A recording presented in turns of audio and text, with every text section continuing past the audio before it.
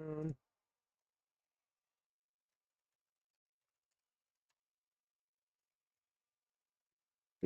okay, cool. So what do we do? We tested 5780, it got rejected. VIX is still at 24. Ouch.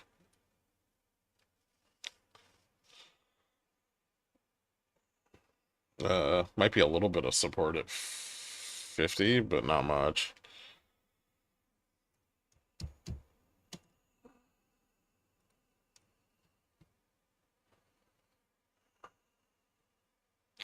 Trump just said tariffs can go higher on Mexico and Canada. We already know that. He said that before.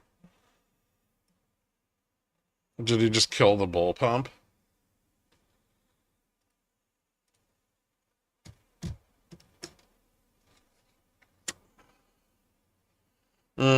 Advisor Hassett said we'll see a bigger hit on government employment in the next report. He said on Trump making an exemption to the steel tariff, I doubt it.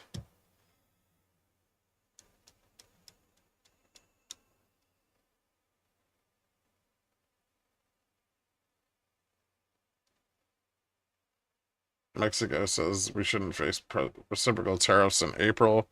The auto sector could produce even more in Mexico, complying with USMCA norms. So much for bringing the jobs back. I'm strongly considering large-scale banking sanctions, and tariffs on Russia until ceasefire. If we don't put tariffs on what's coming from the US won't put tariffs on what's coming from Mexico. Scheinbaum. Trump, that was Trump and then Scheinbaum.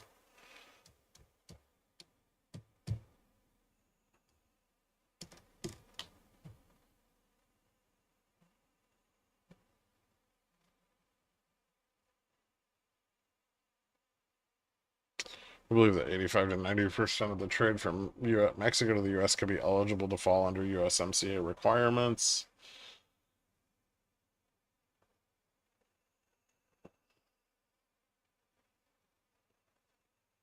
Trump says that any South African farmer and their family are invited to the US. We're stopping all federal funding to South Africa.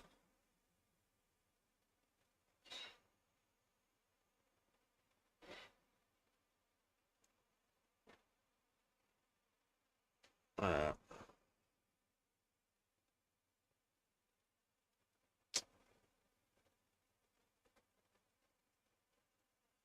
Hmm.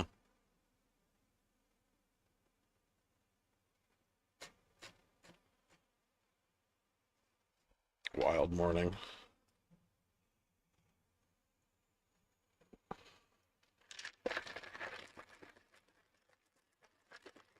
Was Elon trying to get green cards for his homeboys? Yes.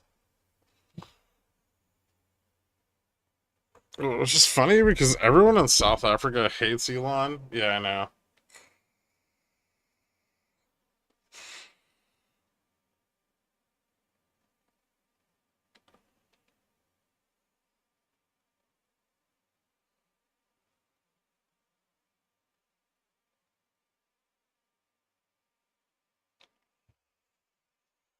Can you check AQ? I don't know, give a second. Dump due to earnings. Maybe another good buy level. Oh, let me see.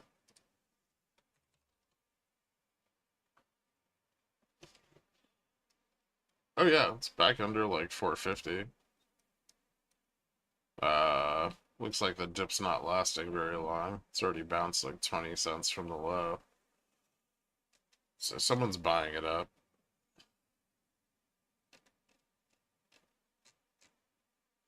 Did they miss? A little bit on EPS. I don't know why the revenue drop was such a surprise.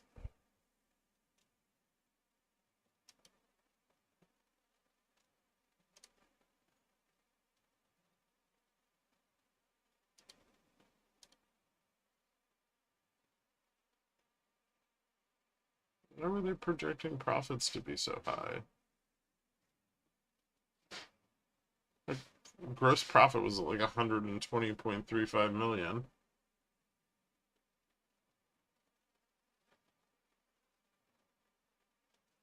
which is a huge gain on the prior quarter.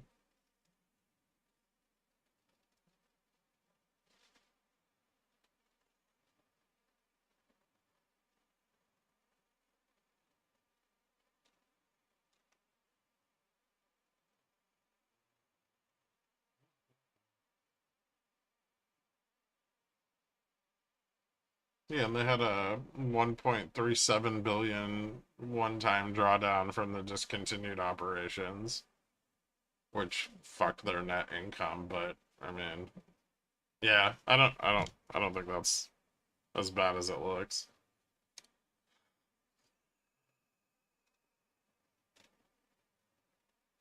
Surprisingly, net margin still held at 10%. A little bit low though, historically. Okay. Yeah, I don't see any big shakeups, at least not in the data.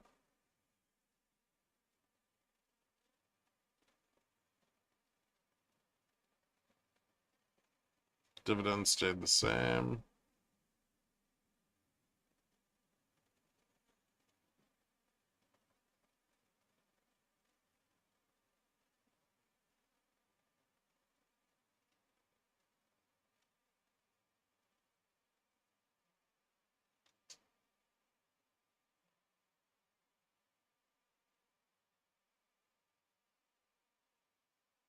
Yeah, they had like estimated revenues at 906 million Canadian, and they came in at 584.8 million US. Do I have to do the conversion?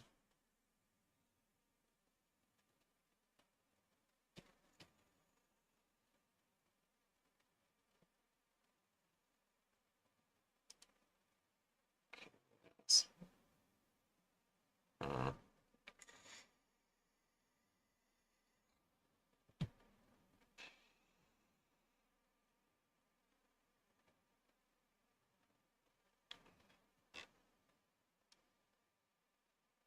okay.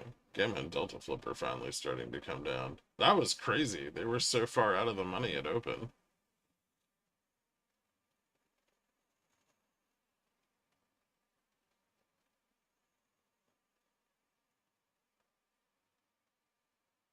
Somewhere working out there's more money to be made trading lottery tickets. So horrified watching GS to see how wicking DF and GF can change.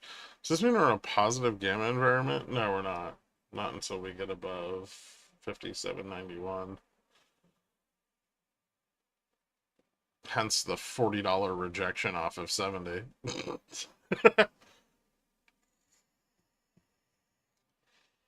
Yeah, AQN seems fine to me. I don't see anything particularly distressing here. And it looks like the dip's getting bought up pretty quickly.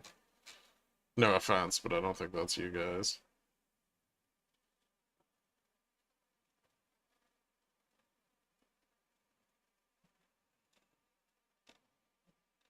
I do want to look at their projections, though.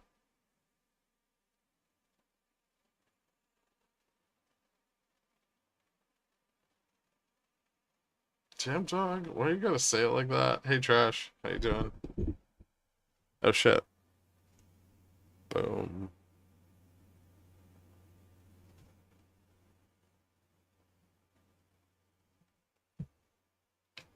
About 10 more shares make you end. Bear should be terrified of my deep pockets.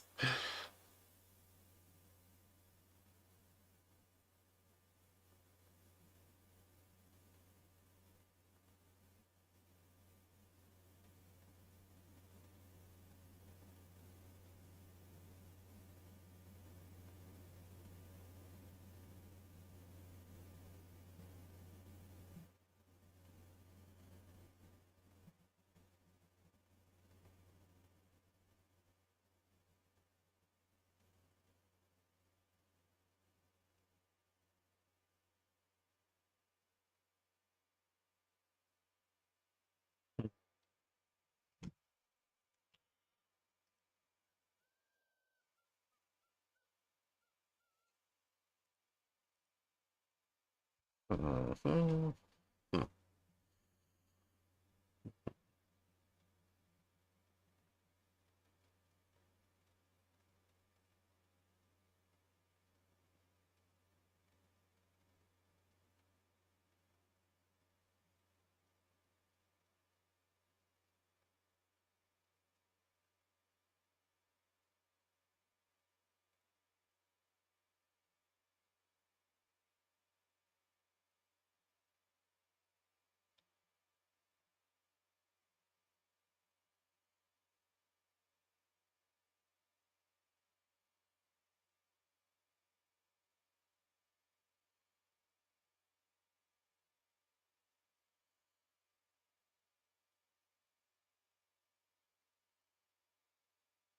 Shit.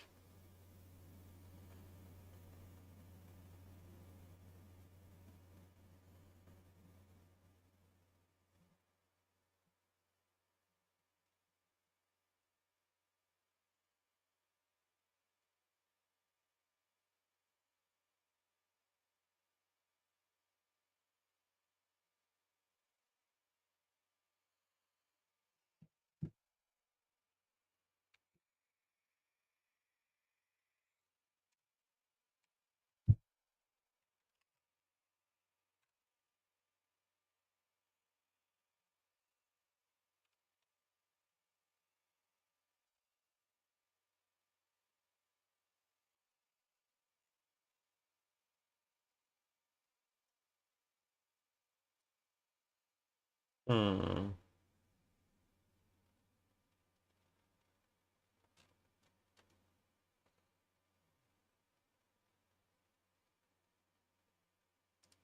Yeah. What was the flip point 100 plus out of the money near open? People positioned way out of the money. Probably like positioning shaking off due to NFP.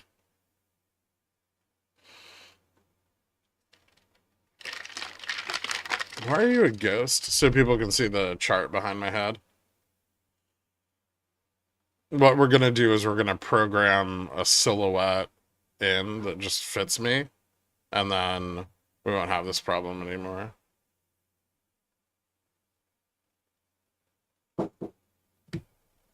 One second.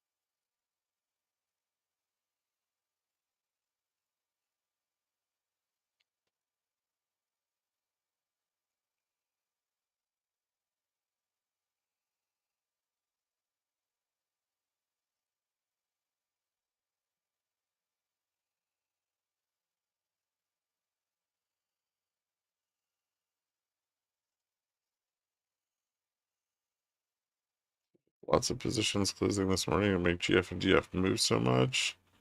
How did that happen? I almost wrecked myself. that happens. It's like big data sets. Also, how did you almost wreck yourself? What did you do? Buy like a 5900 call?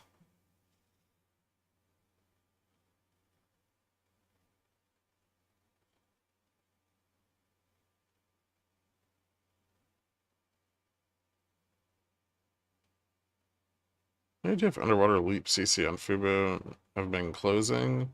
And if that has changed the Greeks on it? I don't know, I haven't looked. Is anybody watching the OI on Fubo every day?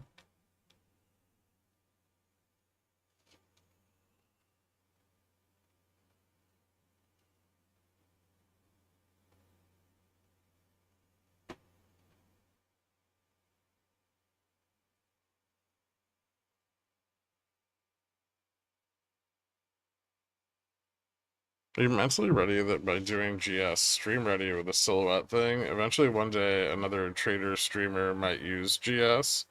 Oh, we'll just block them.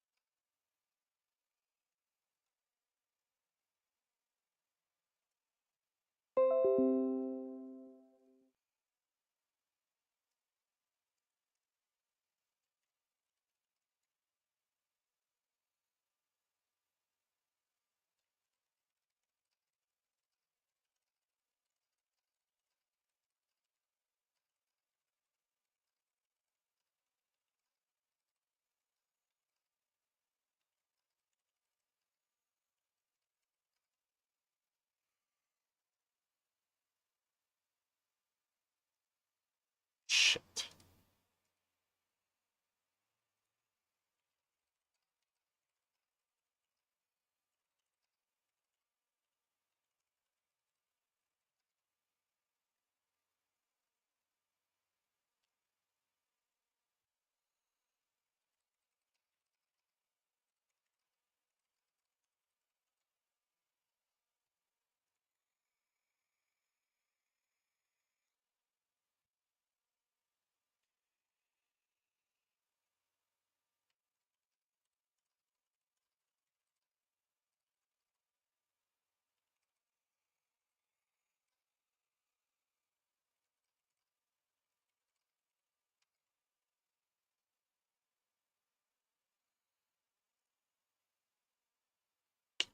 The Bulls bounce this.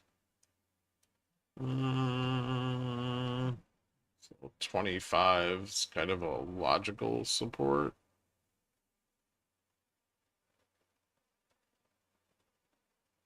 I don't know if they bounce it, but that might be where we find a little bit of support.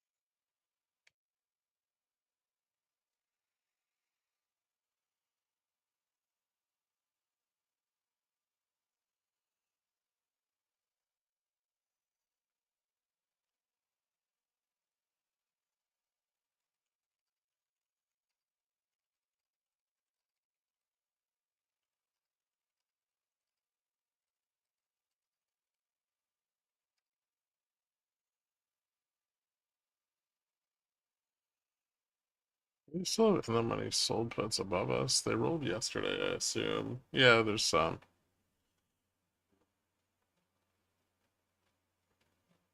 Gamma drops off below DN at 757.20.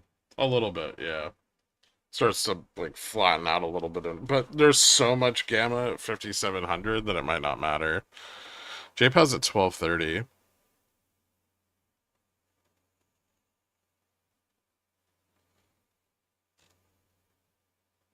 I have 12K cash burning a hole in my pocket. How do I protect its value in today's volatile market?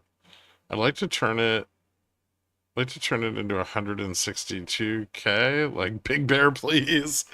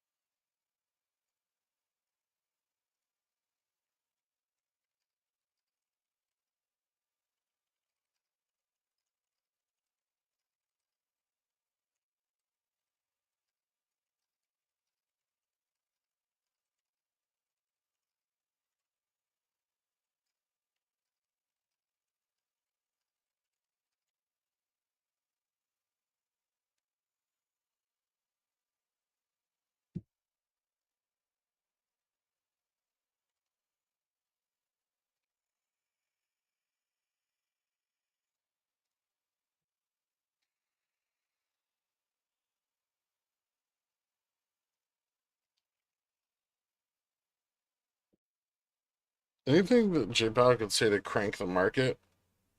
Um, I don't know. It depends on how he approaches the potential for recession.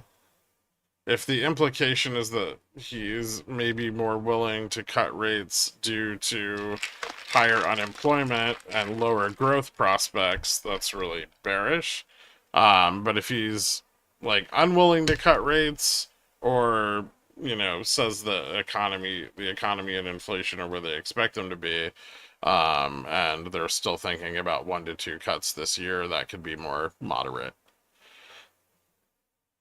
You think BTU is stable at 1250? The supports on it were like uh 13, 14, and 15. So the fact that it's down at 1250 is not great, but I think it could regain like 13, 14. There's quite a lot of sold puts to the upside.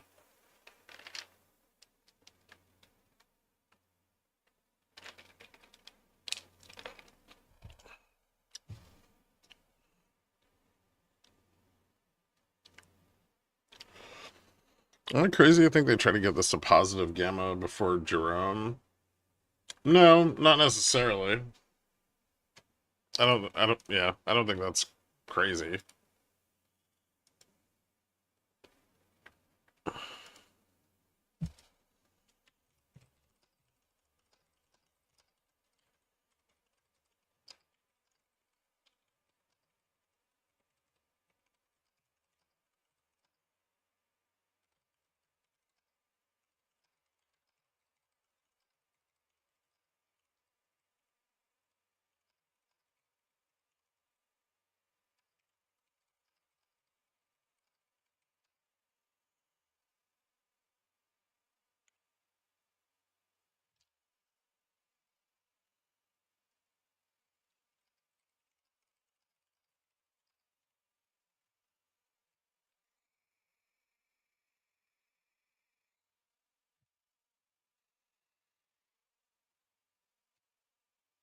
But Tariffs got me through some GS documentation. With the help of GS Scan, I made money today.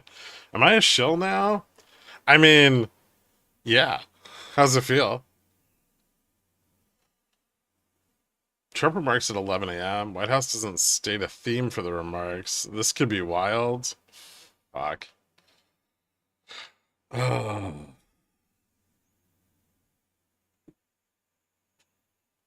I feel so poor playing XSP, but 2 to 3K for 0 DT. Just, I mean, listen, unless you really have tax considerations, SPY and QQQ are significantly more liquid than XSP. There's also futures as an alternative option, a bit different to trade than options are, but no volatility pricing.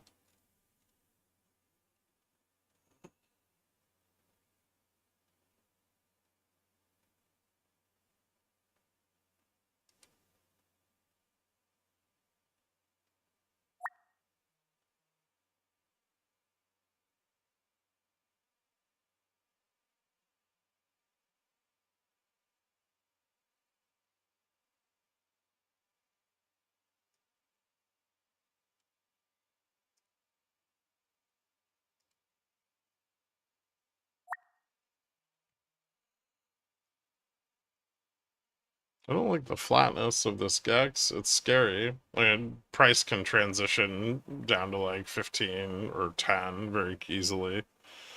That's all. Nope, it's already doing it. Look at that.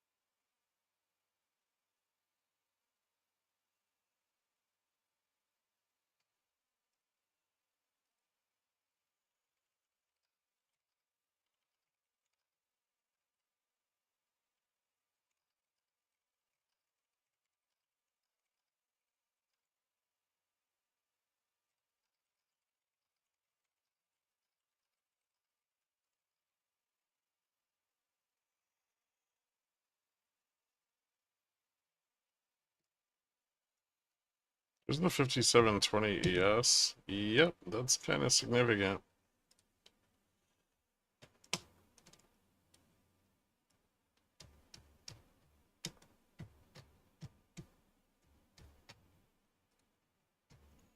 It was also the test at VIX 25.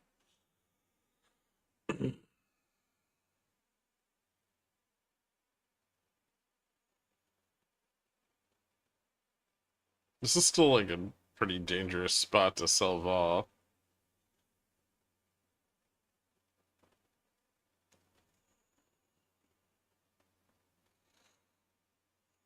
Below the DNM line and the flip lines are miles apart. Mm-hmm.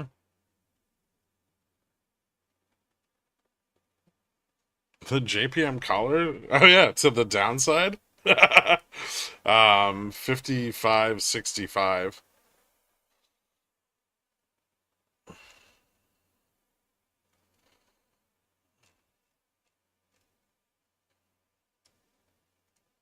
Oh my god, Doric.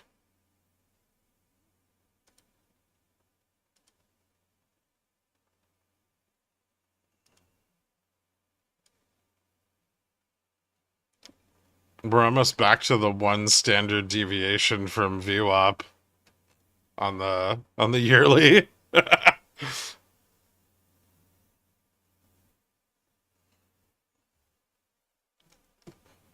Wow, that's neato. Yeah, the VWAP from like the what is it, the 2022 low is 4,800.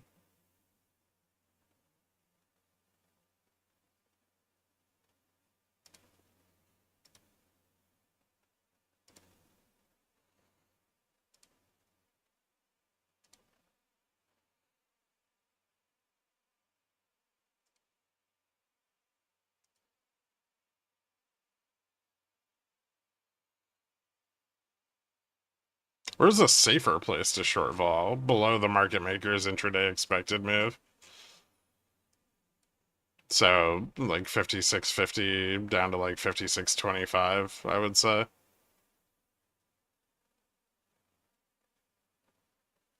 Nvidia broke DN. Oh fuck. Is it go time?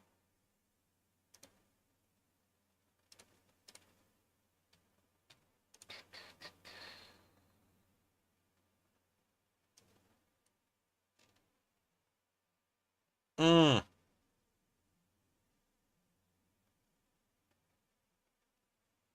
Dump it.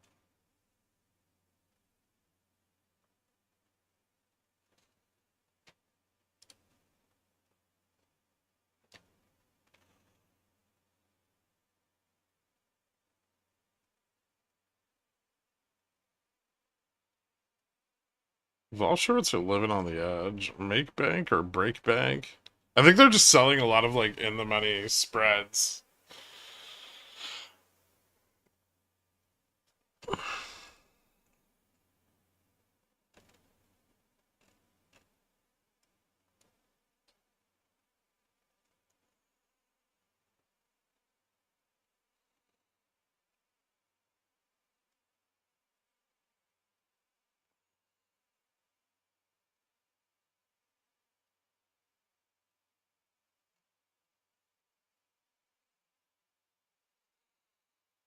Think we break 5,700? I don't know. Delta falls off a bit below 5,700.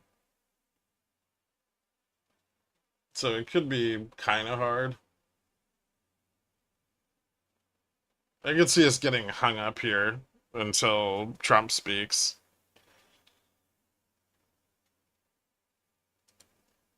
Or possibly bouncing off the big pile of Delta that's there. Although I'm not sure it'd be a very big bounce.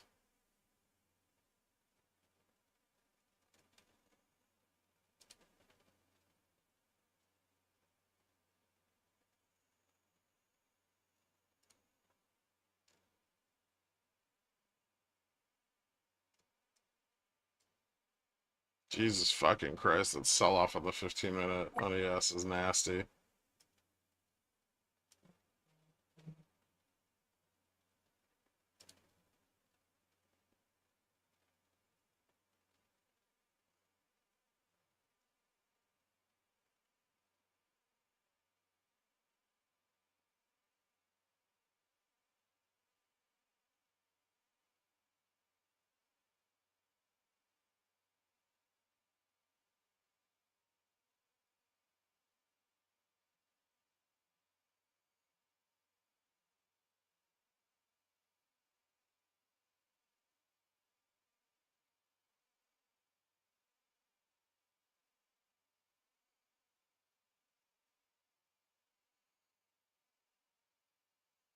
$56.96 is the technical support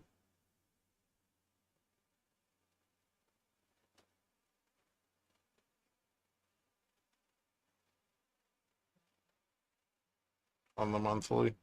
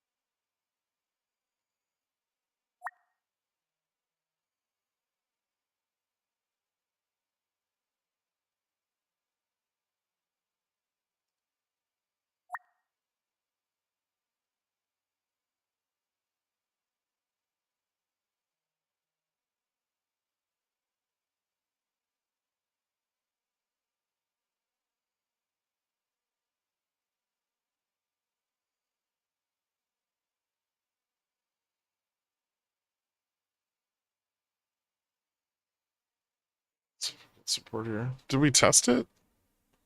Stock God, right on support. Can't make this shit up.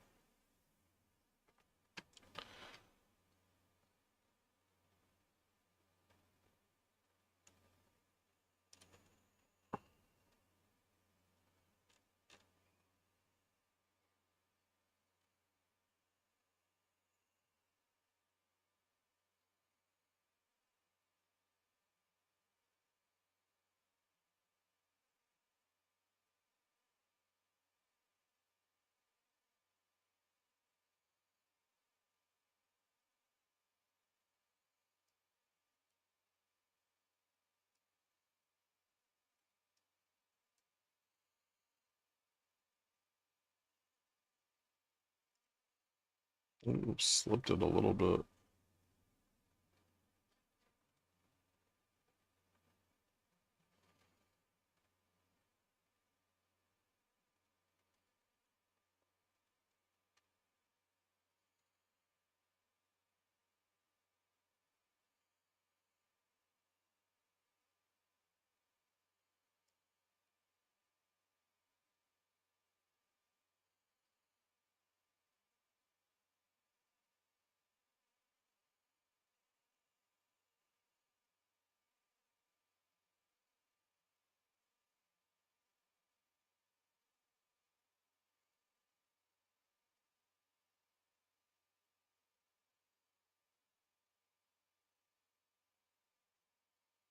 Hmm.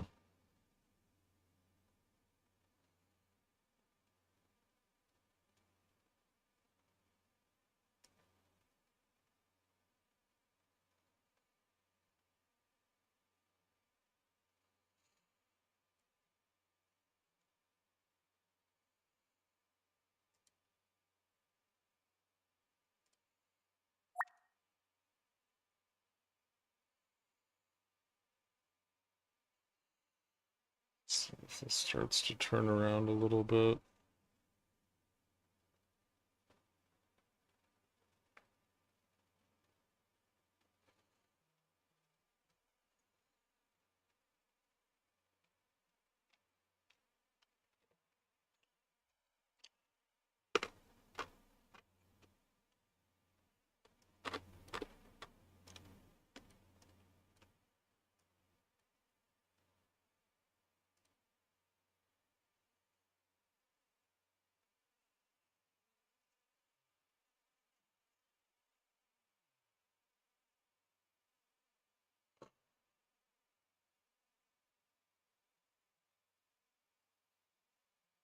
It's probably going to be kind of hard to push back above 57.05, but if they get that breakout, can probably push back to DN. Check DMs. What do you got? Ooh, nice.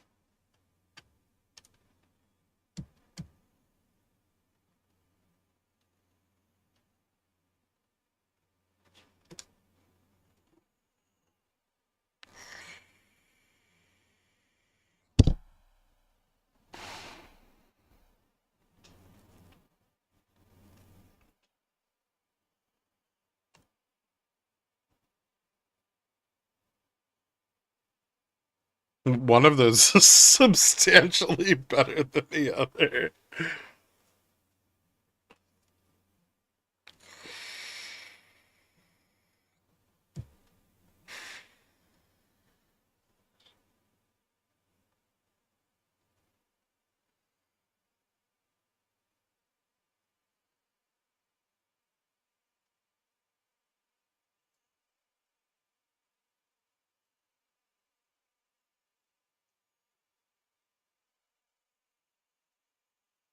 No, I mean, well, it mostly is gonna be. It's probably like a little skewed on the like the vol crush is gonna be a little worse on the put.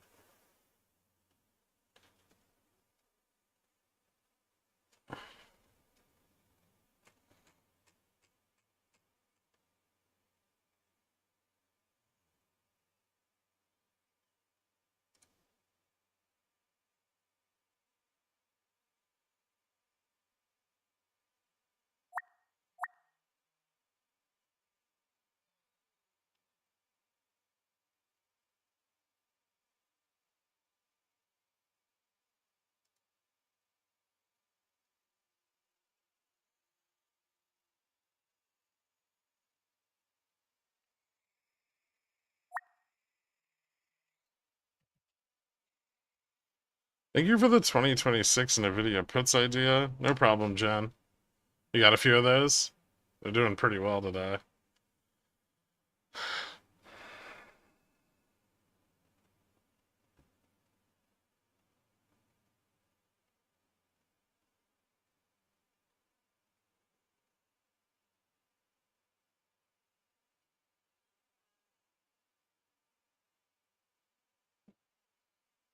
And Q looks like it's going to push back to 20K.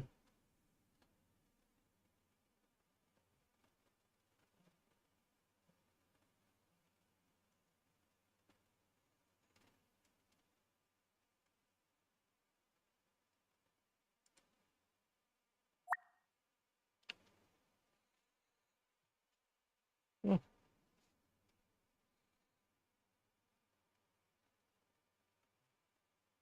There's a gap to the upside on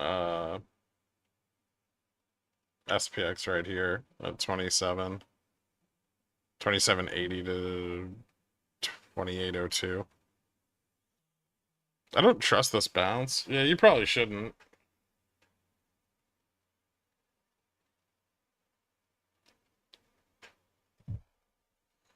Trump in 14 minutes.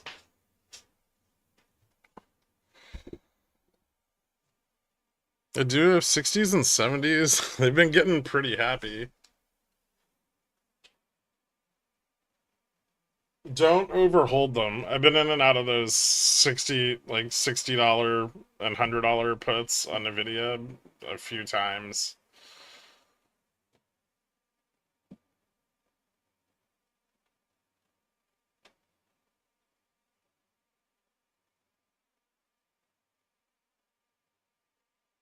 Nvidia's revenues probably aren't going to fall significantly until like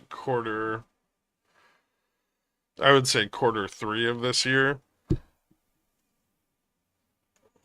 I still think there's some potential for for it to remain elevated, like revenues to remain elevated for like at least another quarter.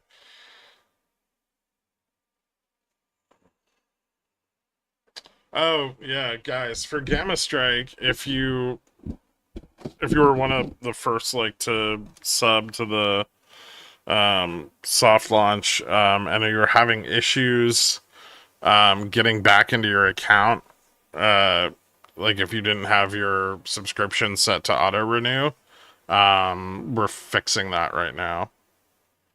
So you should be able to get in and manage it.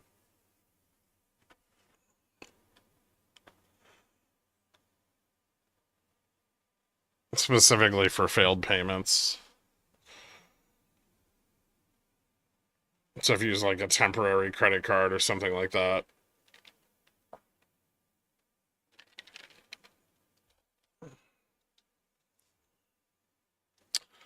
Super tight stops is the way here. Yeah. Unfortunately, but that's tough with the vol.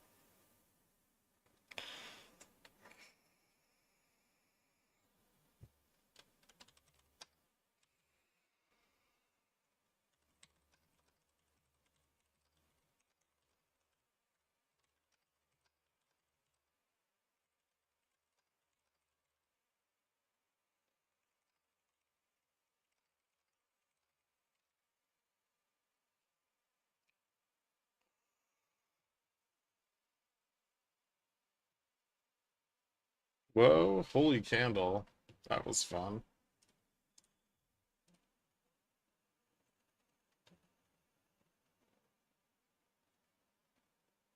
Putin said to be ready to agree Ukraine truce with conditions. Oh shit.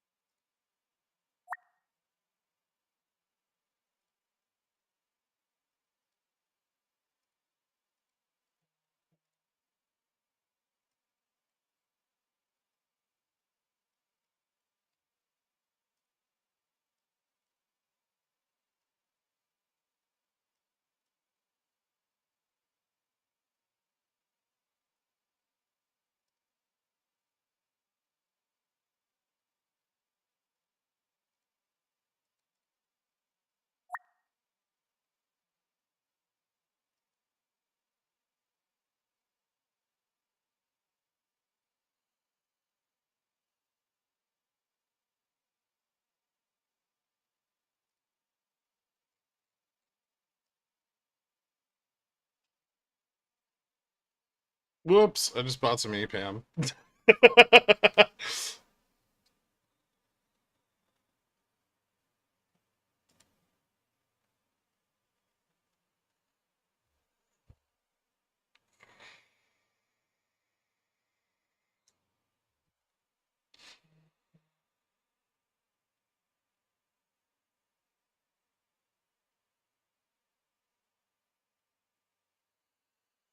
Where do you guys get all this breaking news? What? I have like a well, I have two live news services. One of them's not working right now, but yeah. And we're building out a live news service for Gamma Strike.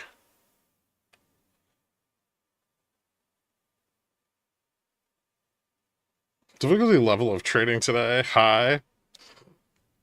I'm just really glad I was long ES on that and not short. I would have gotten fucked so hard. I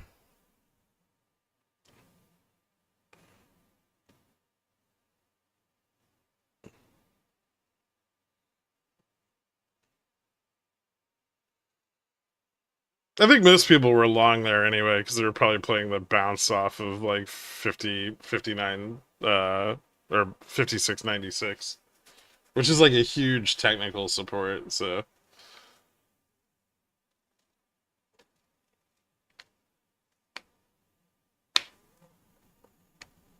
breaking news: Wiener, Wiener, Peener, Peener. Nice. Had the nerds build out GS just to save on his monthly subscription costs more than anything else. Listen, yes.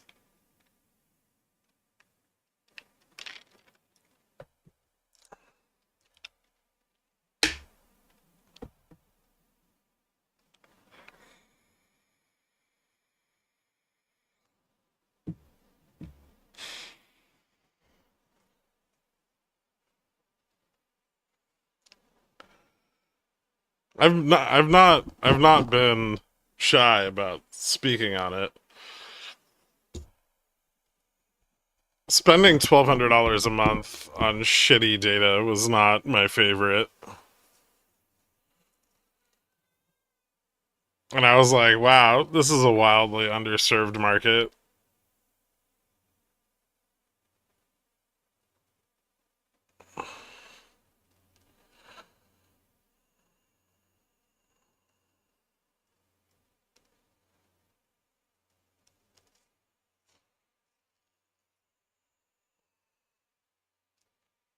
Scared to get into EPAM again, but the March 21 220 calls are so cheap.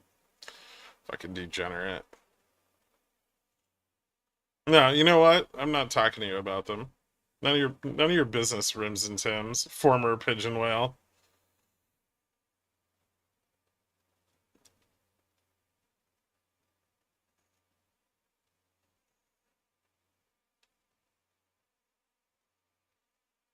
Let me buy some win to call it when you're winning or keep going. 3 for 3 today. Small port up 25%.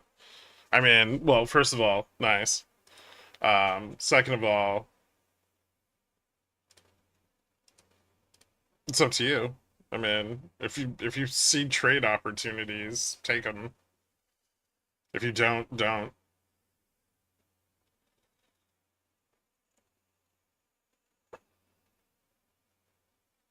Ukraine is a 260-kilometer long gypsum cave. No wonder everyone is fighting over it. It's so dope.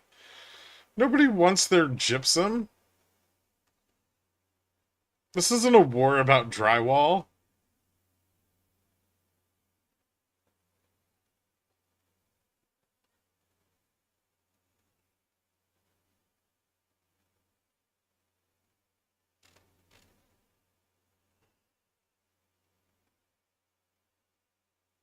What if I see them, but they're not real? What?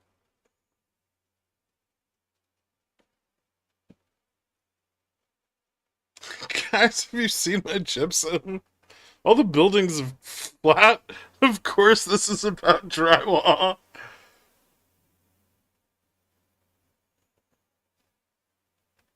Don't mind it. It's for tourism and hiding out in during a cataclysm. Yeah, if you want to get fucking mesothelioma.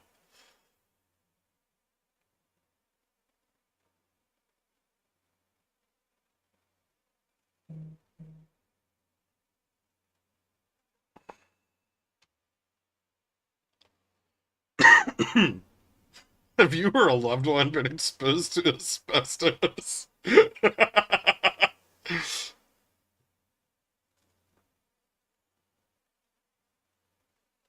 Bro, don't discount the gypsum. I once delivered a pack of gypsum wrapped in a tape like a brick for a friend, and he said it was important. Oh, trash.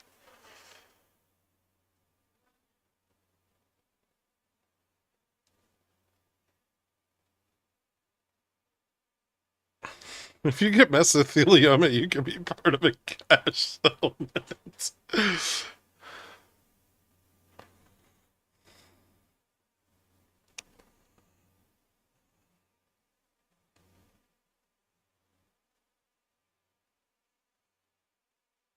More of a silicon volcanosis kind of guy.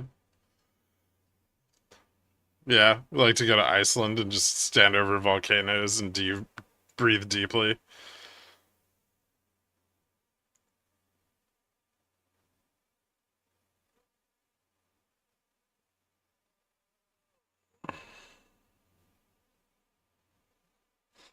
Don't stop.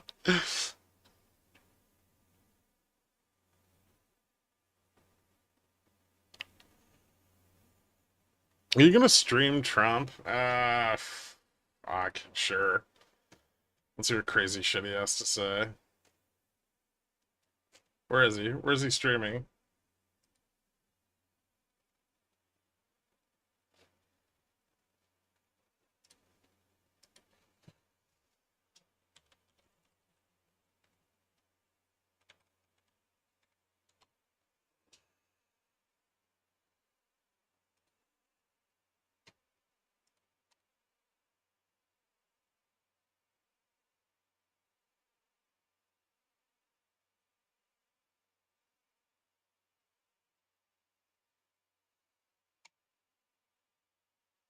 Oh, I found it. All right.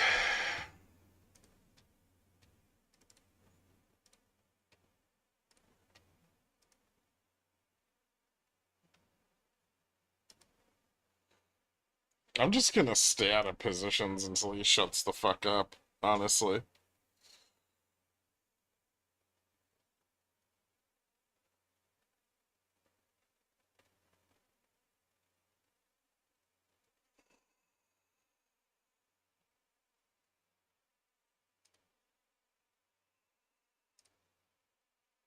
Maybe I get some like out of the money shit, just in case it like goes crazy, but like some buy stops.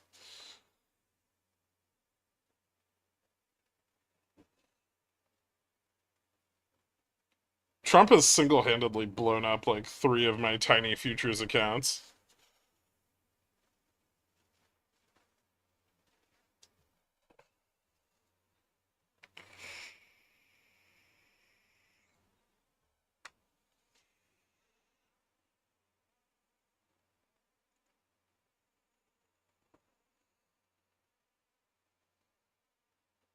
Fed monetary policy report in 2 minutes.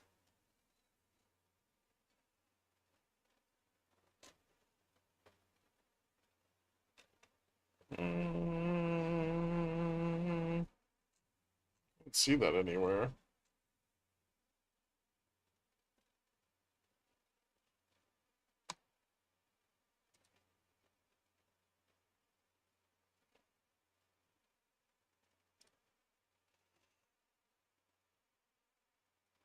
The Fed's gonna rug Trump.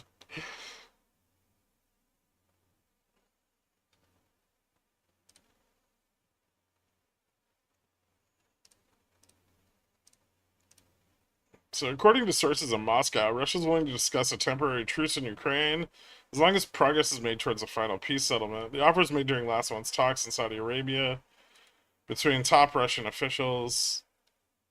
top Russian and American officials, according to people who asked to not be identified because they were discussing internal policy. This is the first sign of a positive response from President Vladimir Putin to U.S. counterpart Donald Trump's call for a ceasefire. According to two people familiar with the situation, agreement on a cessation of hostilities would require a clear understanding of the framework principles of the final peace accord. According to another person familiar with the matter, Russia will be particularly insistent on establishing the parameters of an eventual peacekeeping mission, including agreement on which countries will participate.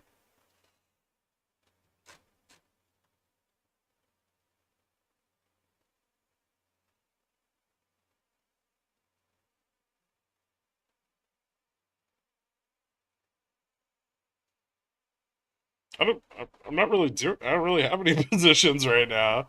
I mean, long term shit, but nothing intraday.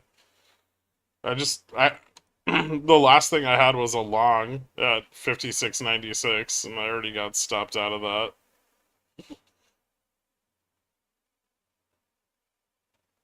I got stopped out of that before Trump even, or before the news of Putin broke.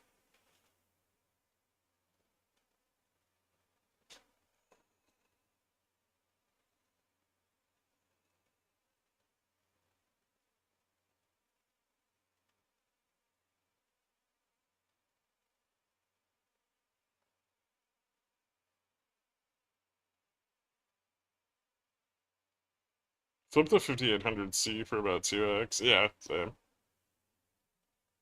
I got stopped out on the like 15 test when it pulled back.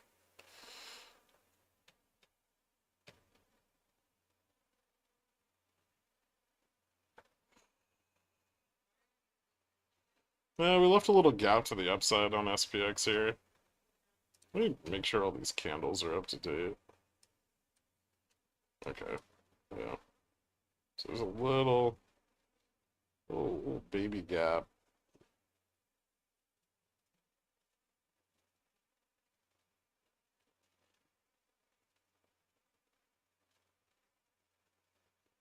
Hmm.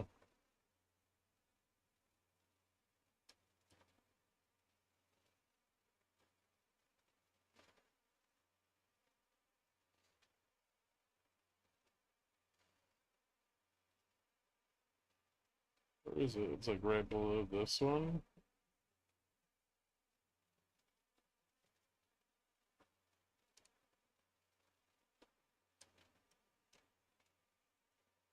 Uh,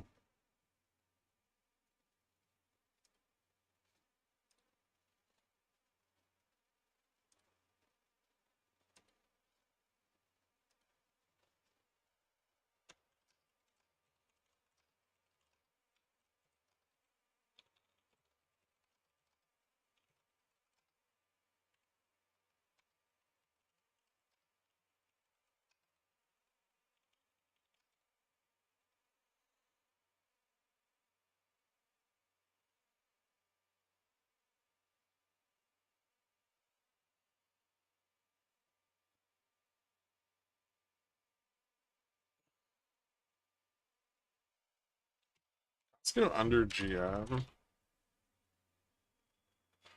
GM.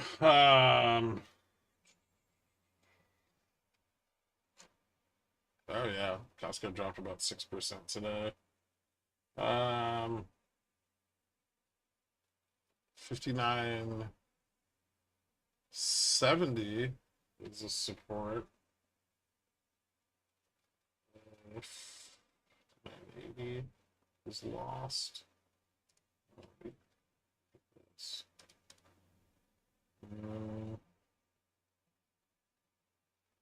I mean, the next significant support to the downside is like 900.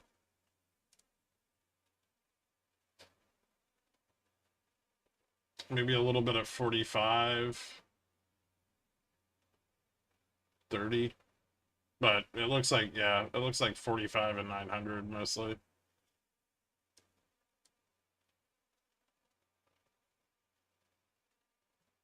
Yeah.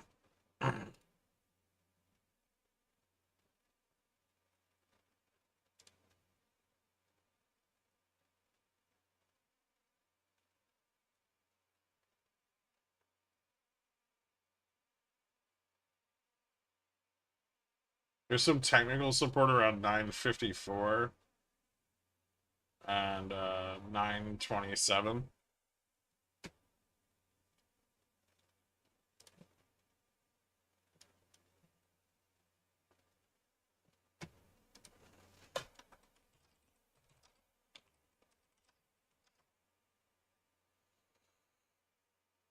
He hasn't. I mean, there's a speech planned. He just hasn't started speaking yet. I found on the Fed website. Suppose this is basically what J Powell will be discussing. Can you drop a? If you are you on the Discord treetop or no? Ah, I'll just go get it.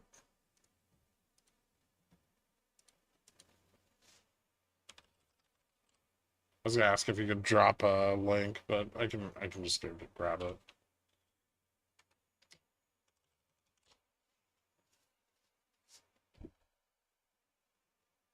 Feb 2025.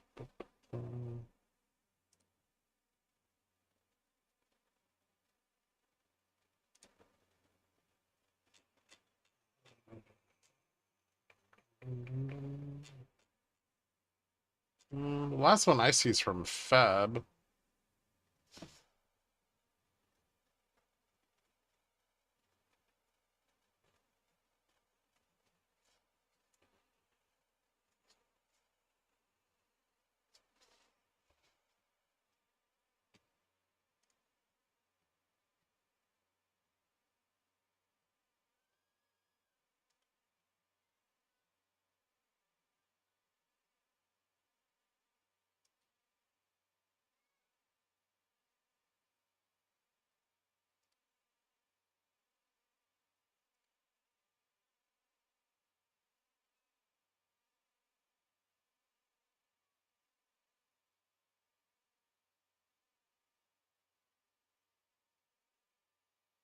Yeah, that's old. Billionaire coupons. You know what? I think I will.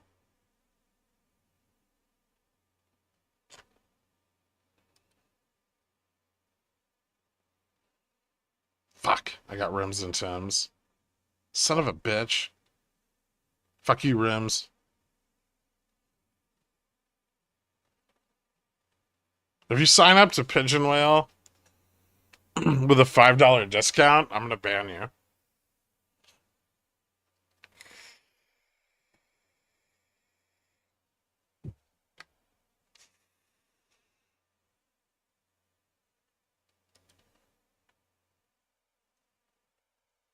For an entire month. I had my finger on the trigger.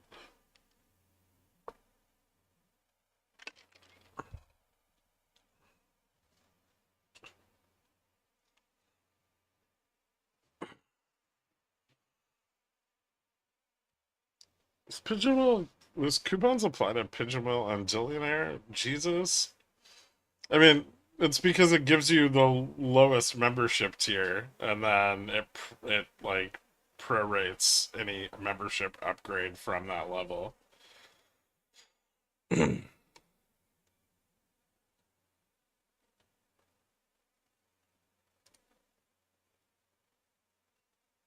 Oh, did they reschedule for noon? Maybe because Trump said he's like because Putin announced the thing. So yeah, it looks like Trump's speech is delayed an hour. I don't know. Sunday Times says 11:30. AP says 12. Bloomberg says 11:30. I'm not really sure which time slot.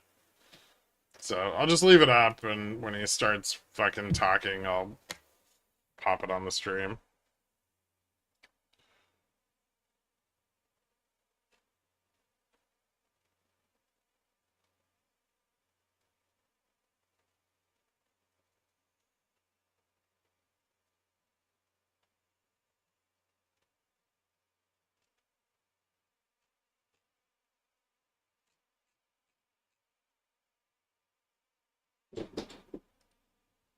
One second.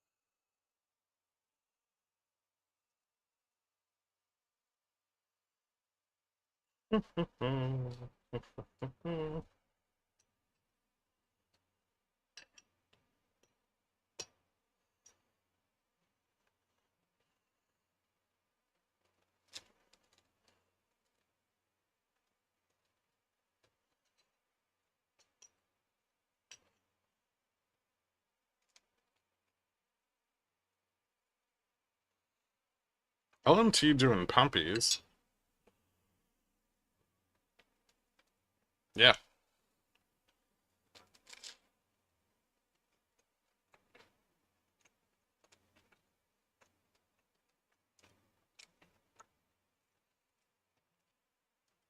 The only thing more bullish than war is peacekeeping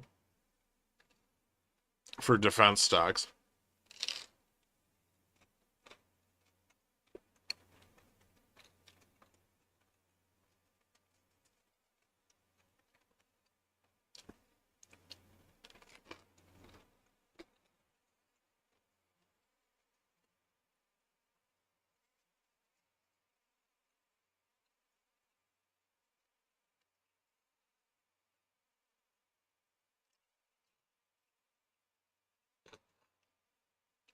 I indicated the air quotes with my voice, need to.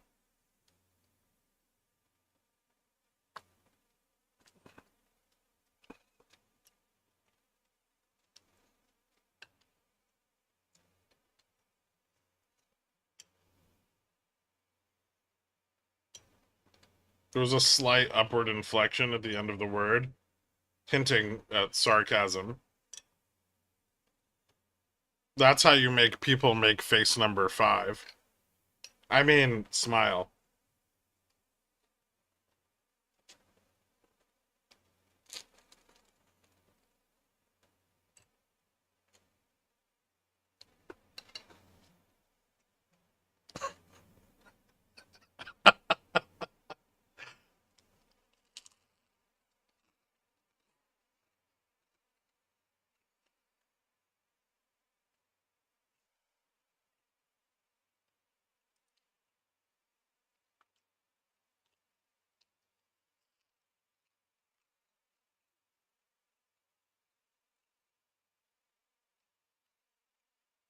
How do you make people make Mambo number 5? A little bit of Monica.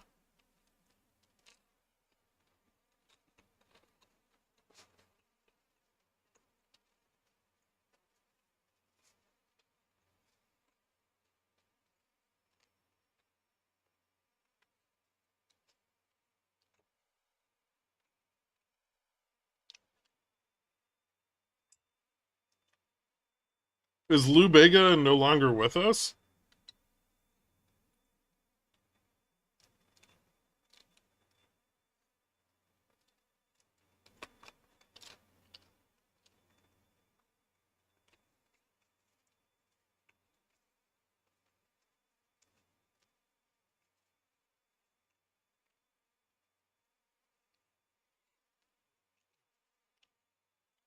I also heard he was making songs about how he likes fat chicks. Something for everyone.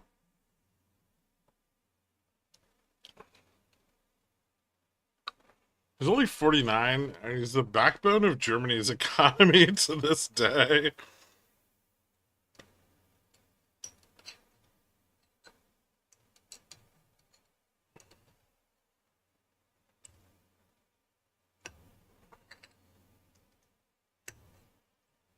Do we have any Germans in chat? I know we do. Like a couple.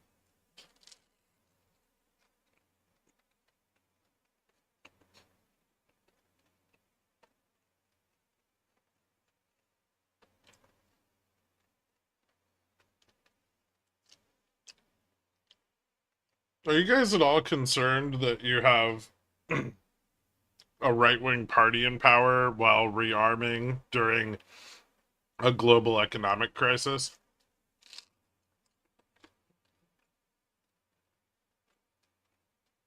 This has happened 2 other times, and it's gone poorly.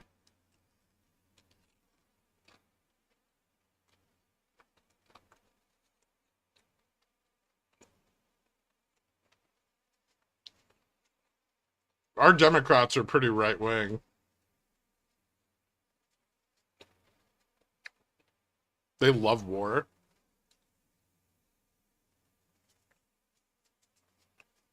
Third time's the charm. All right.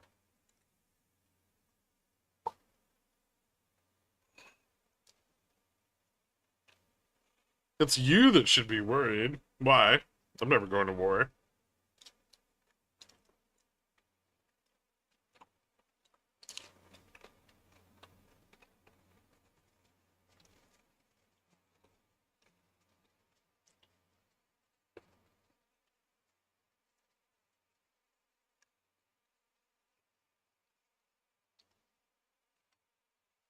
Why isn't your chart updating? It is.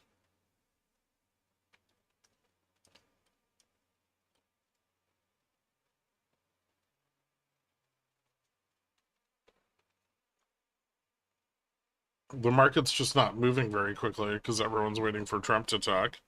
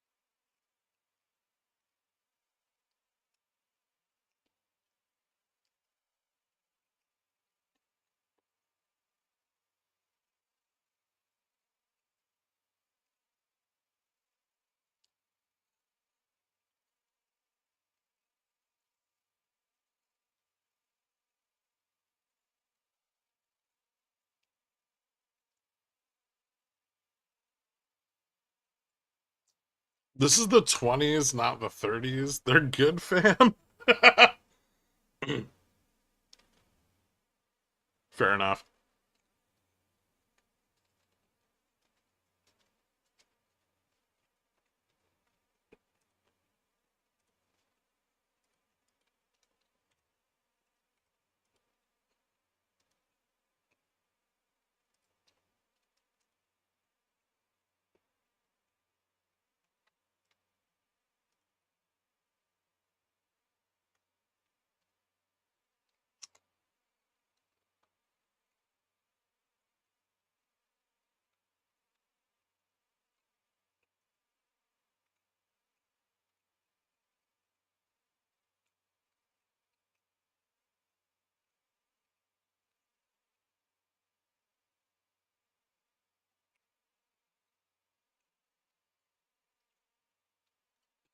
What's going on with 5665?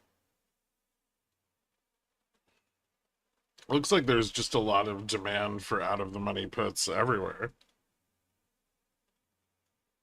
What if peace is bearish?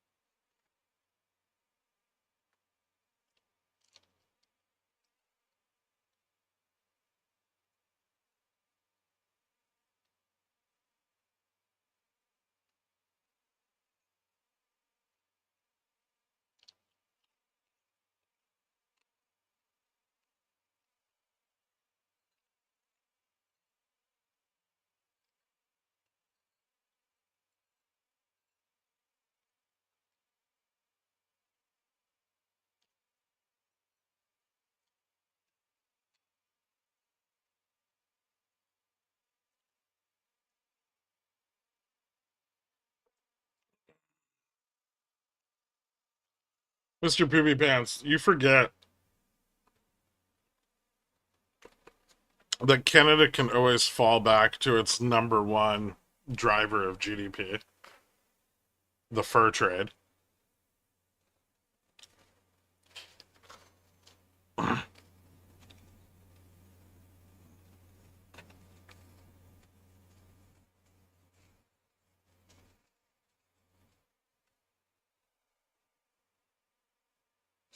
fentanyl. You hide the fentanyl in the furs.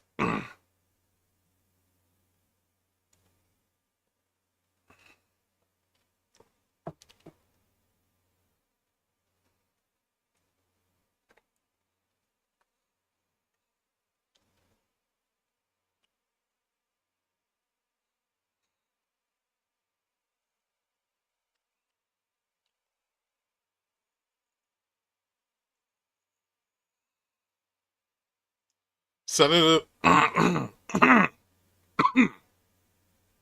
second.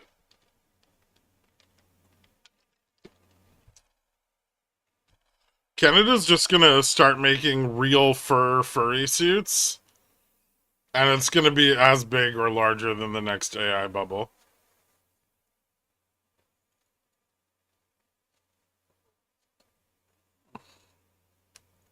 No, probably not. Are you getting paid to make these deliveries, Trash? I hope so.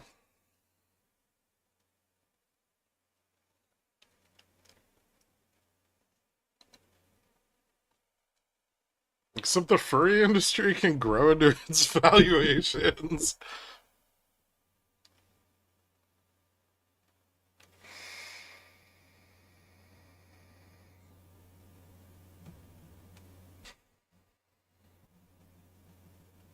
He buys me lunch and we hang out after. Oh boy. So they're not coming with you to make the deliveries?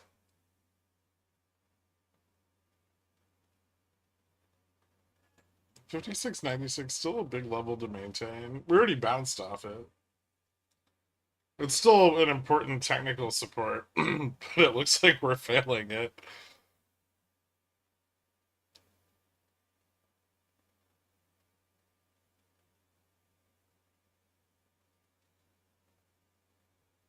Is sea otter like a something that furriers are after? Isn't it just super thick and greasy?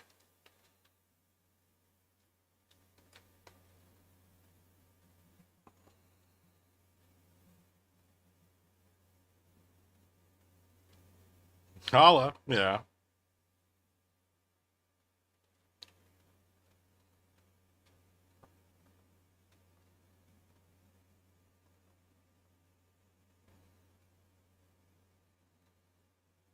Or is it like one of those things where the fur's so thick that it creates like a hydrostatic barrier or some shit? Like dolphin skin.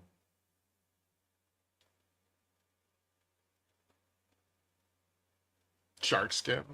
One of those two.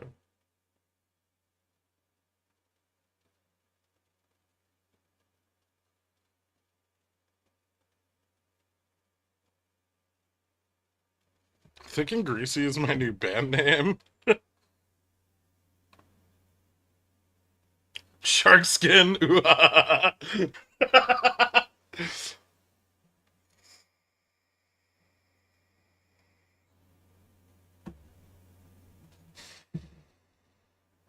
Otters are invulnerable to electricity, which is weird because they're clearly a water type Pokemon.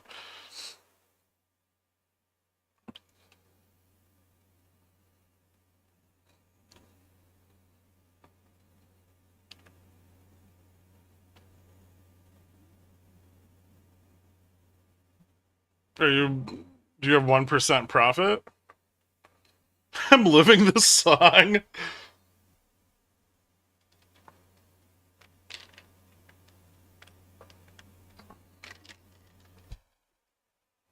I bet Trump starts delisting Chinese ADRs.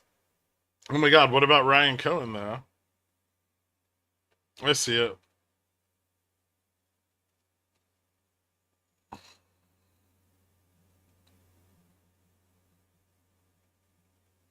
And it's gone.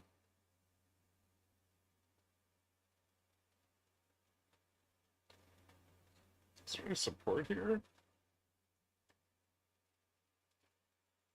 RC loves America. He's Canadian.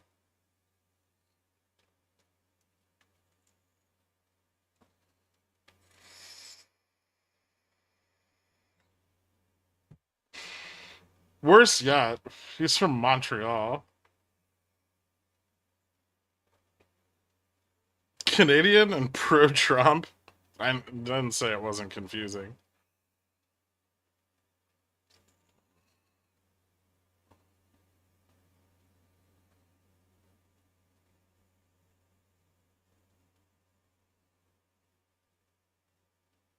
GME was a Canadian trap card. What if Ryan Cohen divorced his wife to do what Bezos did and sell all his stock?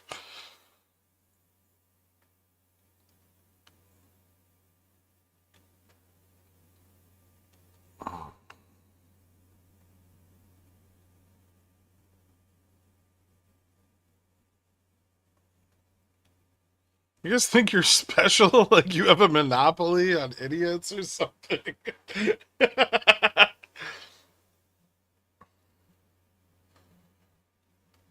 Listen, your education system's like 10 ranks above ours. So yeah.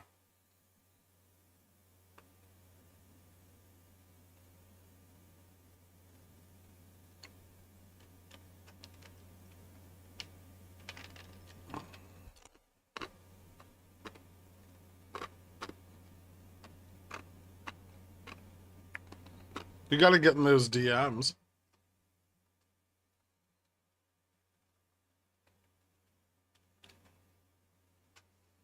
RC's single? Him and his wife like filed for divorce.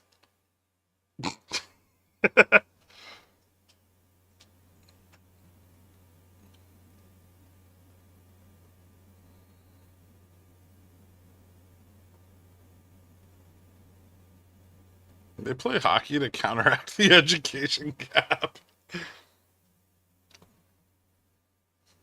What was the NFL statement? Who found no links between what was constant concussive force and long-term brain damage?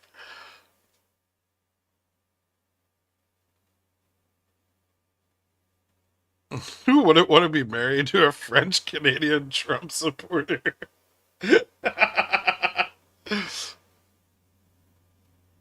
You can just watch him struggle trying to power through his accent all day, every day.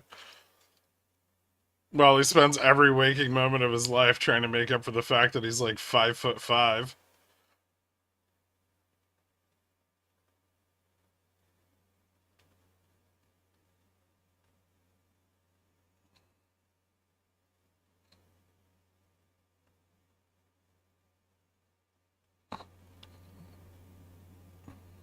Does the wife get half of GameStop? I mean, they were married when he bought it.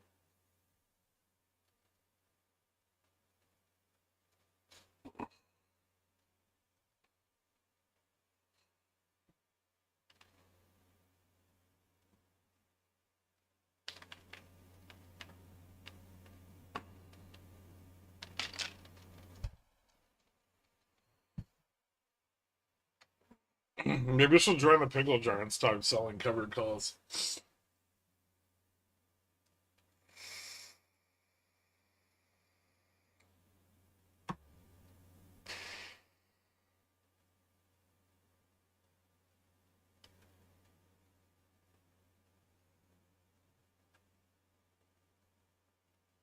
That's how he gets out of being considered an insider. He dumps half his shares onto her and can sell without having to file after. Hmm?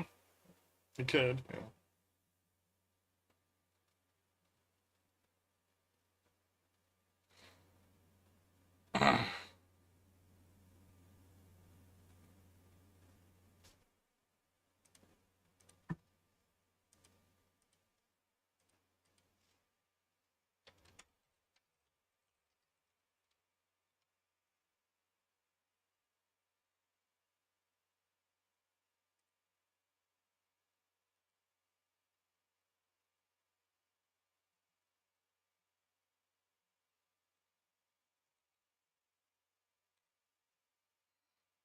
Yeah.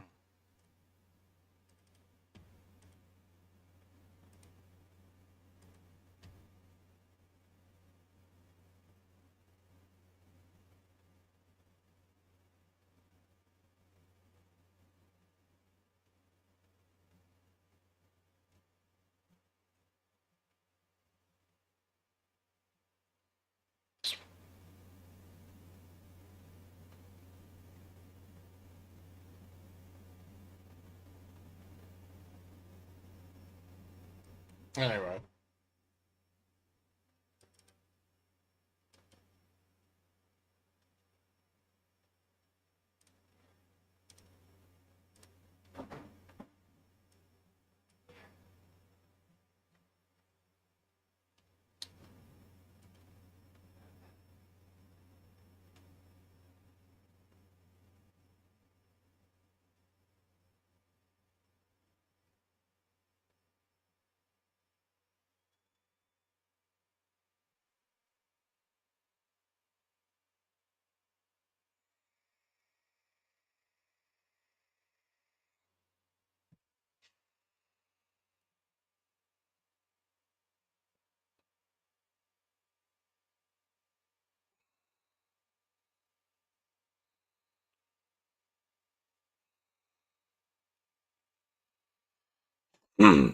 Are we gonna get a relief rally, or is next week just gonna dive into the deep, dark pits of 5,200? Where do you get your price targets?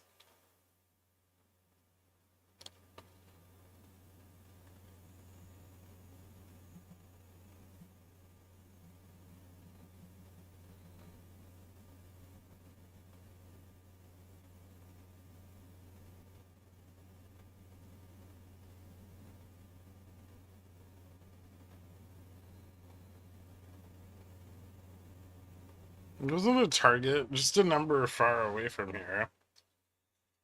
I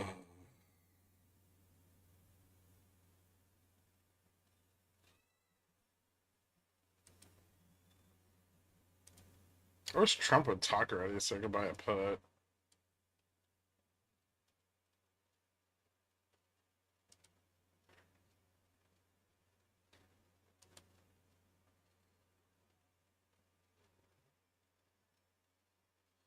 I can see you, Mike Cucumber.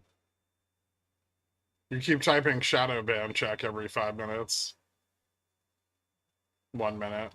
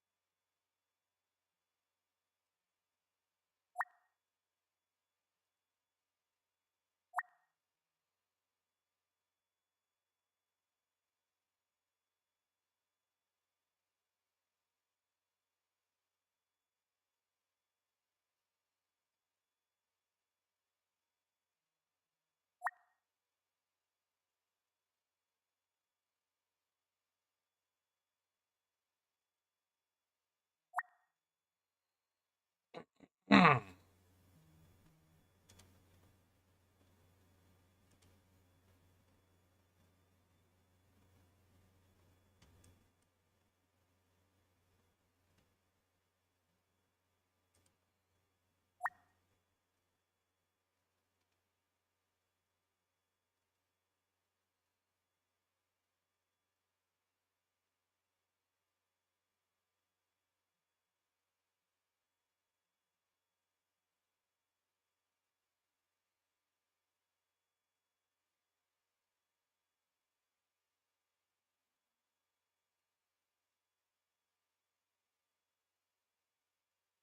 75 is supportive at all.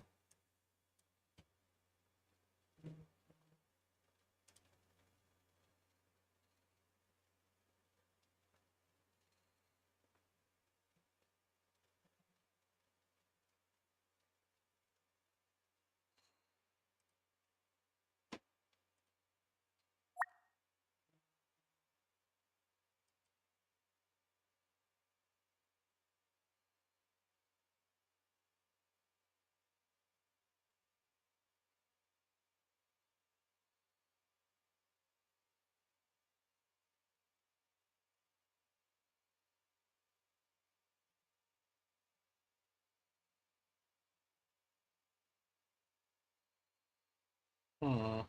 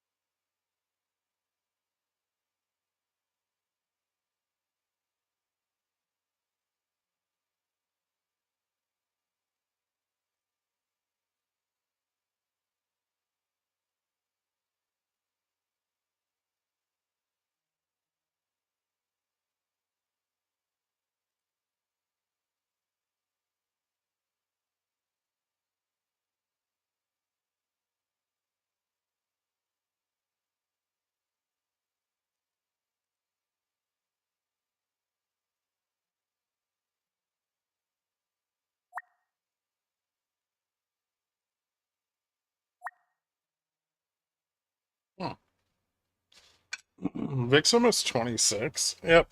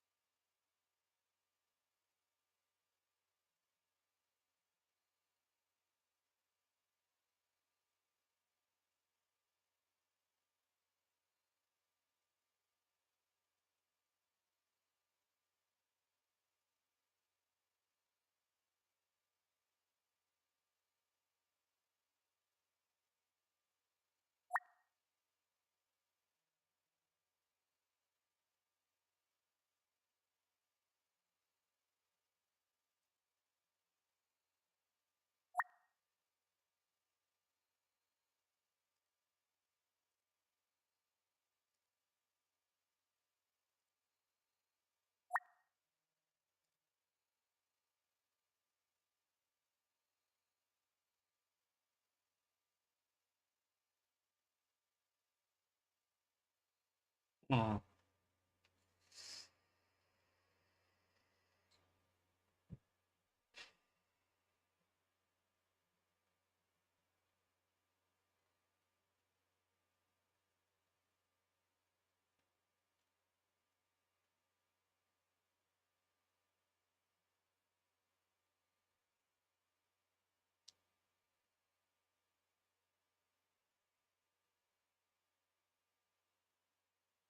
I don't know.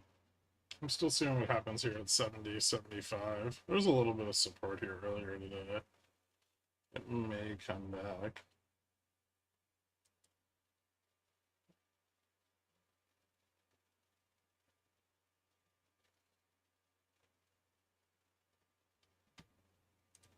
Mm, Bot puts at 70.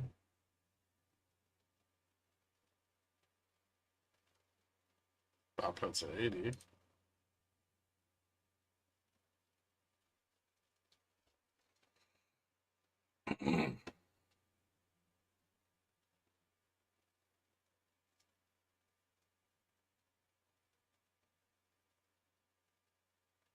Bit of a gap up.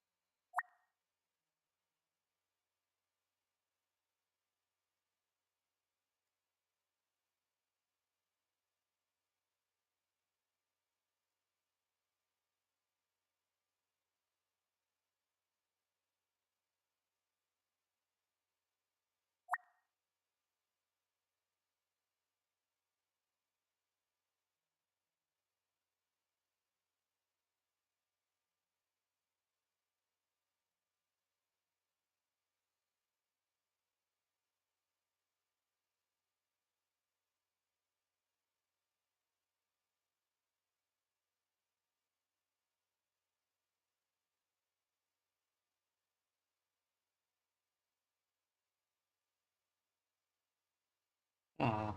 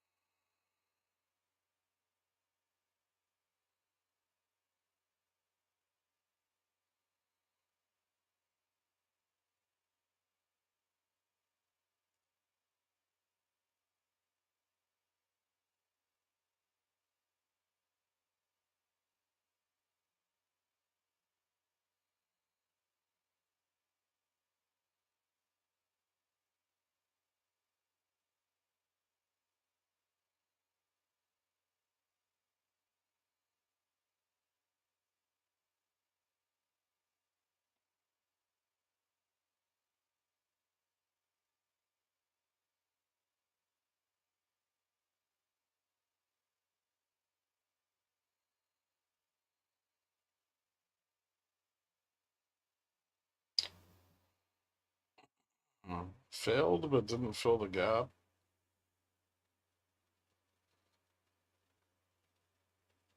I feel like the gap fill is kind of inevitable here.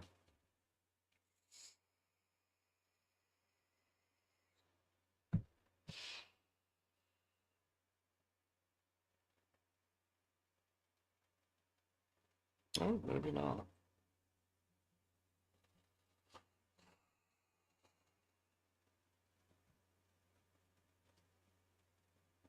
$56.96 was one.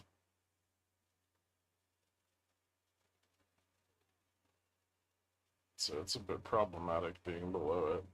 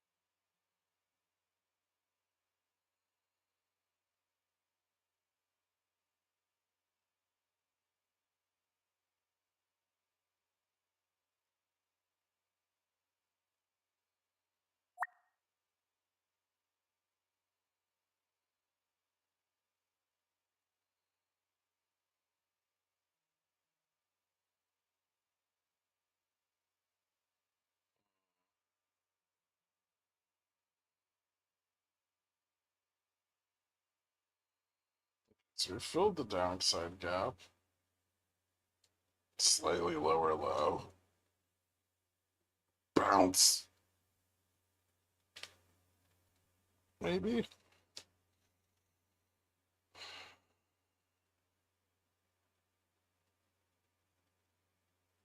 Trying.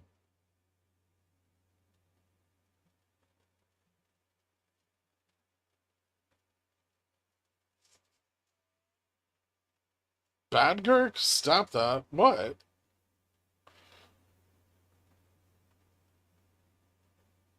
You have to at least be aware of the potential.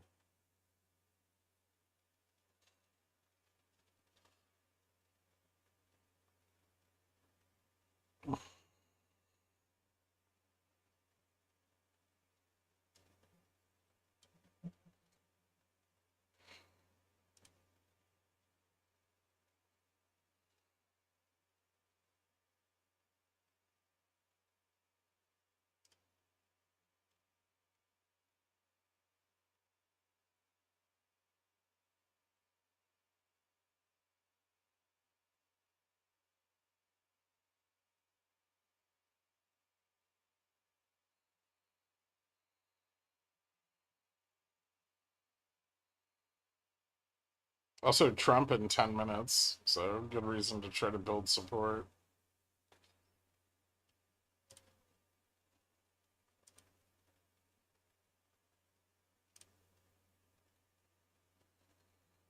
We're Eskimo bros. I'm back in EPAM.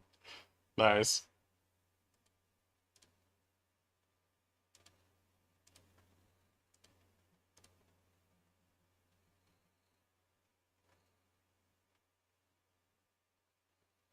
We're already Eskimo brothers, Rims and Tims. But I appreciate your reaffirmation.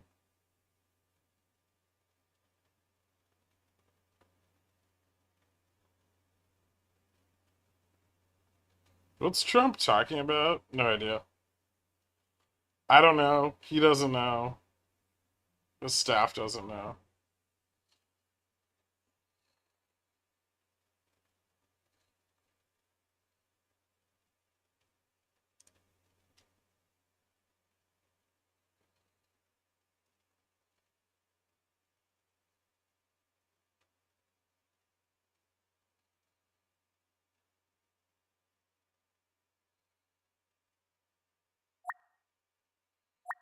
Slipped.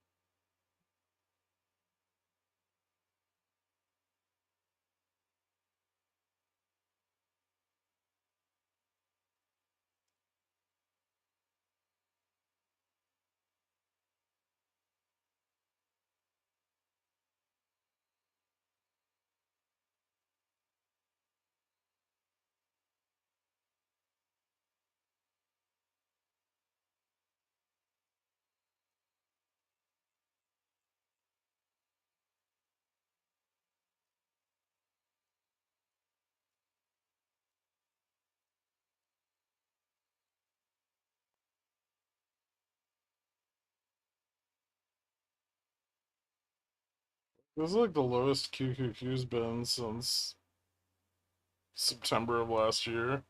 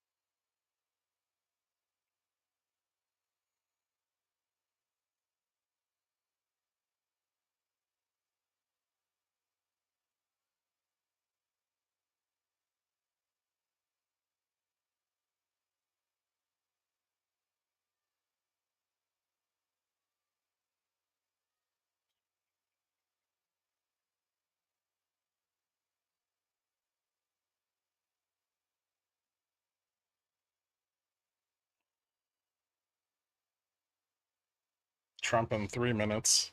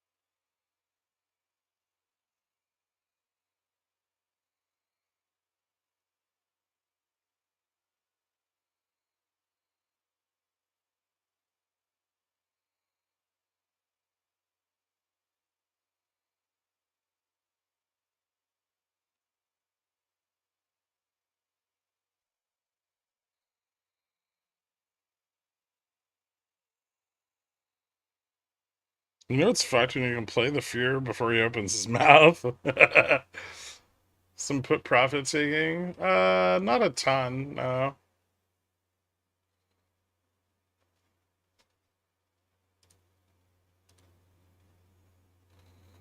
Still quite a lot of puts out of the money. 70, 60, 50, 40, 30, and 15 to the downside.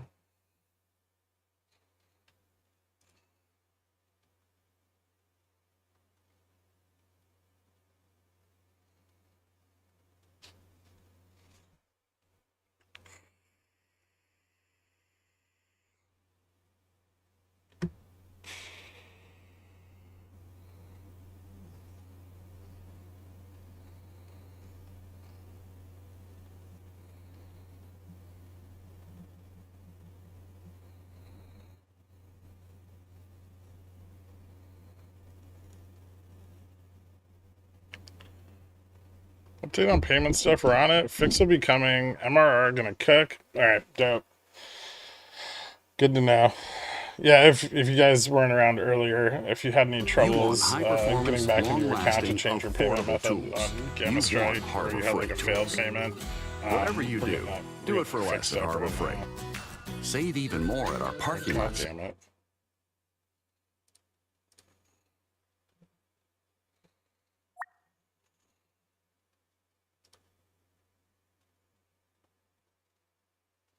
Pushing up to 85. Should give us a pretty clear runway to the upside.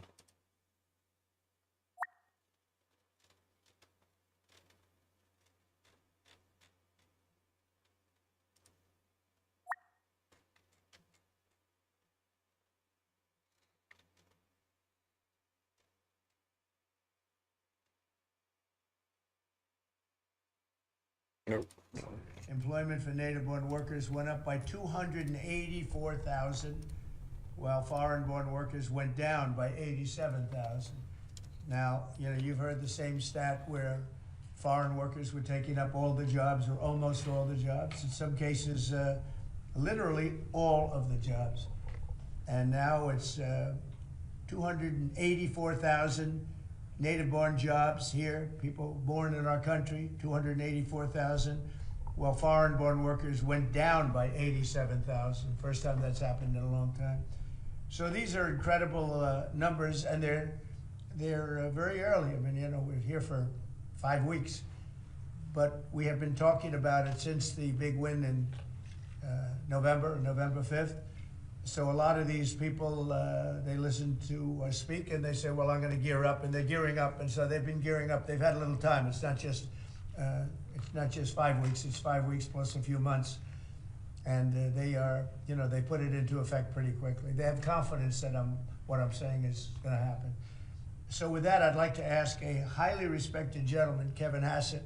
He's been with us for a long time, and he's been right about a lot. We had the greatest economy in history in the first term. And Kevin was a big part of it. So Kevin, could you maybe give it a little description, please? Yeah, thank you very much, Mr. Trump.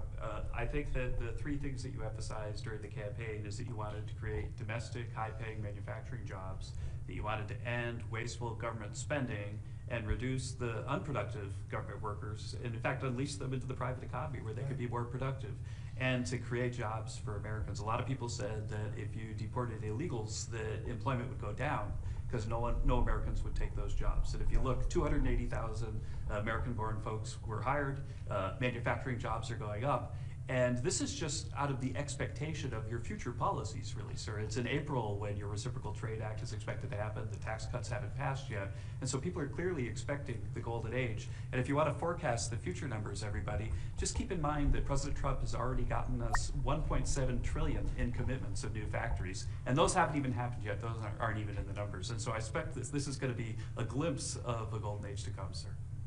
Thank you very much. One other thing, in Canada, you know, we find that they're charging us over 200% for dairy. You guys a products. brown noser? Yeah, oh yeah. And when I left, we had that well taken care of, but under Biden, they just kept raising it. Very difficult to deal with, the Canadian representatives. 250% for dairy products, tariff. So where do you hear that? You don't hear that. They have a tremendously high tariff. Give you the exact numbers in a little while coming out on lumber. So they sell us lumber. They have a tremendous tariff. They make it impossible for us to sell lumber or dairy products into Canada, but our numbers are a tiny fraction of that, almost non-existent. And what we're doing is freeing up our forests from the environmental nonsense that they put on them, where you can't cut down a tree. And we have to cut down trees in order to build the firewalls. And those trees are sold, but we're freeing it up. Building firewalls out of wood? Because Canada has been ripping us off for years on tariffs for lumber and for dairy products. 250%, nobody ever talks about that. 250% tariff, which is taking advantage of our farmers, so that's not gonna happen anymore. They'll be met with the exact same tariff unless they drop it. And that's what reciprocal means. And we may do it as early as today, or we'll wait till Monday or Tuesday. But that's what we're going to do. We're going to charge the same thing. It's not fair. Never has been fair. And they've treated our farmers badly. Look, our country's been ripped off by everybody. That stops now. I had it stopped in my first term. And we're going to really stop it now, because this has been very unfair.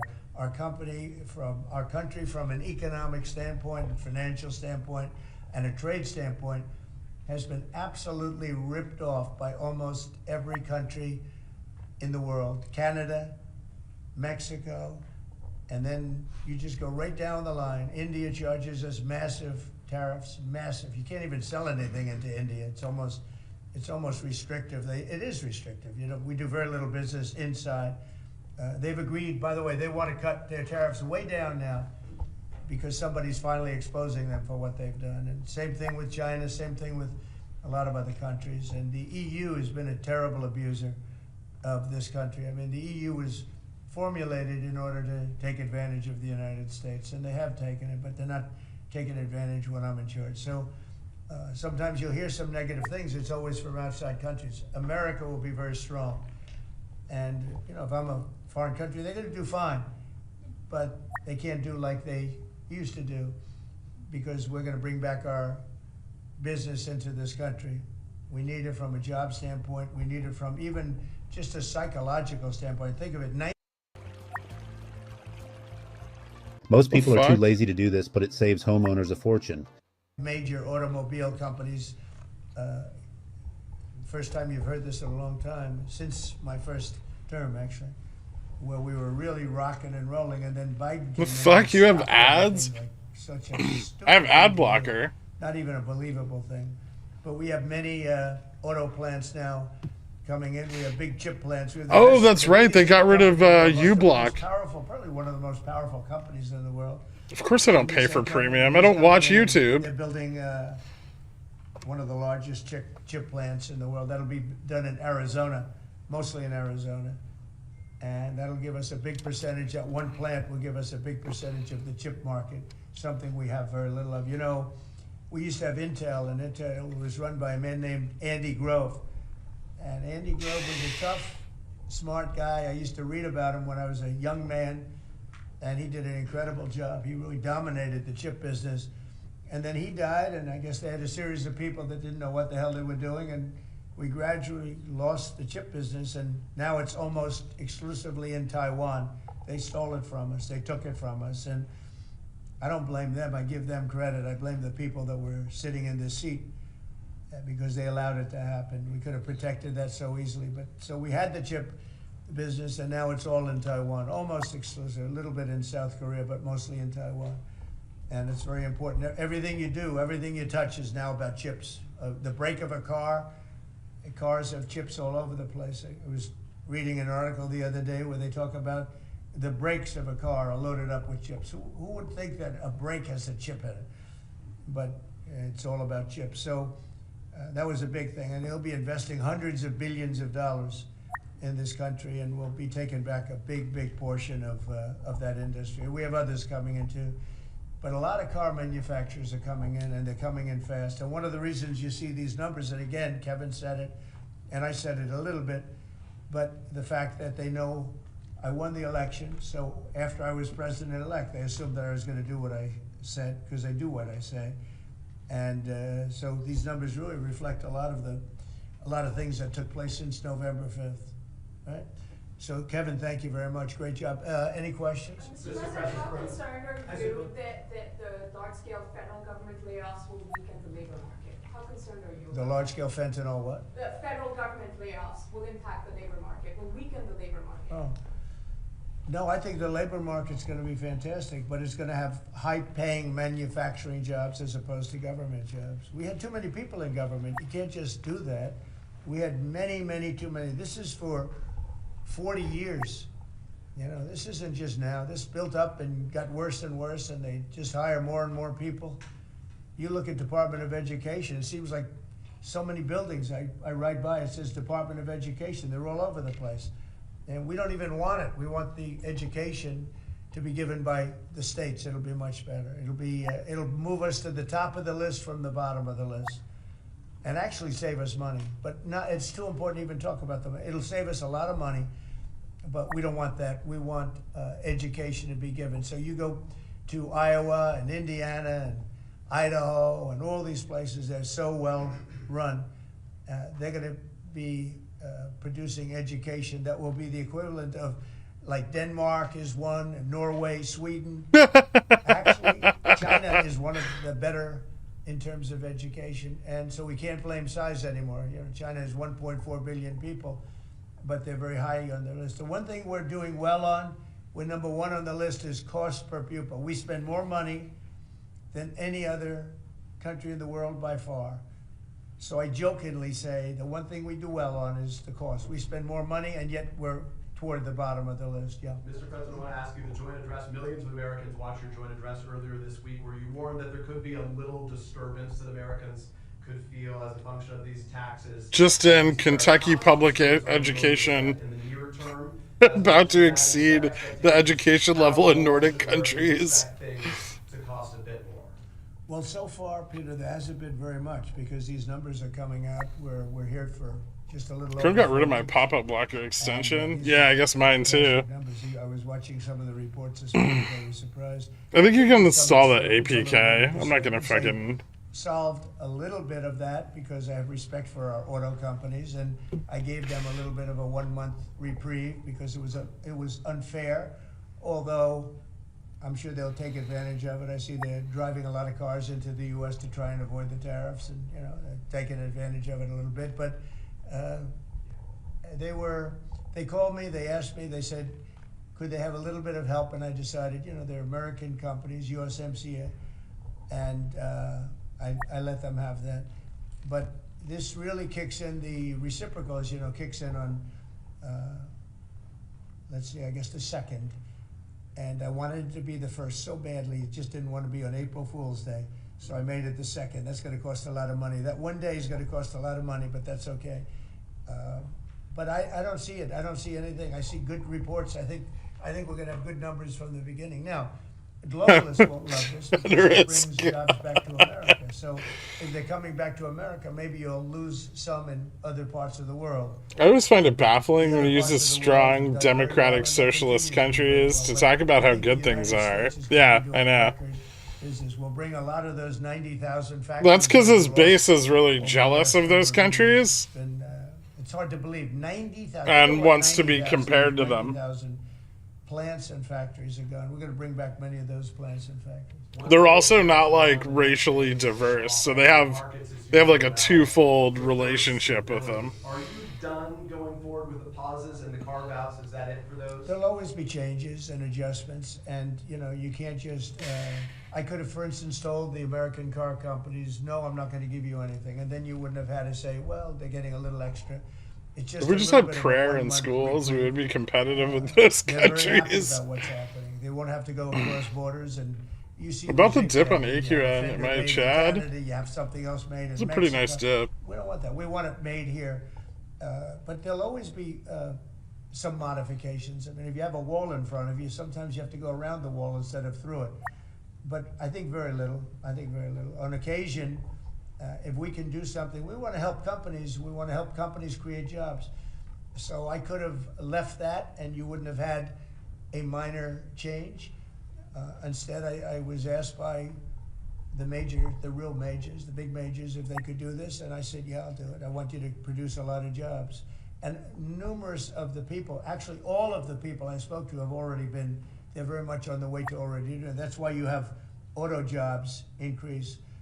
And the man, I don't know him, Sean Fain, I don't know him, and I did great, as you know, with the auto workers, with the Teamsters, with unions, I did fantastically well. Best numbers ever by a Republican.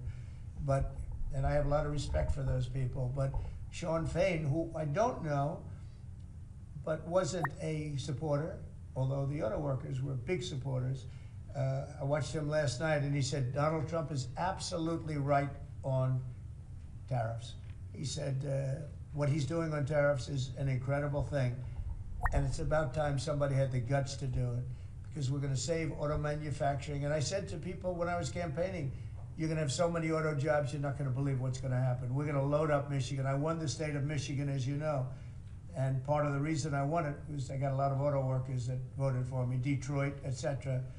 But I think... Has anyone in Michigan worked in an auto factory in the last, 25 years? Chips manufacturing, how a significant percentage is now in Taiwan. You also mentioned it in your address to Congress, and you called on Congress to overturn the CHIPS Act. No, I didn't think so. Support in the last Congress. Why would you like to see this particular law overturned, Mr. President? Because it's hundreds of billions of dollars, and it's just a waste of money.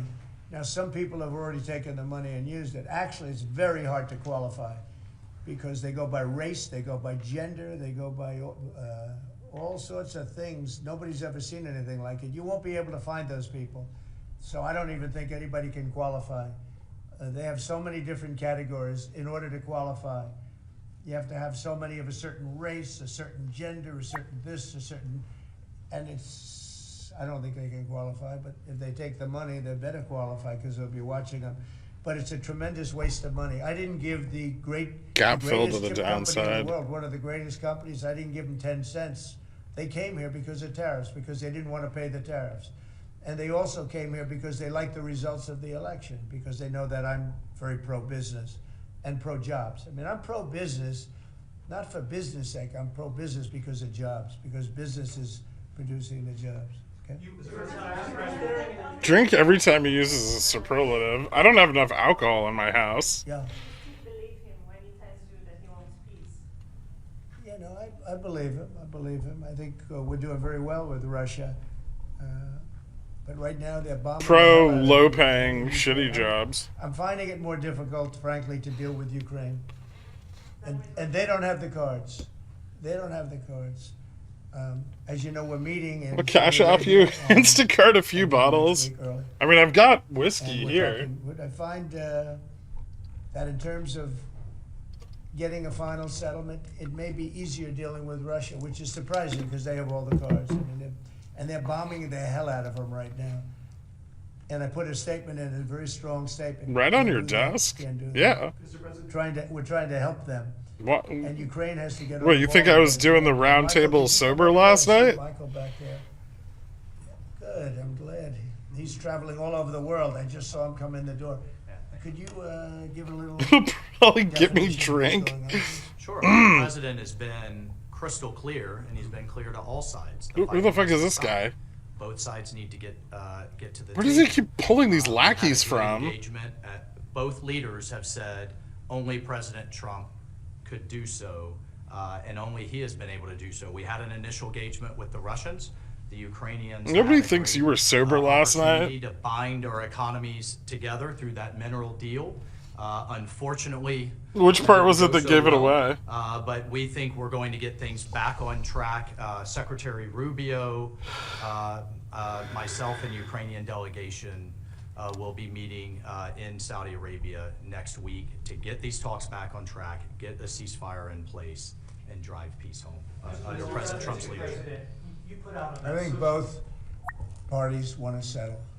I think if I wasn't president, this war would have had no chance of settlement, zero chance. But I think we're going to get it settled and stopped. We got to stop. They're losing on average 2,000 soldiers a week.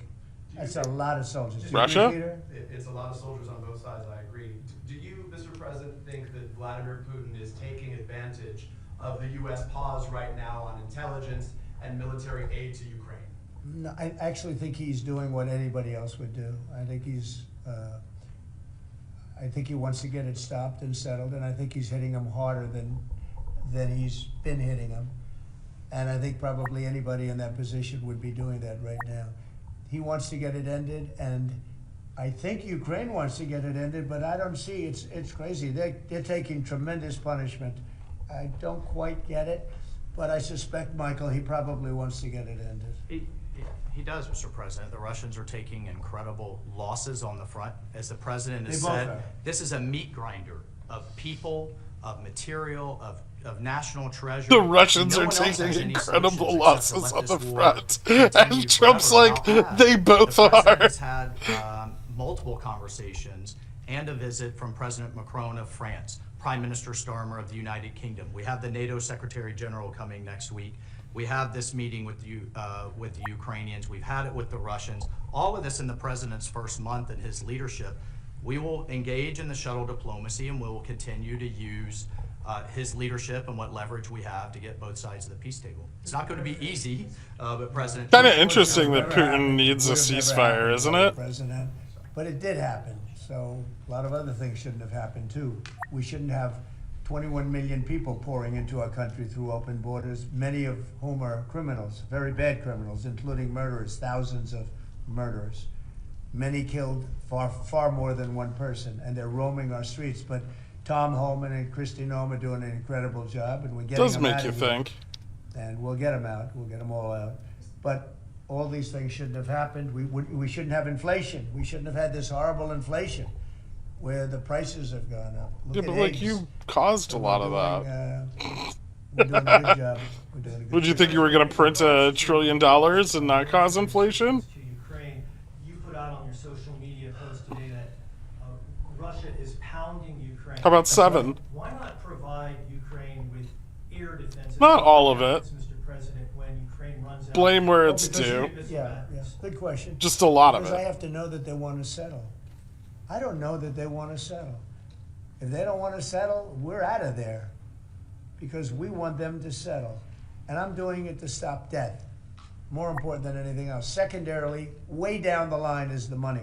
So we're in for $350 billion and Europe is in for $100 billion.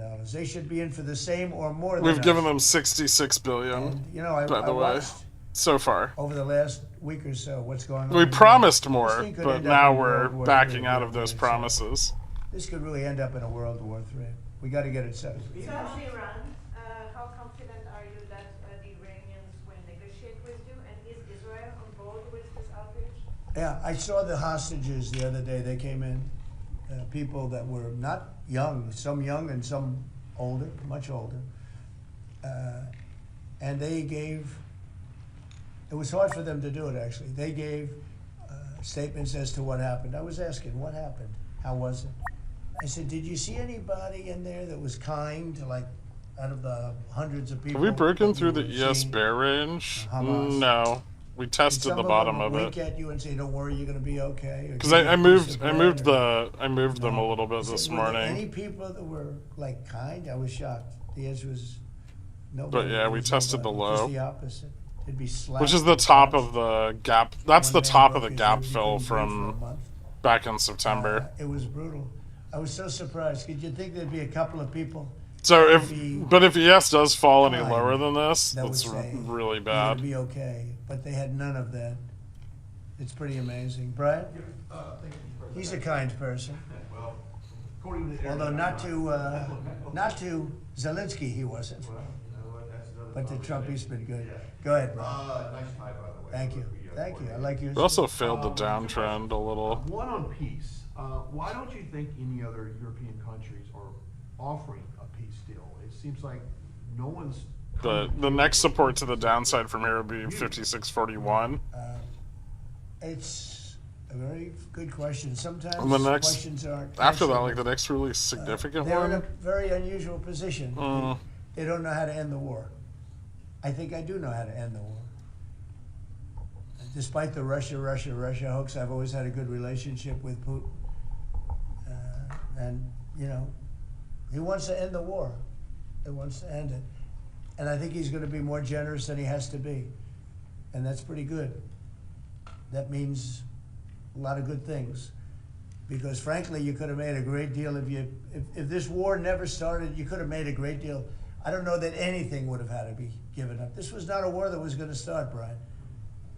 And it didn't start. For 4 years, somebody said, well, how do we know that? Well, for 4 years, it didn't start. I used to speak to Vladimir about it. I used to speak to him about it at length. It was the apple of his eye, but there was no way he was going in.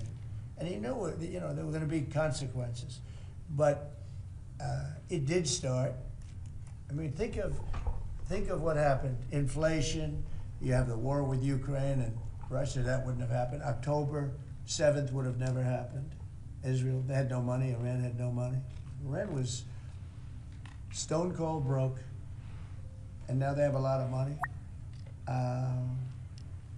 And that's going to be the next thing you'll be talking about is Iran. What's going to happen with Iran? And there'll be some interesting days. I think there's some buying going on down at to final the strokes with Iran. That's going to be 56.95 strike.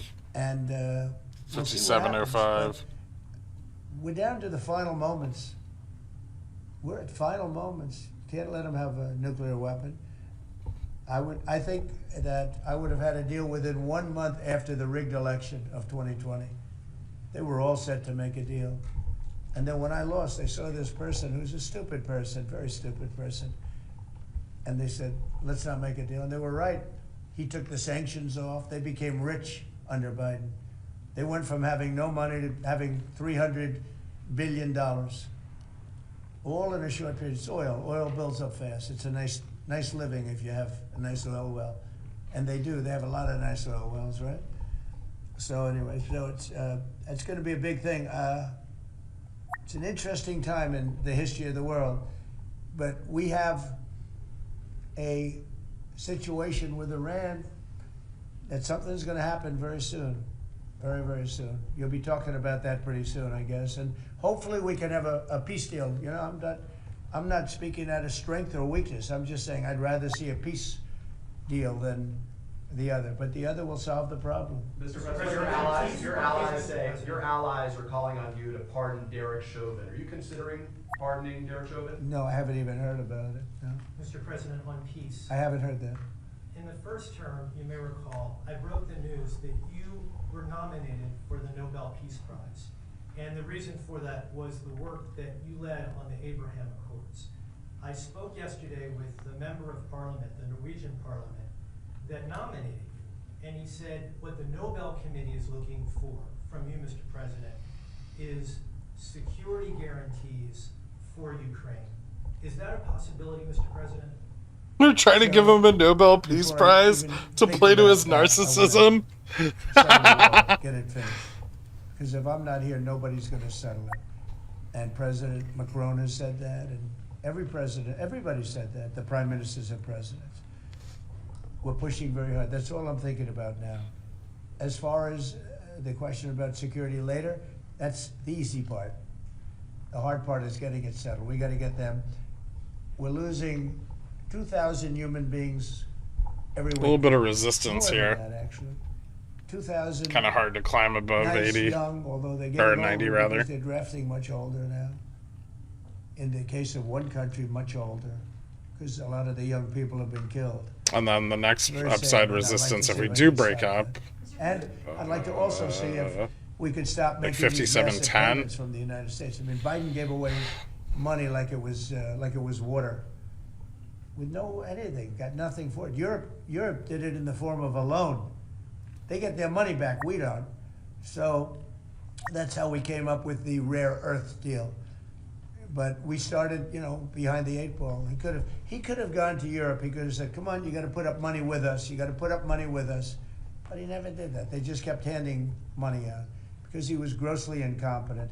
All right, thank you very much, everybody. Thank you.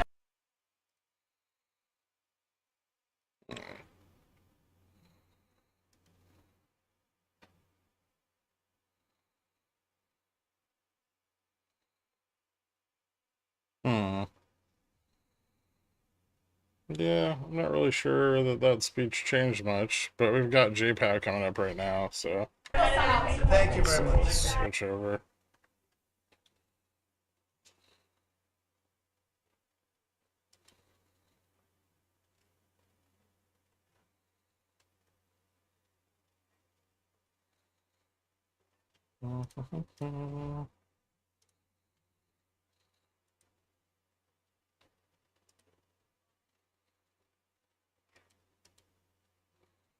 The fuck?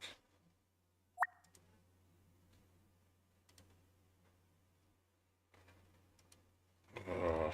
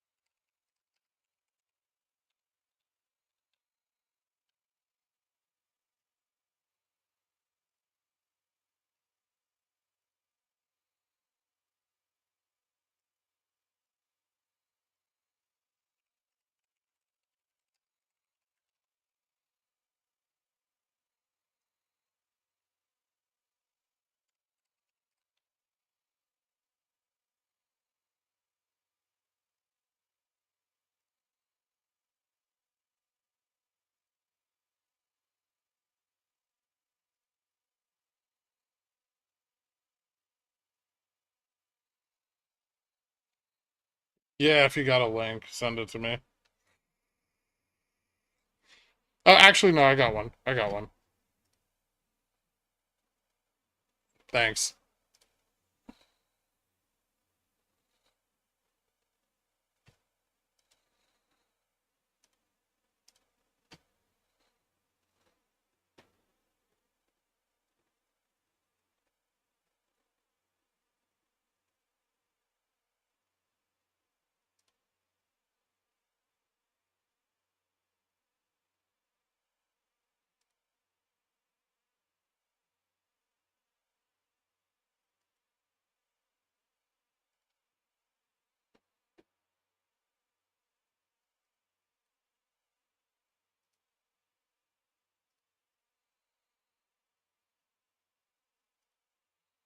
Is solid, and inflation has moved closer to our 2% longer run goal.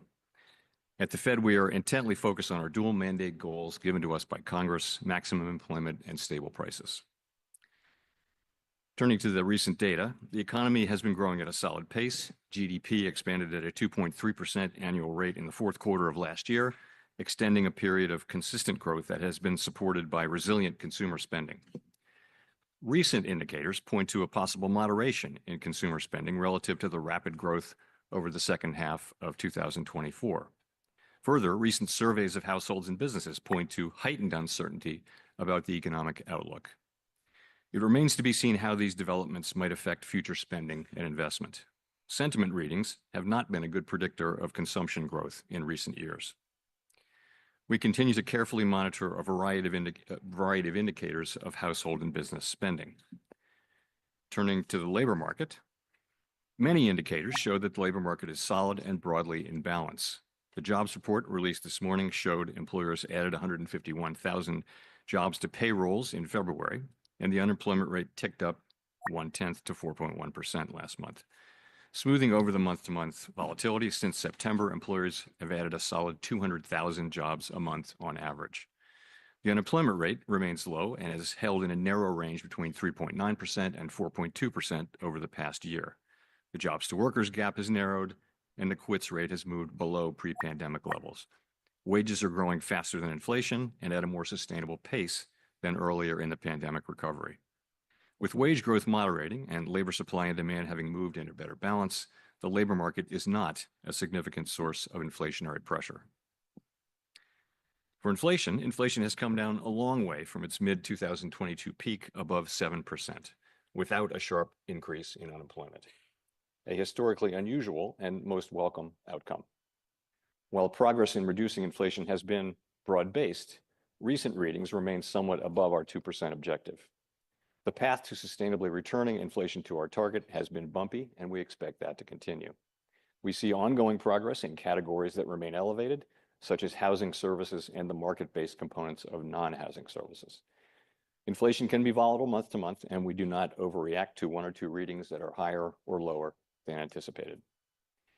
Data released last week show that total PCE prices rose 2.5% over the 12 months ending in January, and that core PCE rose 2.6%. We pay close attention to a broad range of measures of inflation expectations, and some near-term measures have recently moved up. We see this in both market and survey-based measures, and survey respondents, both consumers and businesses, are mentioning tariffs as a driving factor. Beyond the next year or so, however, most measures of longer-term expectations remain stable and consistent with our 2% inflation goal. Looking ahead, the new administration is in the process of implementing significant policy changes in 4 distinct areas: trade, immigration, fiscal policy, and regulation. It is the net effect of these policy changes that will matter for the economy and for the path of monetary policy.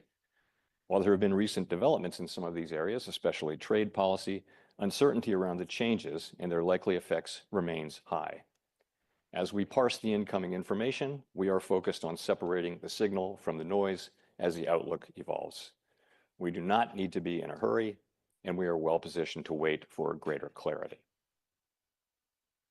Policy is not on a preset course. If the economy remains strong but inflation does not continue to move sustainably toward 2%, we can maintain policy restraint for longer. If the labor market were to weaken unexpectedly or inflation were to fall more quickly than anticipated, we can ease policy accordingly. Our current policy stance is well positioned to deal with the risks and uncertainties that we face in pursuing both sides of our mandate. Before I conclude, I'll note that at our last FOMC meeting, we began our second 5-year review of our monetary policy framework.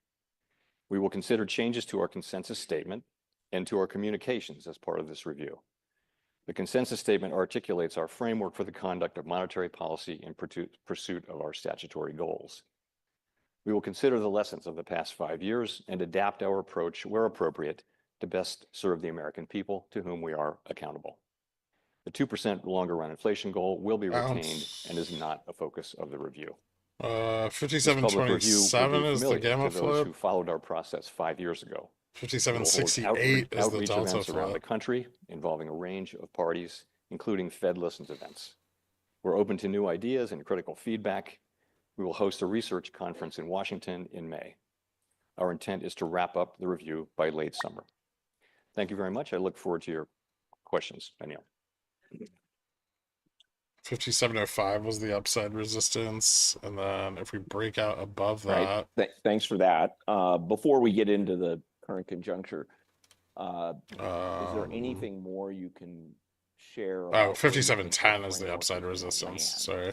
It was nice to hear the parameters that you laid out, but is there anything more that you can say beyond what you just? Sure. So I said there are two things really. There's changes to the consensus statement, and then they're looking at really our post-meeting communications. We're going to look at those two things a lot.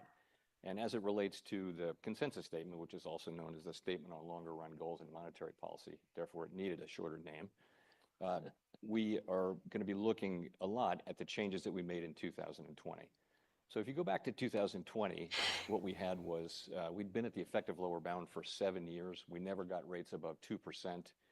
We were it's really quiet 5% when the pandemic hit, and the feeling very much was that if even a mild downturn came, we'd be back to the effective lower bound, maybe again for years on end. So we were looking for ways to try to minimize the likelihood of that, and a pretty standard result in the research was a kind of a makeup strategy. That's what that was. So the framework changes that we made were very focused on the importance of the effective lower bound problem, which was thought to be the big problem at the time, and those were the changes that we made. So, and we thought that those issues would be persistent, but the universe had other ideas, and the pandemic arrived just a few months after we implemented the framework, and really changed the whole mixture. And effectively the idea of an overshoot, of a modest overshoot or moderate overshoot of inflation really became irrelevant, and we were back to the regular framework, and we did what we did, and you have the results today. So I think we'll be looking at, for example, the focus in the consensus statement. We'll be looking at the focus that we had on the effective lower bound. It's probably not the base case anymore, but it's probably still relevant. We'll be looking at shortfalls, which is an interesting idea, and there are different ways to express that. And we'll be certainly we'll also be looking at the idea of having a moderate overshoot of inflation over the 2% target following periods when inflation has been low. We're looking at all of those things, and again, I expect to be done, by the end of the summer. On the communications, particularly our post-meeting communications, we're going to take a close look at the SEP and also compare ourselves to what other central banks around the world do. And this will be a couple of weeks from now. We'll have our second meeting, and I think we'll be done in time for sort of the end of the summer. Yeah, that's great. Let me pick up on this question about the level of prices versus the inflation rate. Economists spend a lot of time making the distinction between the rate of change and the level. I'm not sure that the public fully understands this because you see these surveys about how frustrated people are with inflation. Inflation now is not that different than your target. It's above, but not meaningfully so. But do you think that price stability needs to take into account how far you away from the objective? And if you've had a big run up and the level remains high, even if the inflation rate is back to normal, is that something we need to reconsider? The public experience, what the public experiences is the prices of things. And the prices of things went up a lot in 2021 and 22, and to some extent in 23. And when we talk about inflation, we're obviously talking about the rate of change now. But the public's not wrong. They are experiencing high prices, and obviously you can have a great labor market, but if people are really struggling because of high prices, that's what they're really going to feel. So they're right about what they're saying. In terms of, I don't think there's any need to redefine price stability. I think you can always go back to the way Alan Greenspan said it. I won't get the exact words, but everyone here knows the idea is if businesses and households are making their economic decisions without having to consider the possibility of high inflation, that's price stability. I don't think we need to rethink inflation the way we deal with it. I don't think we need to reinvent price stability. So, okay. Okay, the elephant in the room. Economists normally assume that a tariff is passed into domestic prices. And as the Secretary of Treasury said yesterday, that would change the level of prices once, but wouldn't mean anything for inflation a year later. If we're looking at what happens over the next year, how would we know if the conventional view is not correct and that it's leaked into something more troubling? So I think that start with the general thought is that if there's a spike in prices, that's a one-time thing that is going to go through the economy, then it's not appropriate to react to it because our policy by design will reduce employment and activity, and it would not have really been needed to be done. So you look through those things if you can. So if you put that in the context of tariffs, you know, I think if you look at where forecasts are, look at the blue chip, look where everybody's forecasting some inflation effect from tariffs. So it's very likely that you know that if tariffs are imposed, and let's remember we really don't know what's happening yet. We're at a stage where we're still very uncertain about what will be tariffed, for how long, at what level. We're going to have to wait to see all of that. But the likelihood is that some of that will find its way. You know, it'll hit the exporters, the importers, the retailers, and to some extent the consumers, and we'll see what that is. And in a simple case where we know it's a one-time thing, you know, the textbook would say look through it. But I think the situation you would want to also be sure of a couple of things. One just is that if it turns into a series of things and it's more than that, and if the increases are larger, that would matter. And what really would matter is what's happening with longer term inflation expectations and how persistent are the inflationary effects. You want to look at all of those things, and you'd want to remember the current context, which is we came off of very high inflation, and we haven't fully returned to 2% on a sustainable basis. So you got to put all that in the mix as you make this decision. I would point people back to 2019, you know, when we had the Tax Cuts and Jobs Act, we had lower immigration, and we had regulatory policy under President Trump in the first regime, and you know, we wound up cutting 3 times because growth weakened so much. So there are many effects of tariffs. And as I pointed out, it's really the effect of all of these policies that matter for our policy. It's not simply what's happening with tariffs. It's what's happening with growth and all the other things as a result of these broad changes in economic policy, not just tariffs. Okay, just to put a point on this, I think I know what you're going to say, but the usual rule that economists hold is that when uncertainty is high, we're gradualist.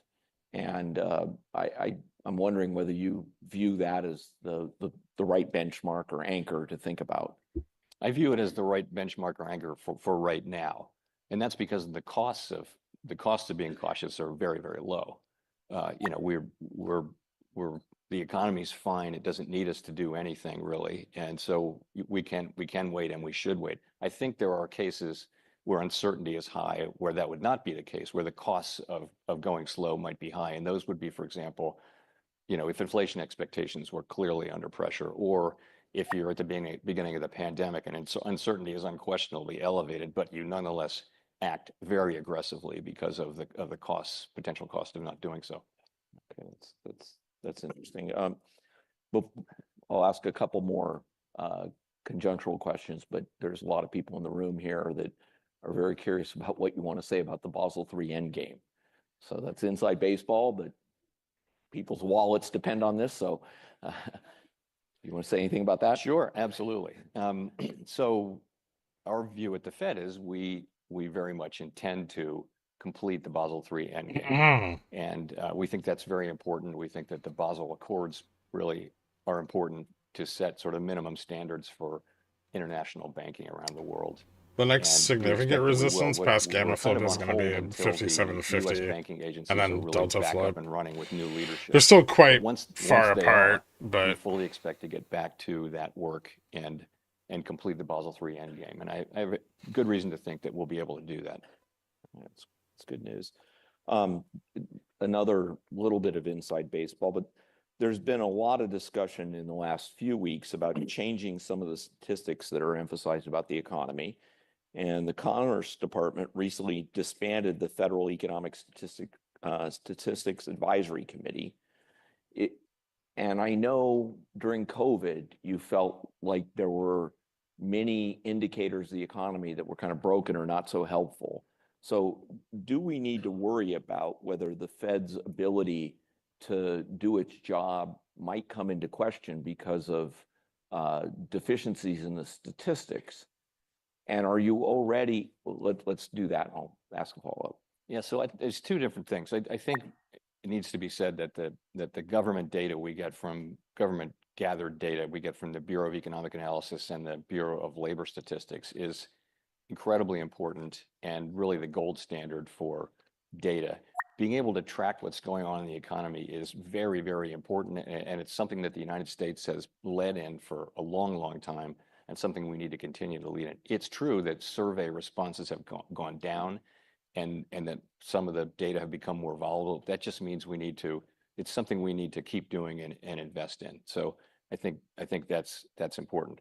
On the pandemic data, that's a different thing. You needed to measure things like how many people are going to restaurants, how many, you could look at open table data and things like that. So there were lots and lots of pieces of data we were getting about that showed how many people are coming back to work, riding the subway and that kind of thing. And that was important. It turns out all that data isn't super relevant except in an emergency. The other thing is, though, at the Fed, we've always, for some time now, we've been, trying to work with these very large data sets that are available in real time now, for example, from credit card companies and things like that.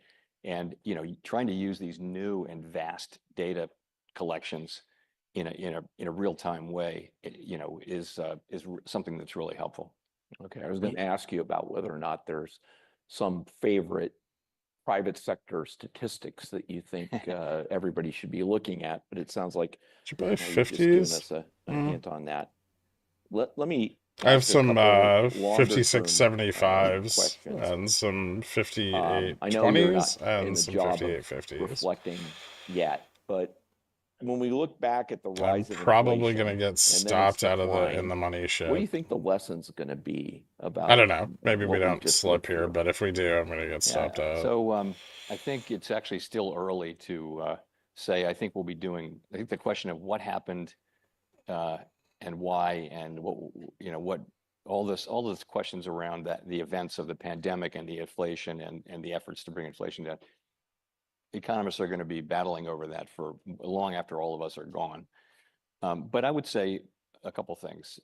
One thing is just that the tails are fatter than you think. However fat you think the tails are, they're fatter than you think. And human nature is, we always talk about uncertainty and how we understand everything's highly uncertain. We say it all the time. The tails are fatter than we think. So nobody saw the pandemic coming. Obviously, it wasn't reflected in our framework. When it came, we just went back to the old framework and dealt with it. But it was, there's always possible. That's one thing. Secondly, I think if you look, I talked about this at Jackson Hole last year. If I look back and it looks to me like what you had was a global burst of inflation everywhere at the same time, and it largely, you got to look at global factors. And it amounted to very strong demand, stronger than we thought. I don't think we had, the forecast error was two parts. Part one was demand was just stronger than we thought. It really was. We had in mind, the recovery from the global financial crisis, and instead we got this really high-powered response, expansion, recovery. So the other side is the supply side. The supply side was constrained. We lost 8 million workers, and it took a long time to get them back. And it was also all of the supply stuff that was happening. That took longer than we thought to unsnaggle.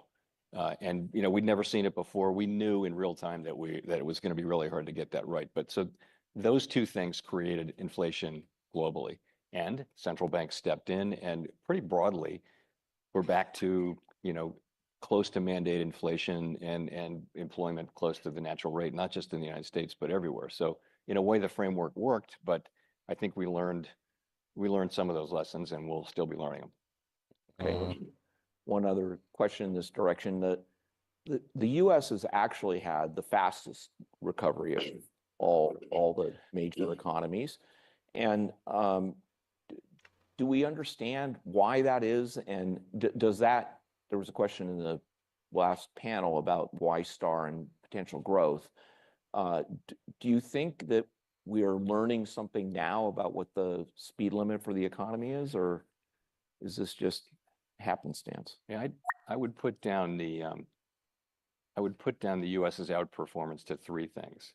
And the first is just, one would be structural characteristics, and that's more flexible labor market, highly developed capital markets, culture of innovation, rule of law, all the things that make this. And we have a venture capital industry. Other countries are trying to do early stage financing out of banks. That's not going to work. So all of those things make us account for 40 years of productivity. That's double Europe's productivity. It increases. So that's thing one.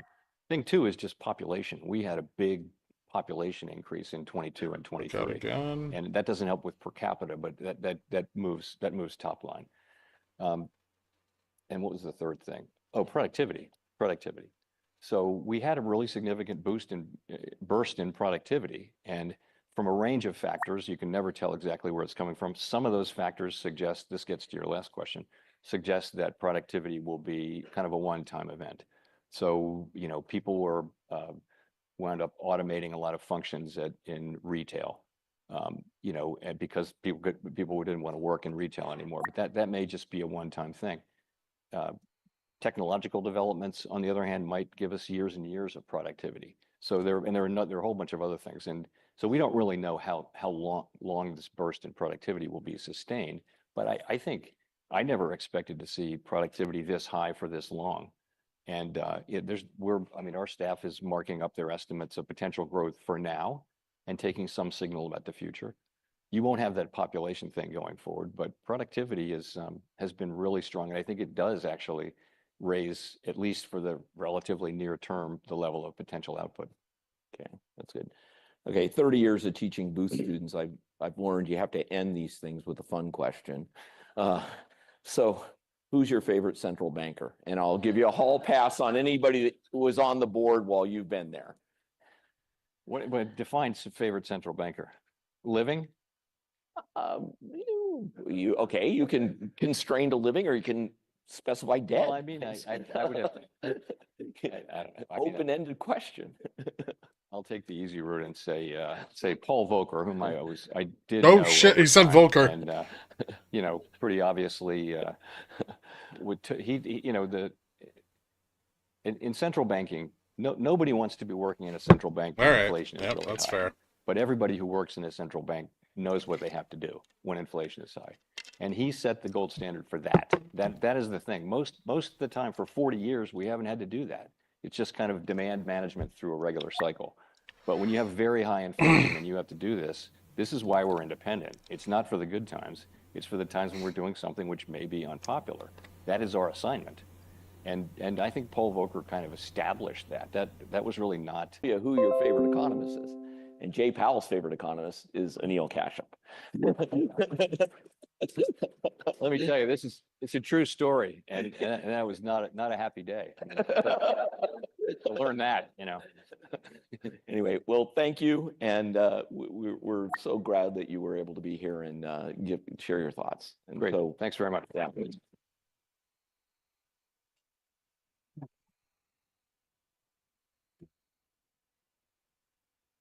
Oh, that was short. Why is he always so fucking dovish?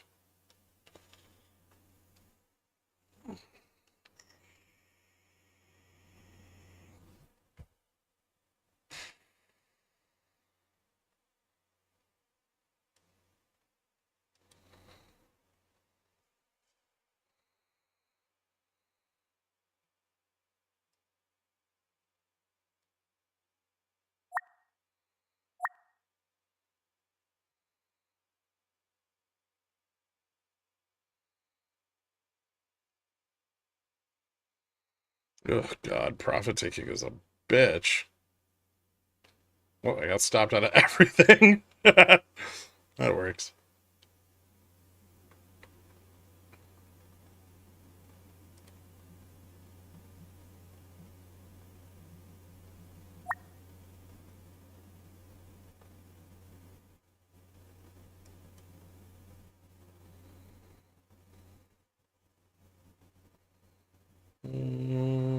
I'm not sure that 20 is all that supportive.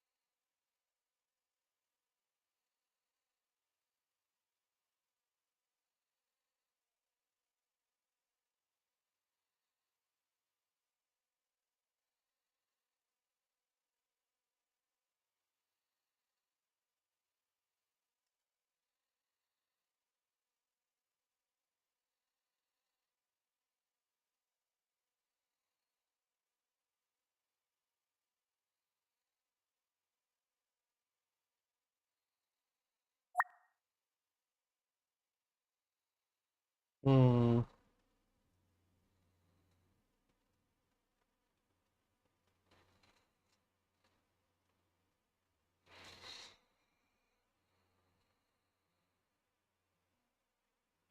And the next big support's 5,700.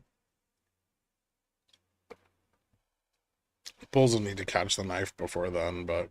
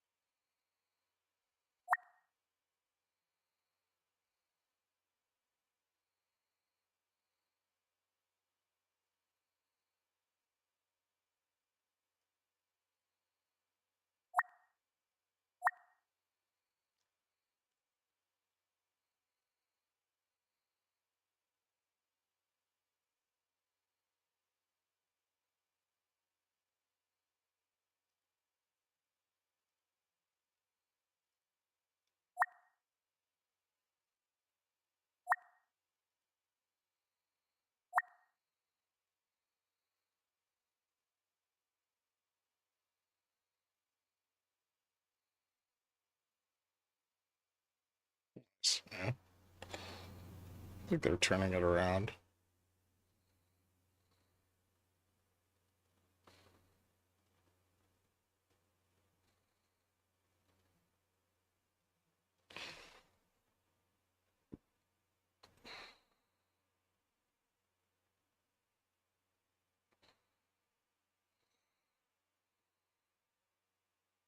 Back to positive gamma.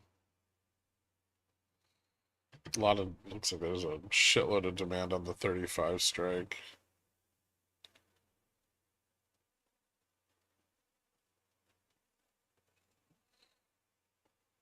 And things are definitely skewed pretty hard to the upside.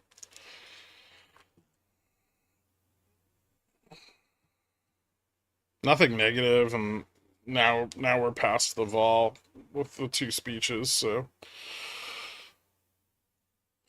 it should be a good opportunity for bulls to pump.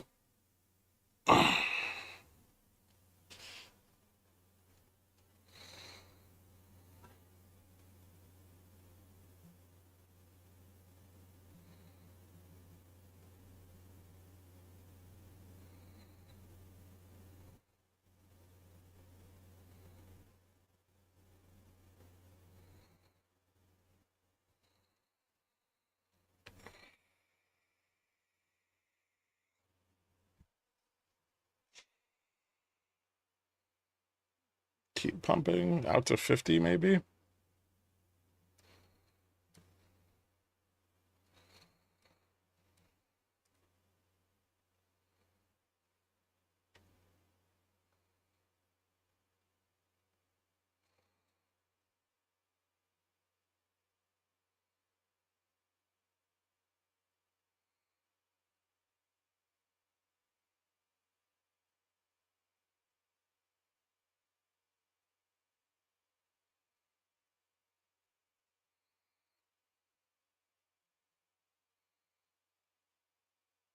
Higher high.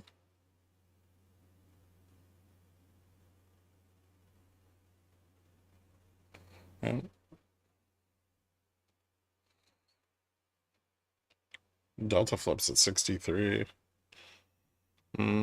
What's the upside range for this? 50 is going to be a bit tricky, I think.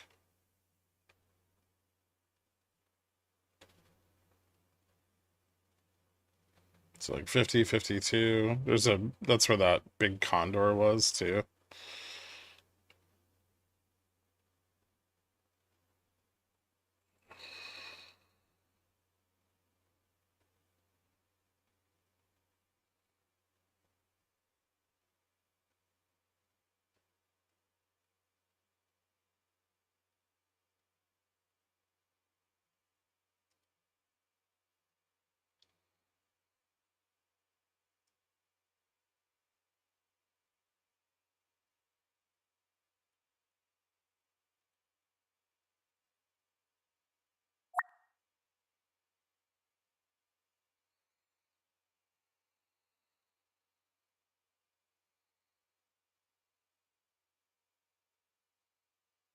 So we've got some resistance.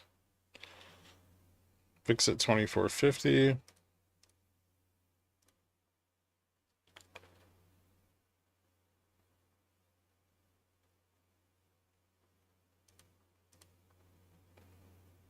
Trying to pump Bitcoin back.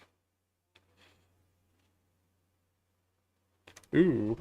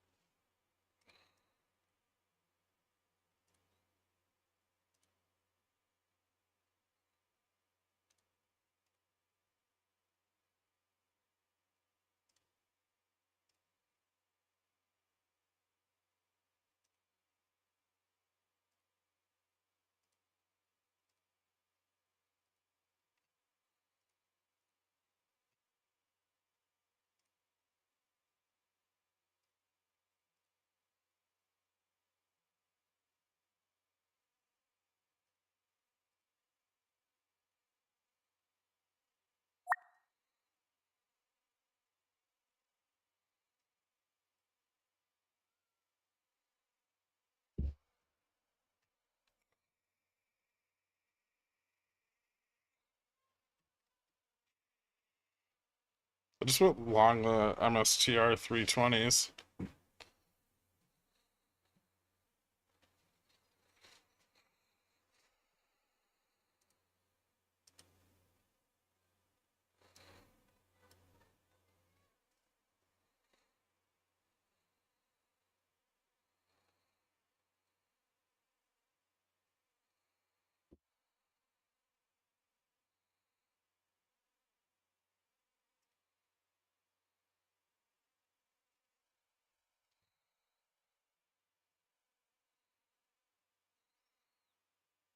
I'm fucking killing it on ES today. This has been great.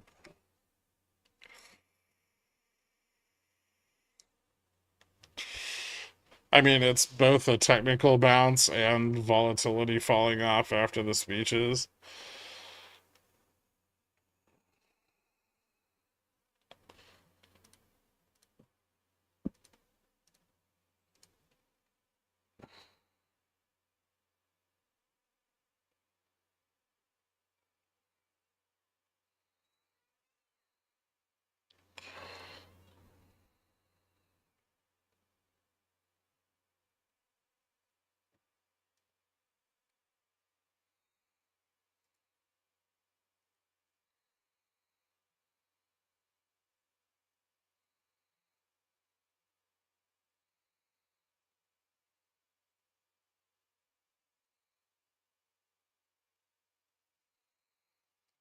A profit taking here. Let me see where this recovers.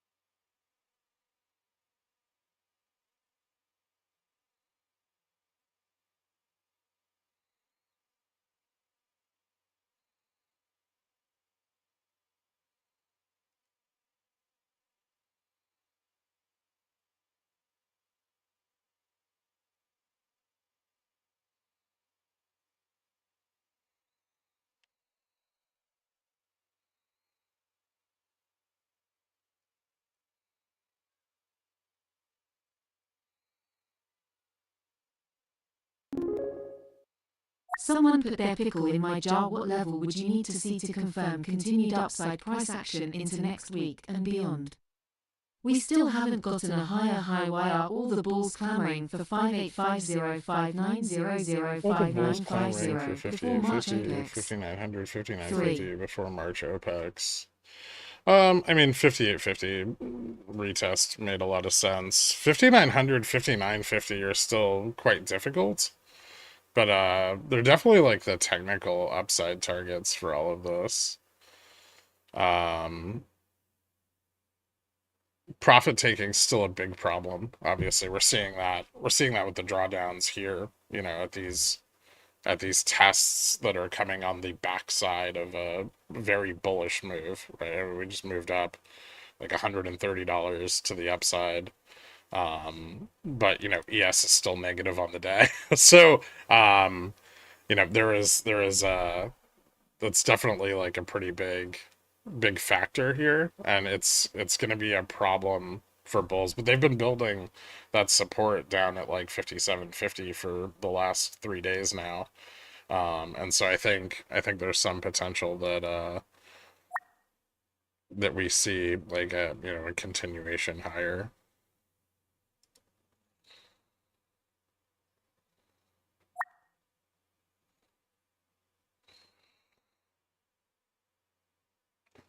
So I mean, like, I think we're overdue for a rally. I think we need more downside positioning.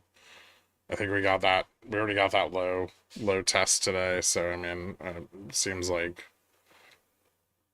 we're pretty overdue for a bit of a turnaround. At least for bears to reposition, if nothing else.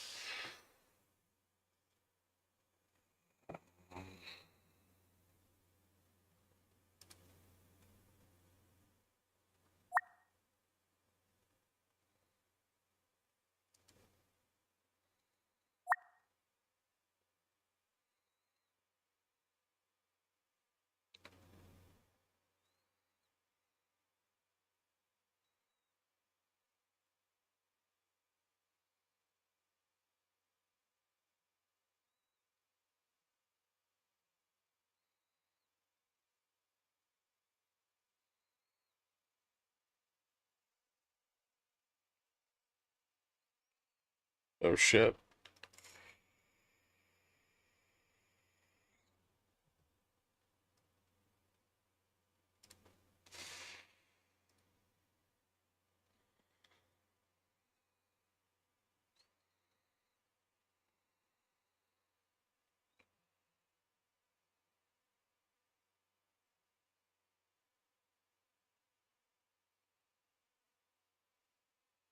Alright, so hold on. So if people have billing issues, they should go to the homepage, click their profile icon, and click Manage Billing. They may have to log in and out after the successful payment. Wait to get the validation back from... Oh, okay. So users can log in and click their profile icon and click subscribe. They can set up a new subscription for their account, and it should work. Okay, fantastic. Awesome. Thank you for letting me know, Nick. Yeah, guys, so if you had any billing issues with the first month rolling over on Gamma Strike, you should be able to click your profile icon and then click subscribe, and you'll be able to set up a new subscription if yours lapsed or your payment got rejected or whatever.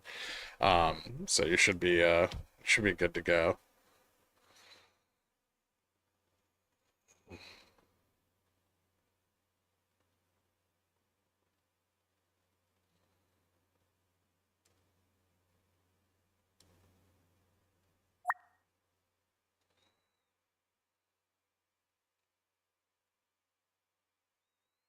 Up nicely playing MSTR this week, especially when it slapped up against Gamma Max around 315 the last couple of days. Could have had more confidence in my put buying if it wasn't for GS. Thanks, Gherkin. You got it, man. Shit, is Gamma Max at 315 on MSTR? I just bought fucking calls on that piece of shit. I didn't even look. Ah, it's okay. I'm only down like $10.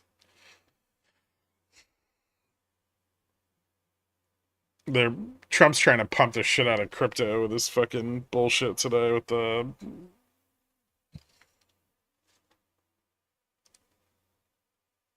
sovereign meme coin or whatever he's trying to do.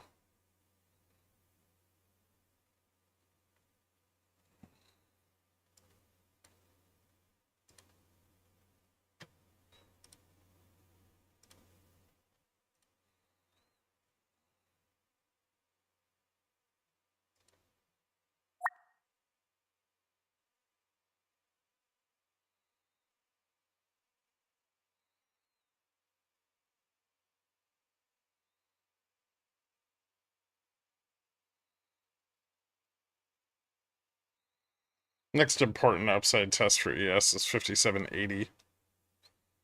We seem to be mostly on track for that test too. Coming off a very strong inverse head and shoulders with decent volume.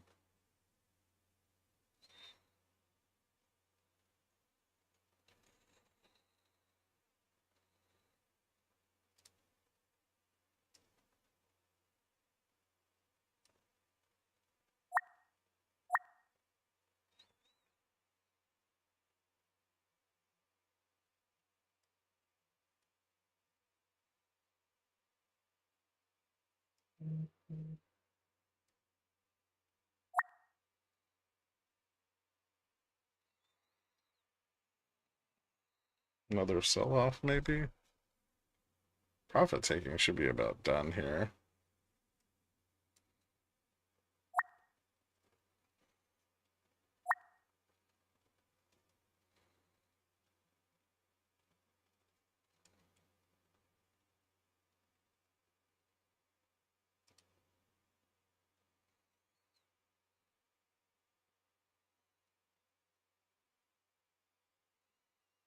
Nice.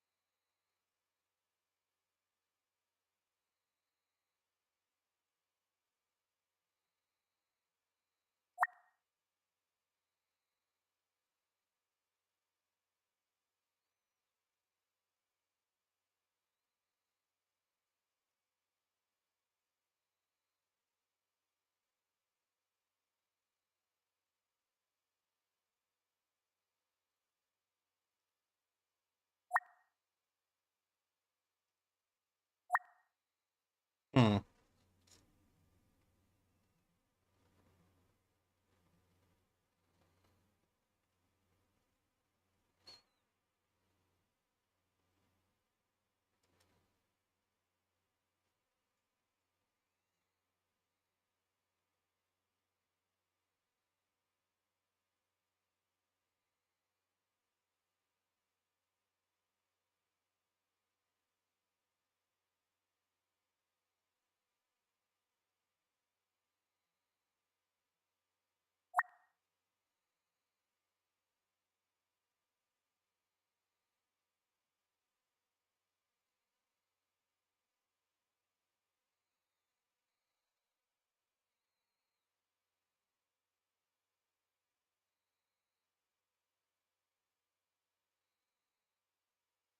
It's a little bit of a stronger push for the 50 test. Might be able to inch above it.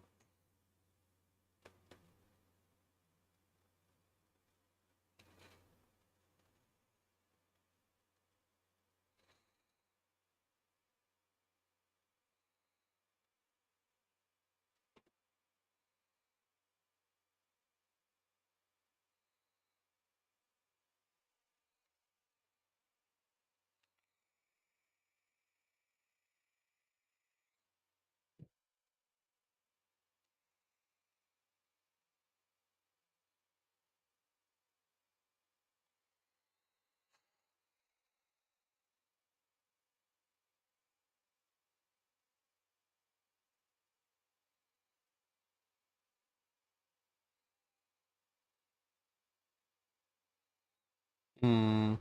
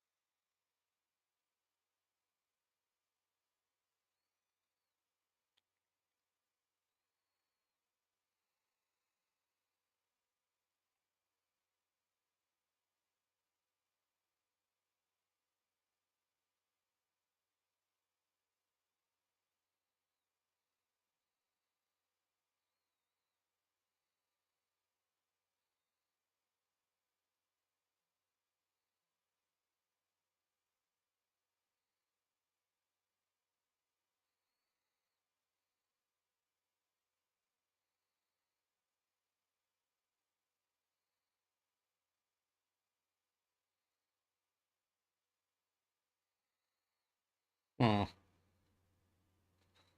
This is precarious as fuck.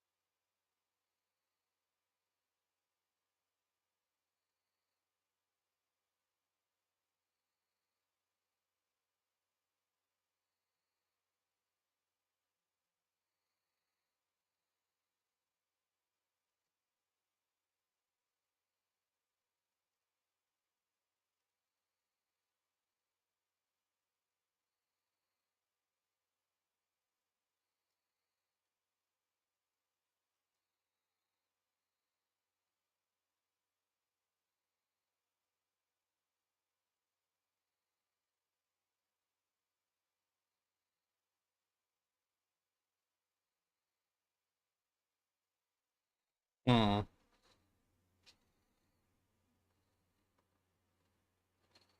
Vol's starting to pick up a bit here.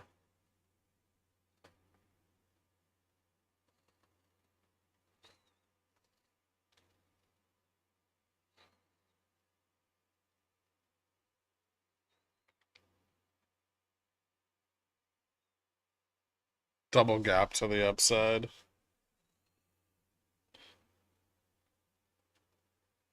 So a pretty nasty rejection overall.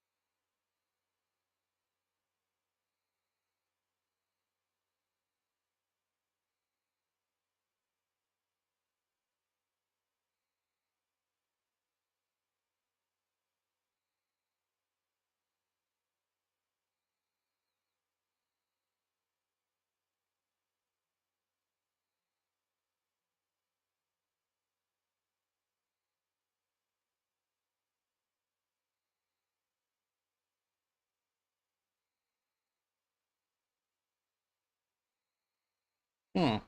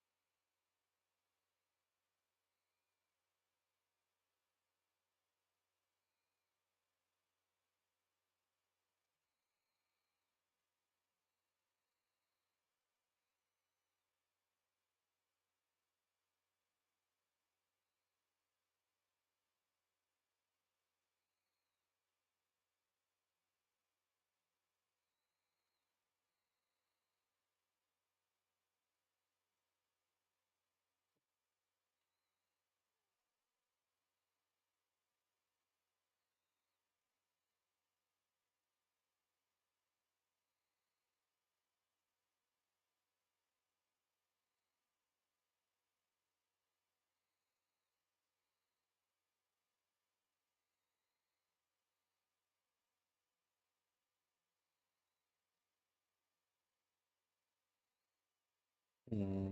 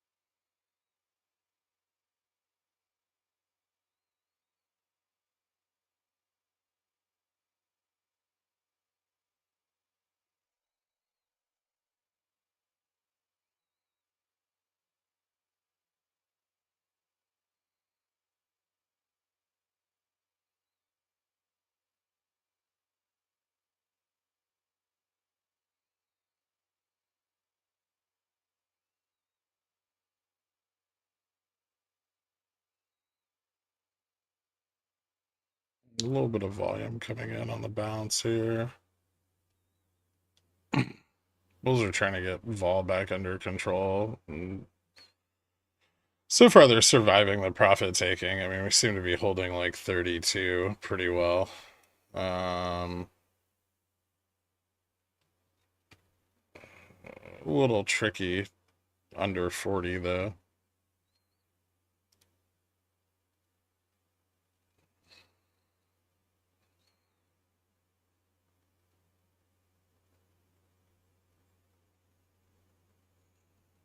Still 2 gaps to the upside.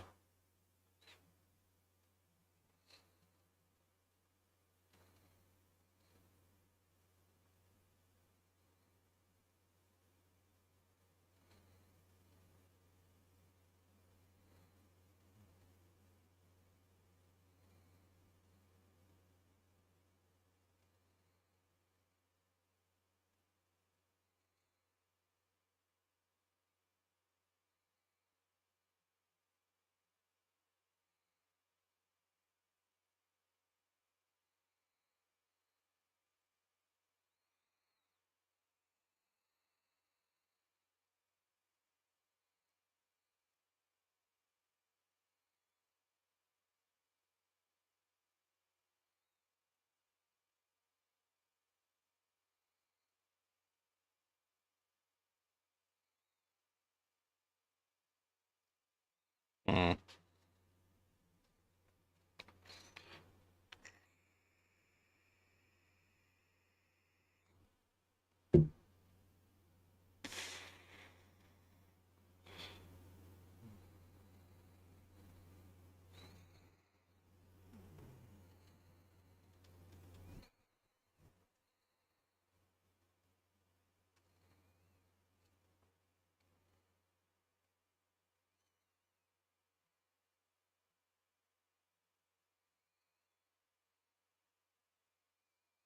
A little bit of a breakup there.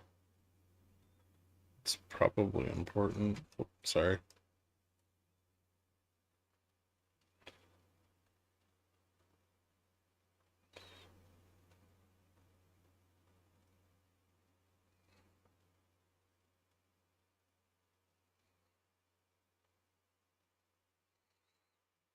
That's the first gap filled.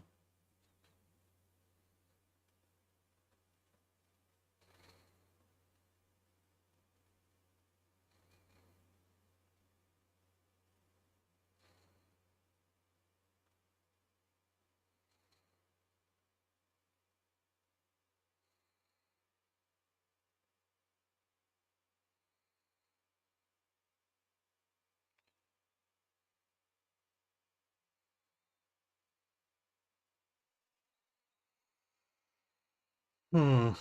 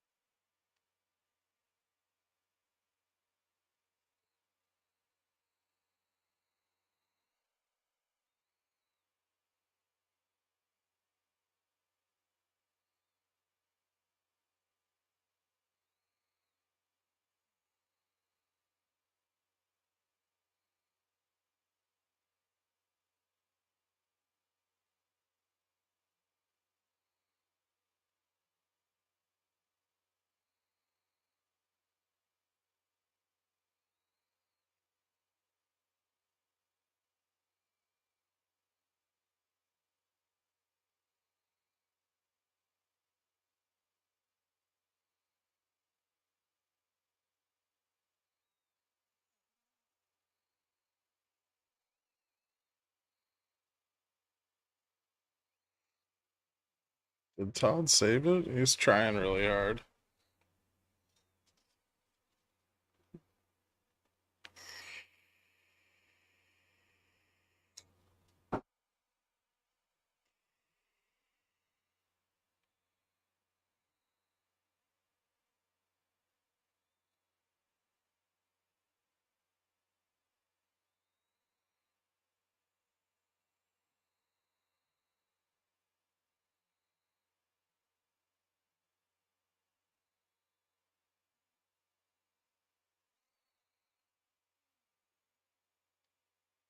40 is proven to be pretty fucking nuts. Let's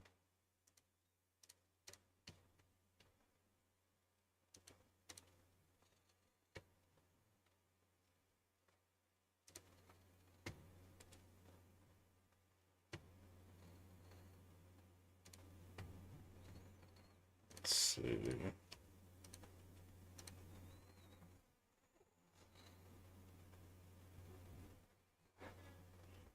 Yeah, 40's a bit tough. They're trying to lever up over it, but it's got a decent chunk of sold calls there. It's a bit difficult to get over. And then there's a big synthetic short at 57.50. Very big. Like 2,000 contracts. So 2,000, almost 3,000 sold calls, 2,000 bought puts. But if we do get above 50, woo, shit's gonna get weird. There's a vol short. Holy shit, it took him long enough.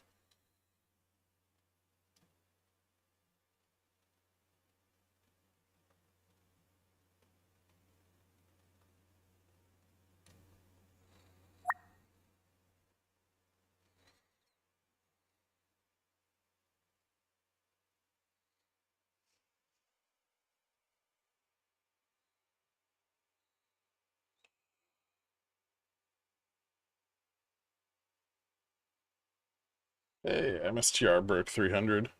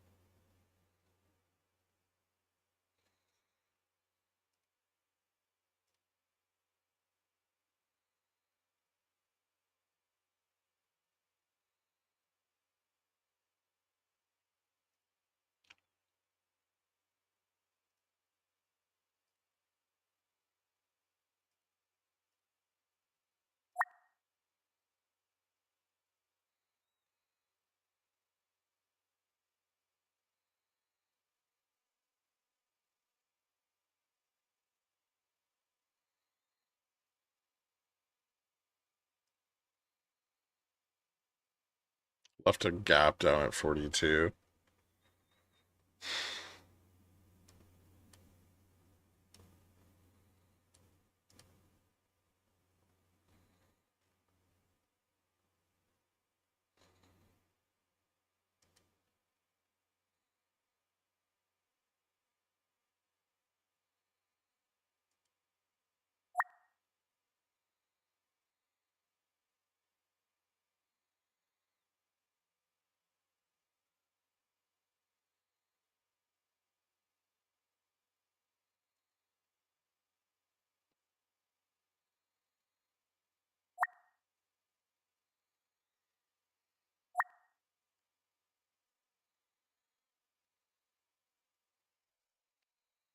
There we go. Delta flips at 61.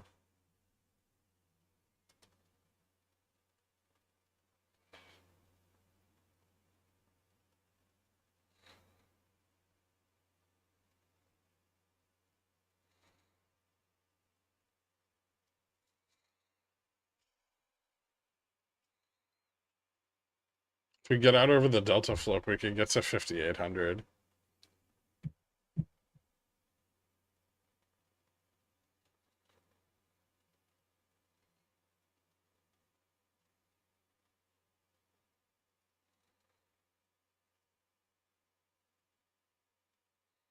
I'm already so hard though, Gherk.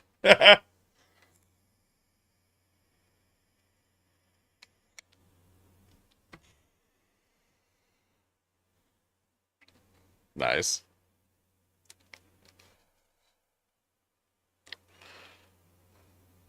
Leaving a lot of gaps to the downside, which I don't particularly like. but we should have support at 50 now.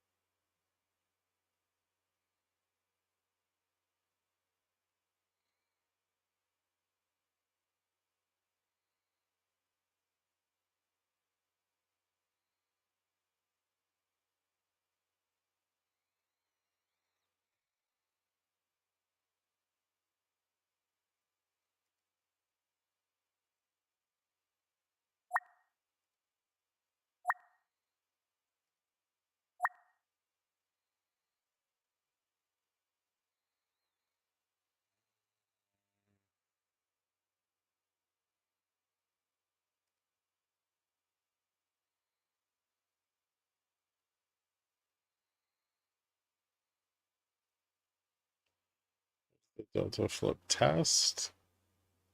Almost.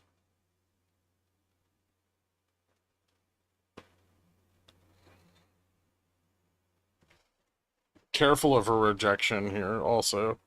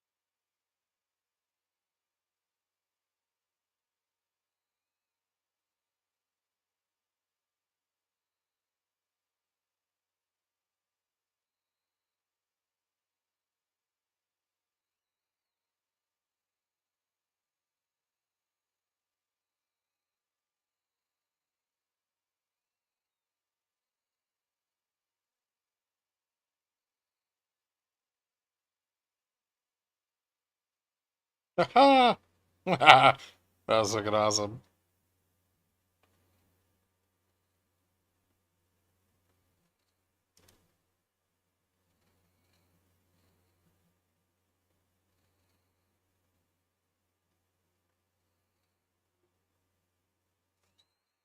Still one more gap down at 42.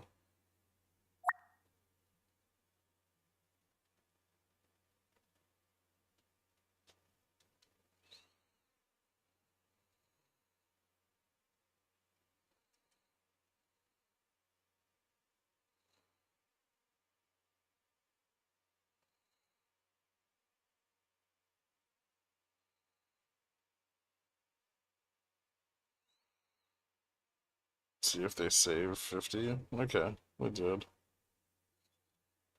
A little bit.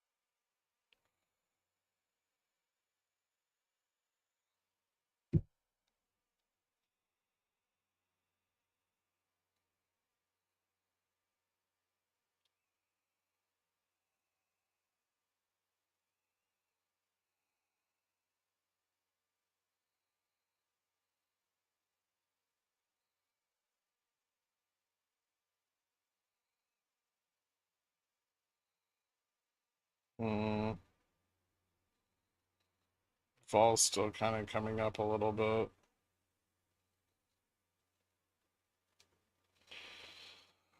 Even with the bounce.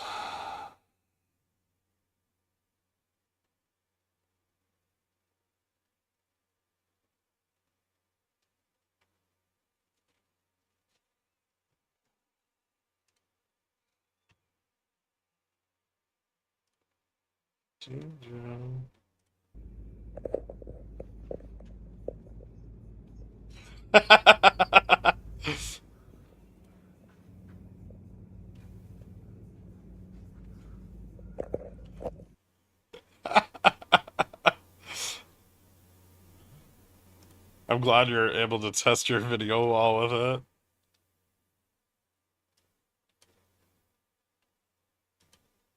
Nope, nope. Dear God. That's way more disturbing than I thought it would be.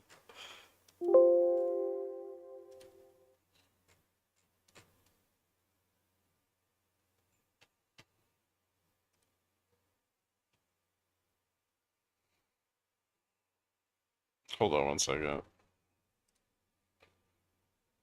Okay.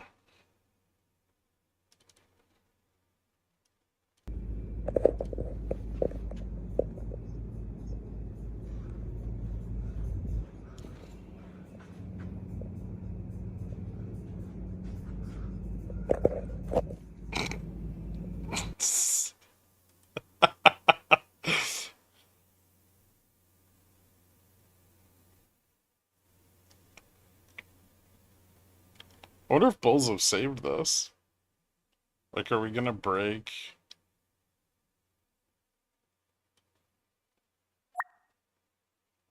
DN now? DF? 58.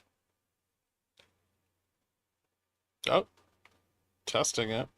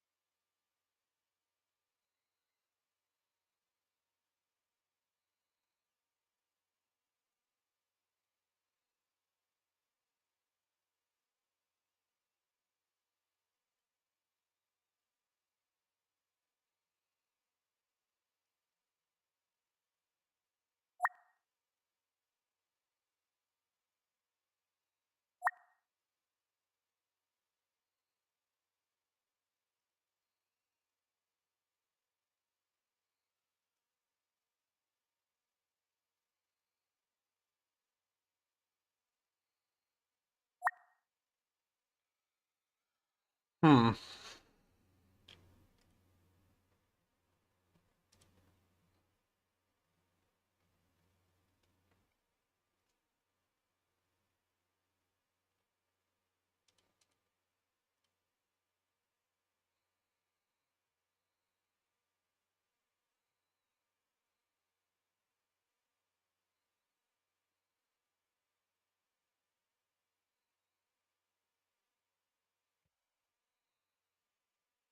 Bulls are trying to hold 52 here.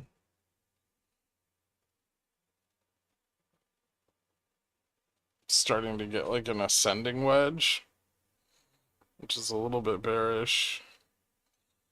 Very bullish if it breaks to the upside, but bearish if it rejects. Yeah, I mean, like, very bearish if it rejects. We could pull back to like 40 again.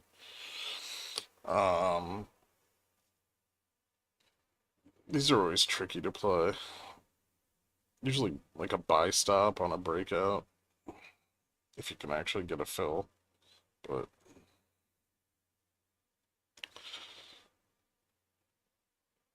I would say given the conditions, it's not great. Oh, what's up, random?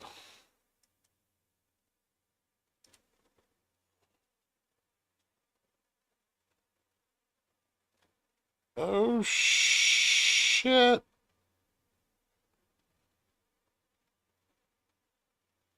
What?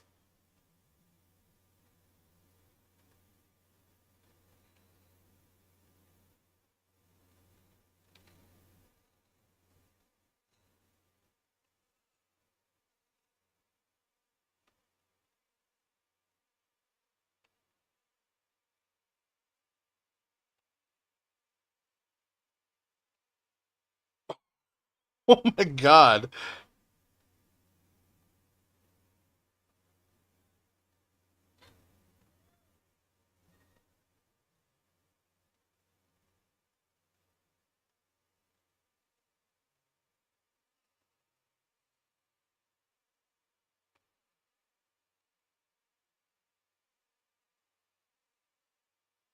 That's fucking hot.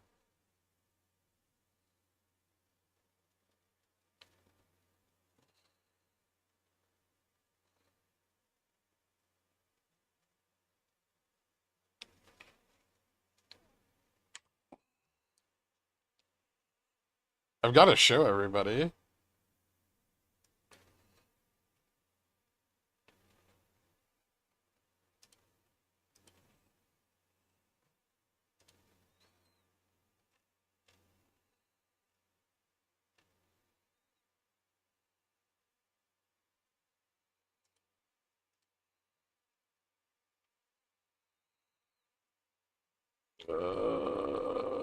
Really struggling with the Delta flip here.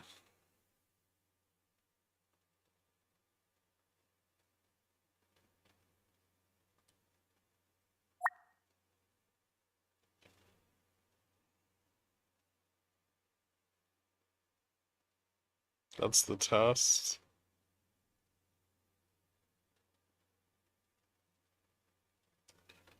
Vol's still coming down pretty sharply. Oh, I think we just broke above it a little bit.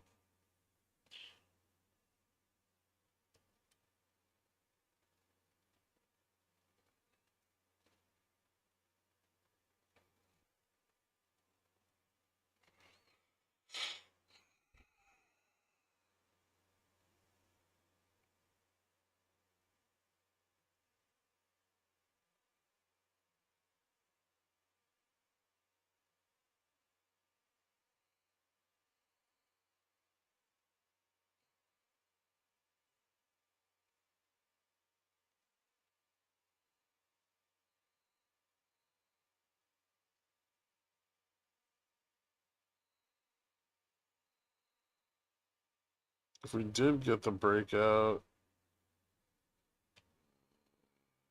5780 is like the next upside level where there's any like significant resistance.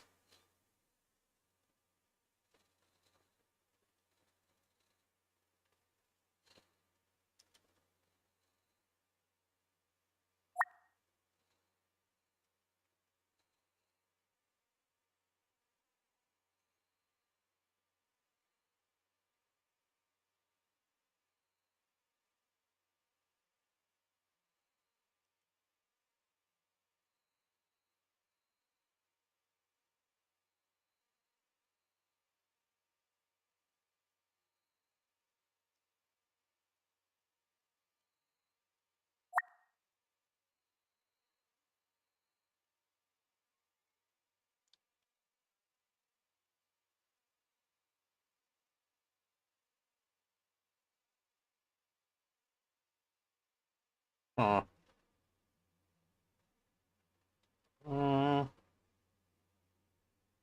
gonna fail?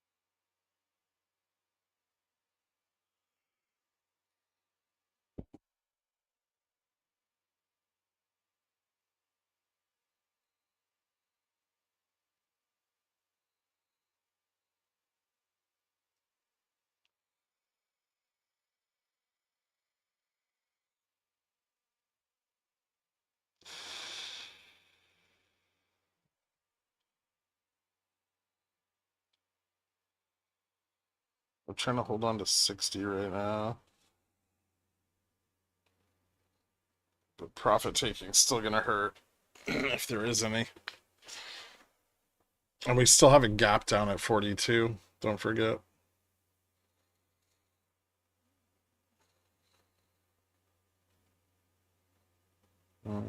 Fell back under DF.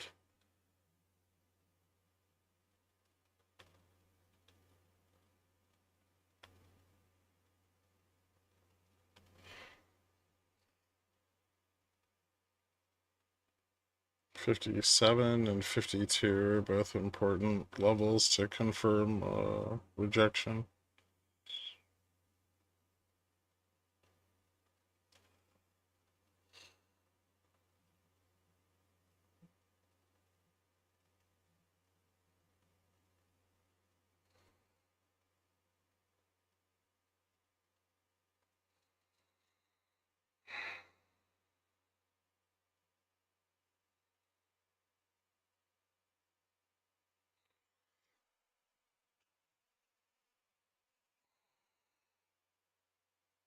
All right, we're back above the delta flip again.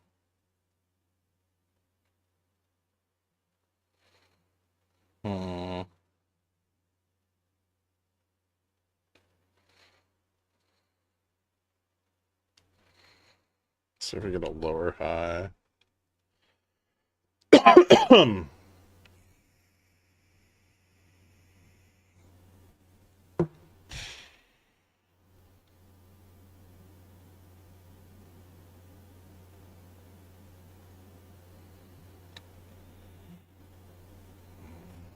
New cool stuff for Gamma Strike.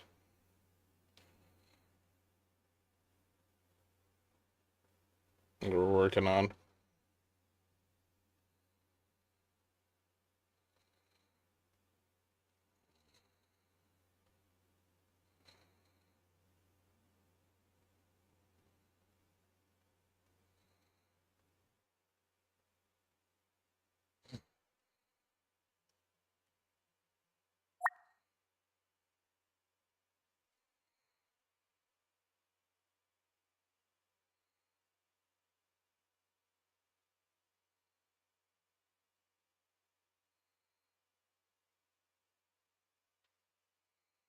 Hmm.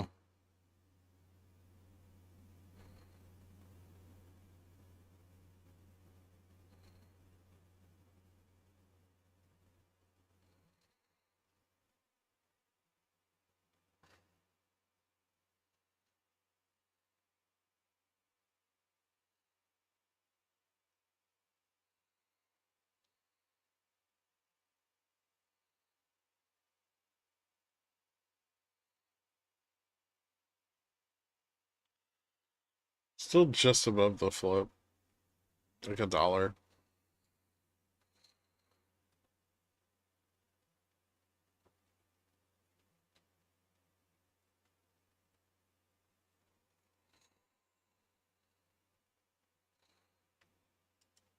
Any ranges where we could chop between here and 80? Or if we fail,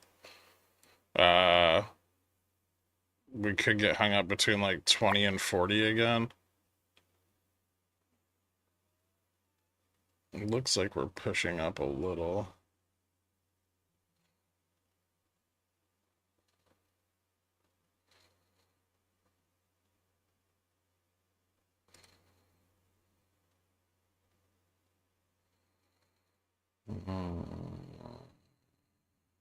Very low volume.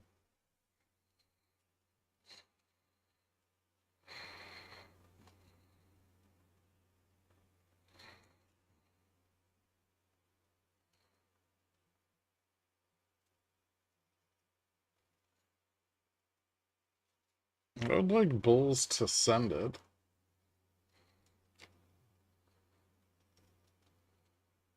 Yeah.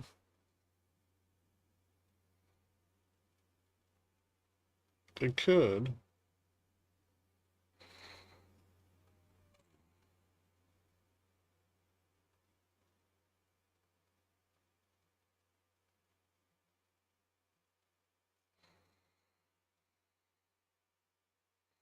$57.73 is a really important technical level. That was the July low.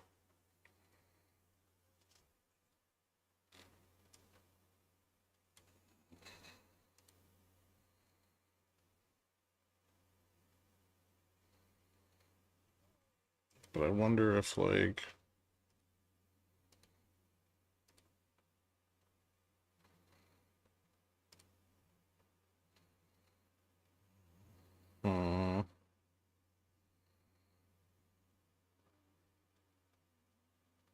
If we get over 70, I guess we could push out to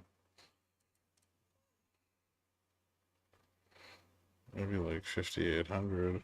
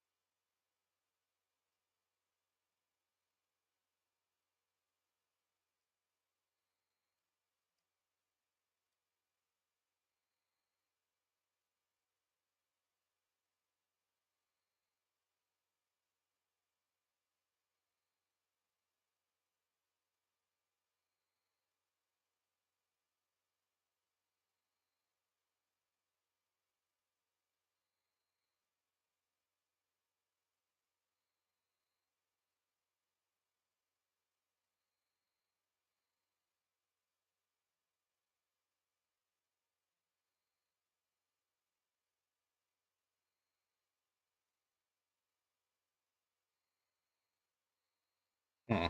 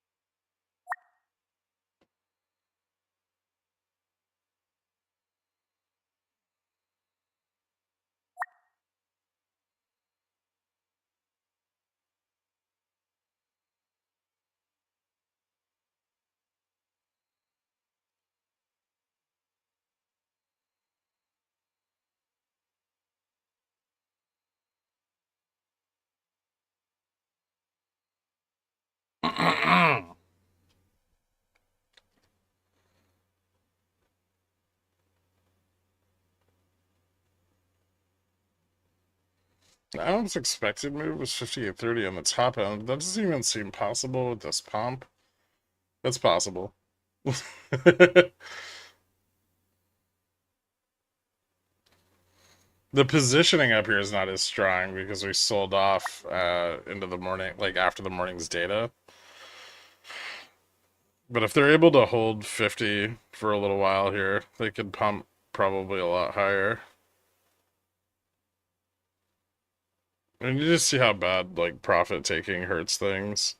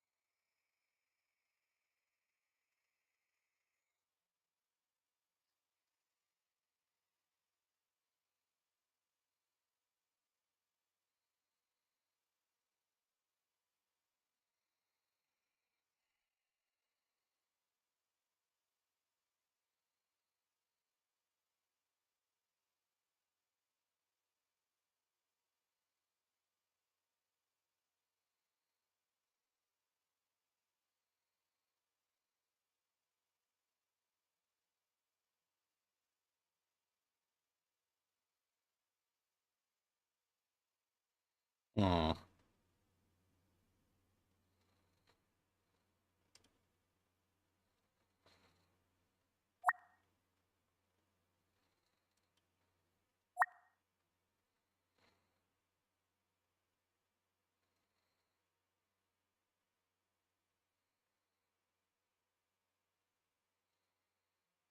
Looks like we caught support at 52.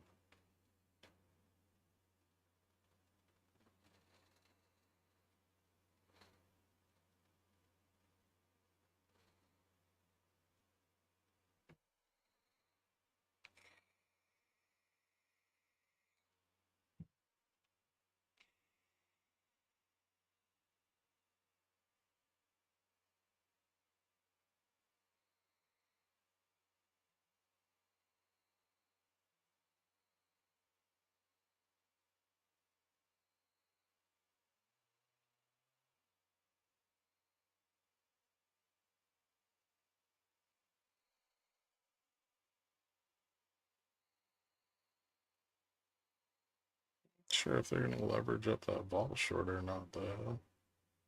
Seems like they're starting to.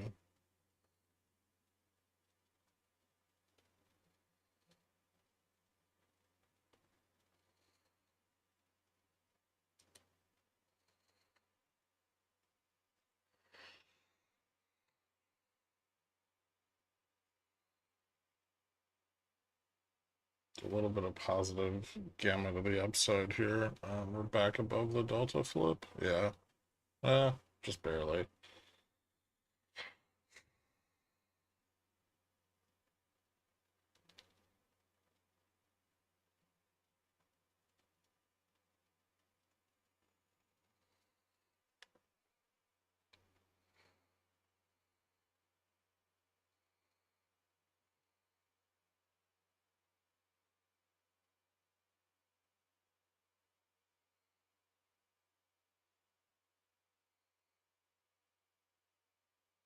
It wasn't a very hard rejection on 5780 for ES.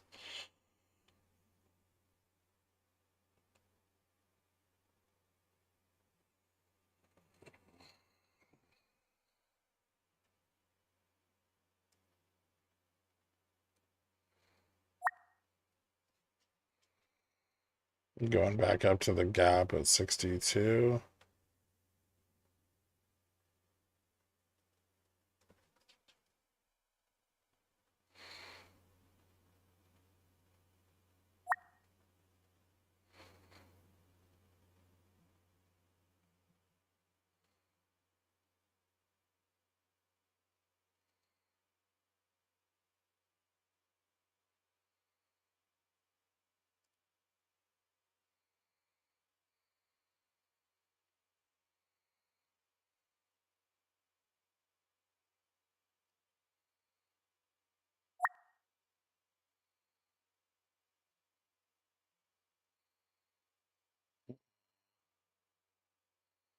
Failed to fill the gap?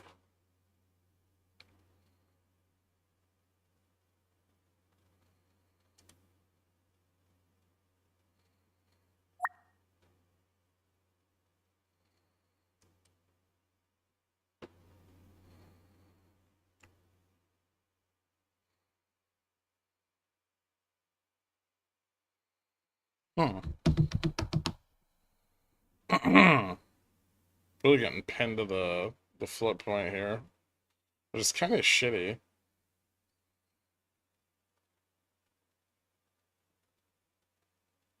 I feel like we should have more momentum to the upside at this point.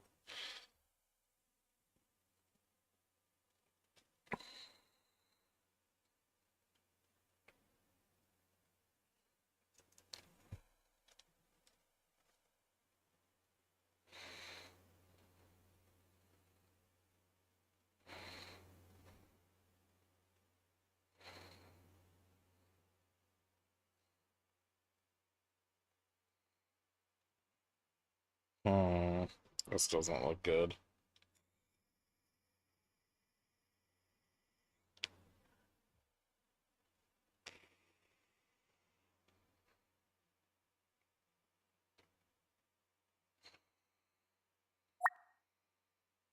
Okay. I got it. Gaps filled. Now we should have a little bit of support at 60.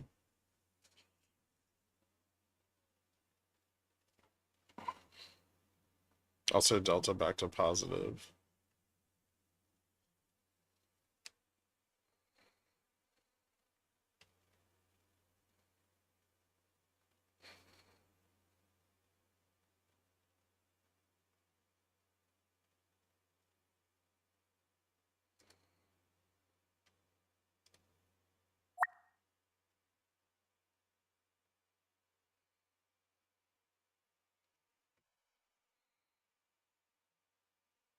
$5,800 today. Got to get over 73. 73 and 80, like that whole range, 70 and 80 are a bit tough, but yeah, if we do, we could definitely get out to 5,800.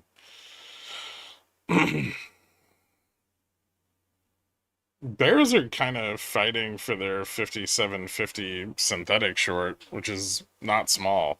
So, and we left a downside gap here, which is fucking annoying.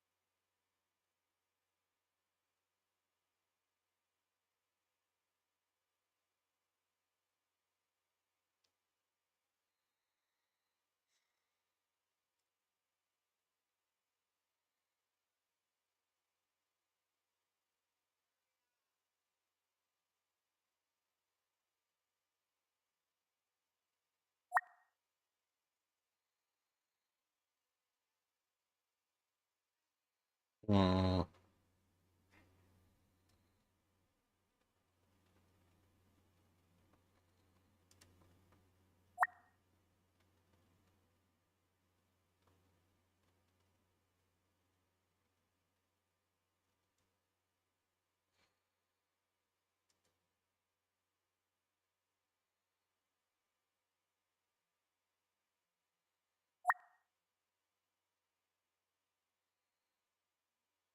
Okay, we got 65 in the money.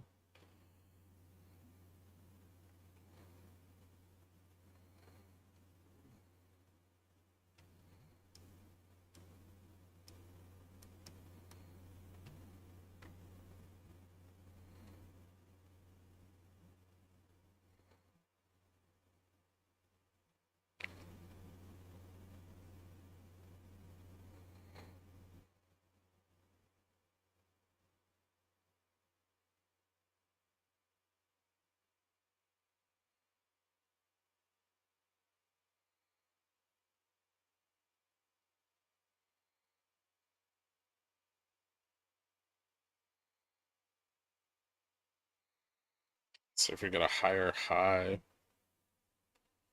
off the breakout here.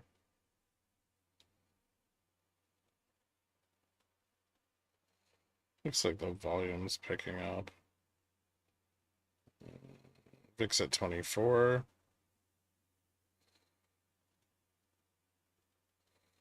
It's really concerning to me that vol isn't coming down faster. VIX is only down 3% on the day.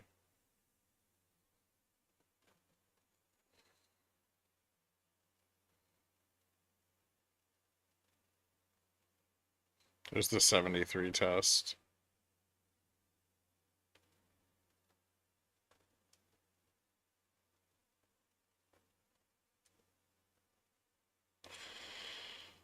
Hmm.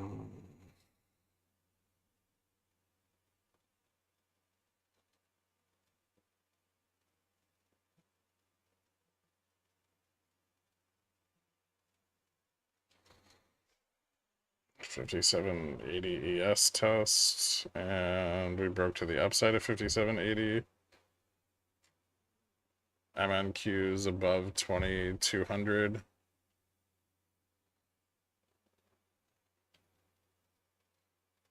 Any futures profit taking? A little bit, not much though.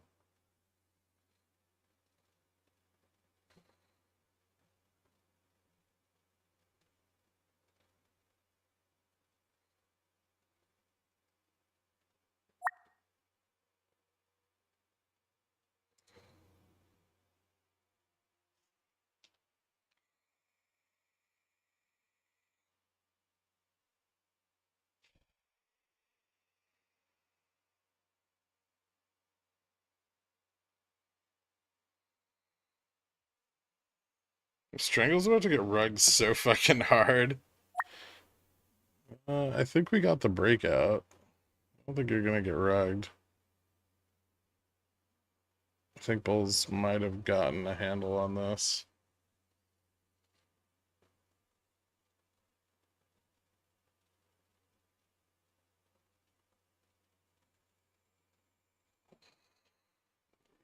Yep.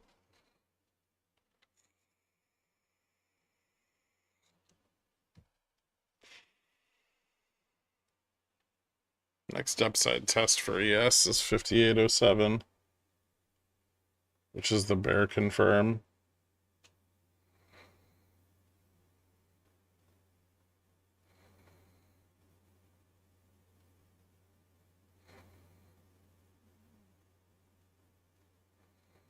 Above 5780 here, we start to squeeze off some of the delta too, so the cover bid's going to start to kick in as more of that delta goes out of the money. Resistance at 80 won't be as bad as like 73, 50 to 73 were.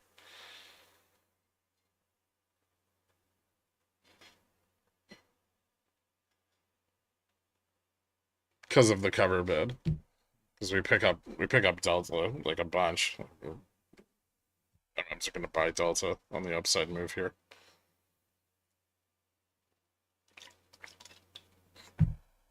Oh shit. I have to go somewhere today.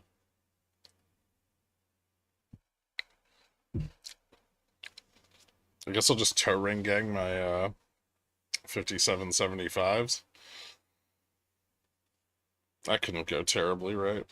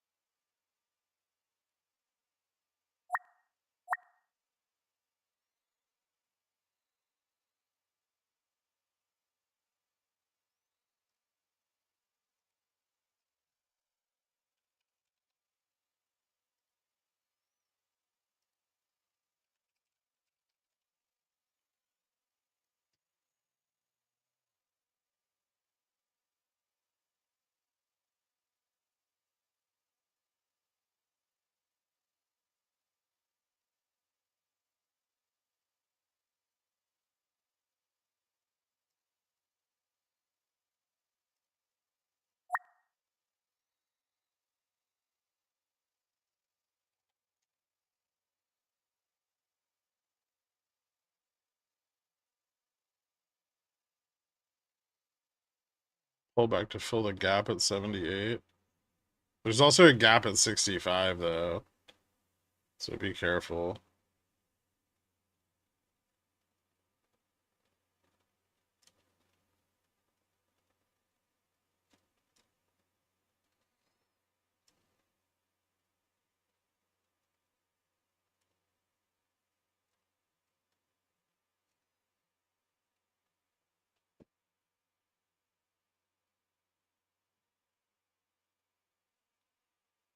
Remember,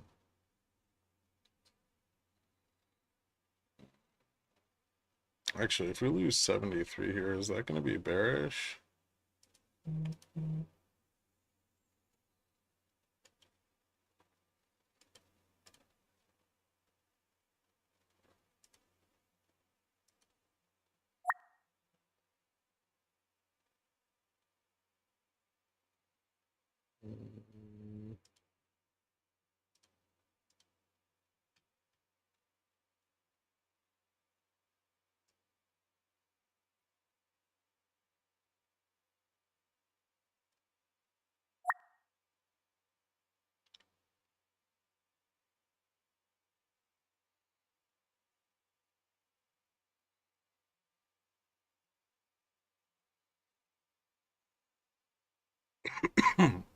God, profit taking is vicious.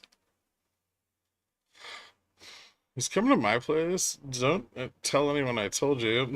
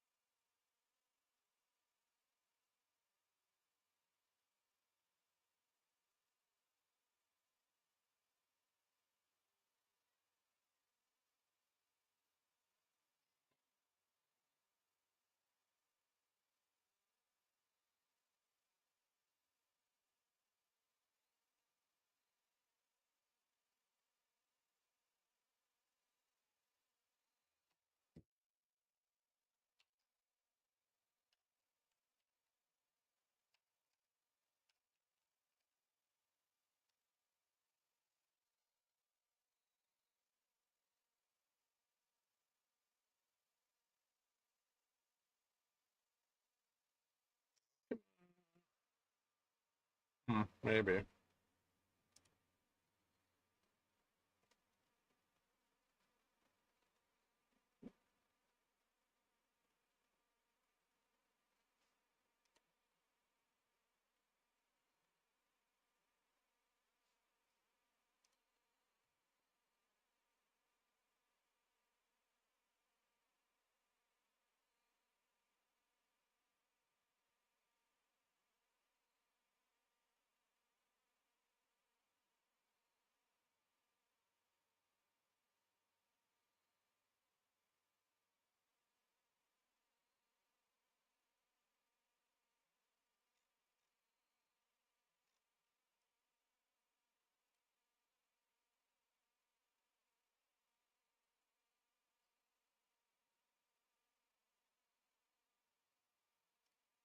All right.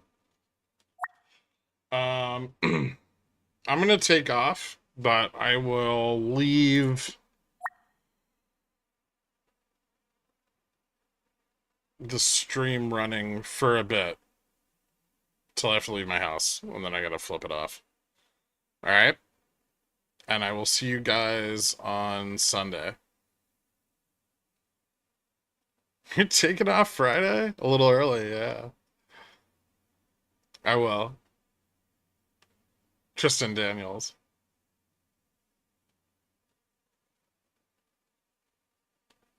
Don't do this. I didn't mean to leave Pigeon Whale. Yeah, you did. You've wounded me.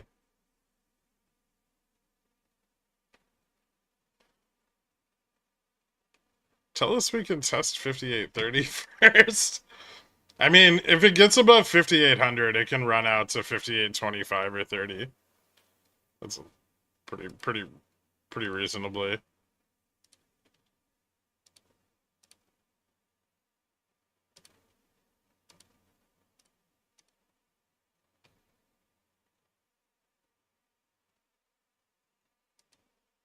But honestly, I mean, the risk is enormous. Those options are so expensive.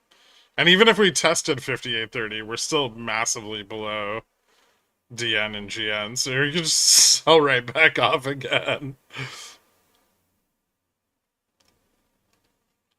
Tell us this is still a lame bounce. I don't like that it's running into resistance here. Bull should have come in like full force on the break of 80. So it's a little problematic.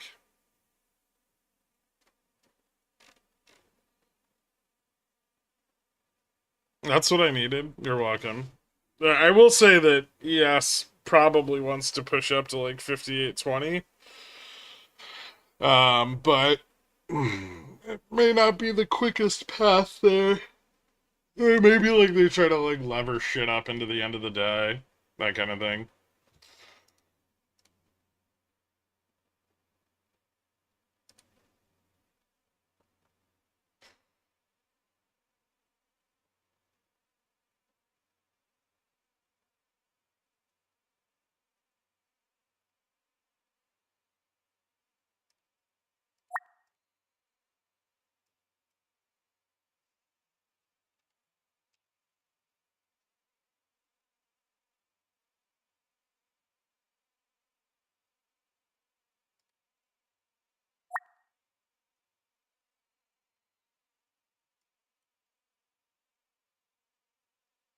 So yeah, I don't know. They're getting it back above 80. We didn't fill the gap. That might be a good sign. Watch out for distribution at any major resistance, like 5806 or like 5821 to the upside. 5832 is the next really important target. So that might matter.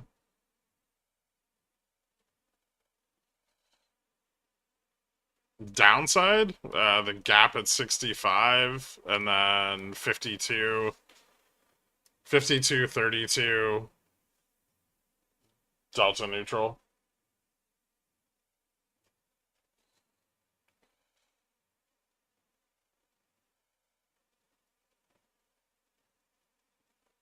All right, guys. I'll catch you later. Peace.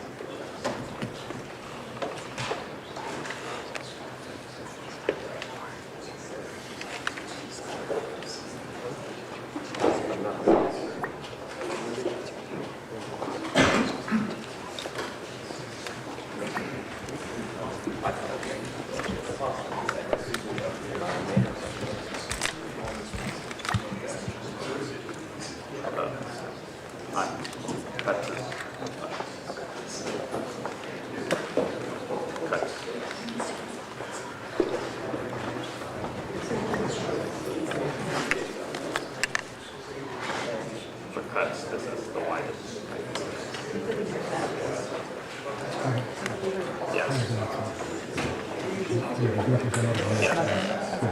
saying this is the widest I could go. Because we're using normal lens.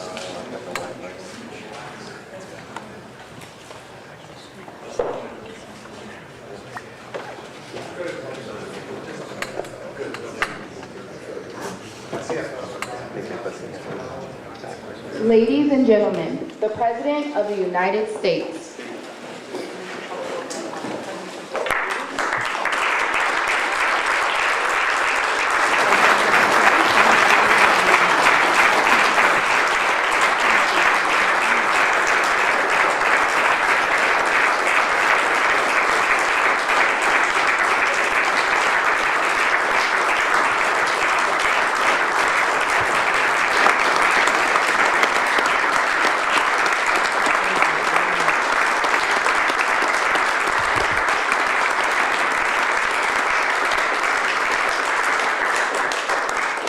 Thank you very much, everyone. Great honor to have you.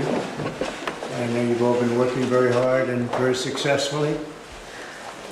And it's a wonderful place, the White House.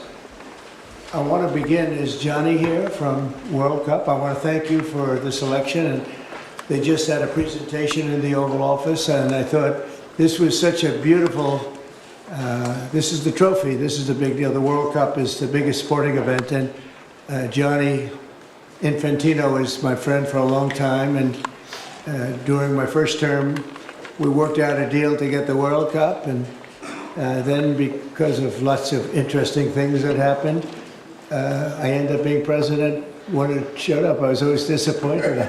I wasn't going to make it. I was going to serve 8 straight, and said we did it the hard way, but maybe the more important way. So I will be with you as president, Johnny. So maybe you could just say a few words and show how beautiful the World Cup trophy is. Thank you. Yeah, sure, please. This is Yeah. the famous key. That's a great key. You want to open it, President? Or Well, you go ahead. I go ahead. Okay. I trust you. So this is the new trophy of a new competition. It's called the FIFA Club World Cup. The 32 best clubs in the world with the absolutely best players in the world. And for the first time in history, this competition takes place in the United States. Opening game on the 14th of June, Right. obviously, in Miami. Final on the 13th of July this year in New York, New Jersey. But it's not that. The trophy is special because it's a key, and because, as you can see, if I manage to do that, it's a bit tricky. It's like that. So this is a trophy.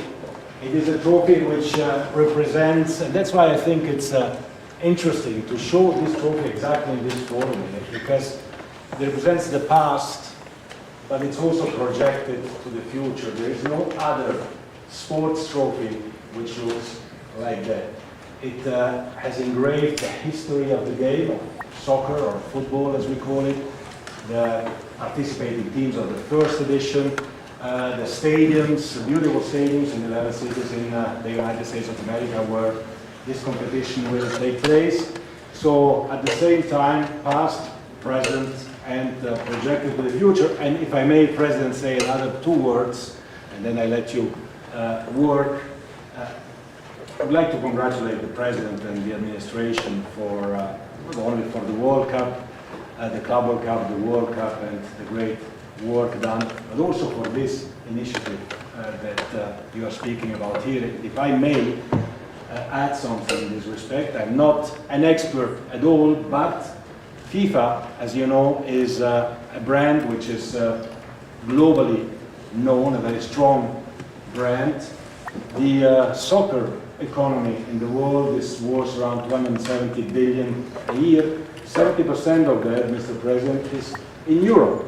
So imagine the potential that there is around the world only in soccer if we develop it. And so FIFA is very, very interested under my presidency to develop a FIFA coin, to do it from here, from America, and to conquer the 5 billion soccer fans in the world. So if there is anyone here who is interested to team up with FIFA, here we are, together with the United States of America, and we will conquer the world of soccer with the FIFA coin. Thank you very much. Thank you. That coin,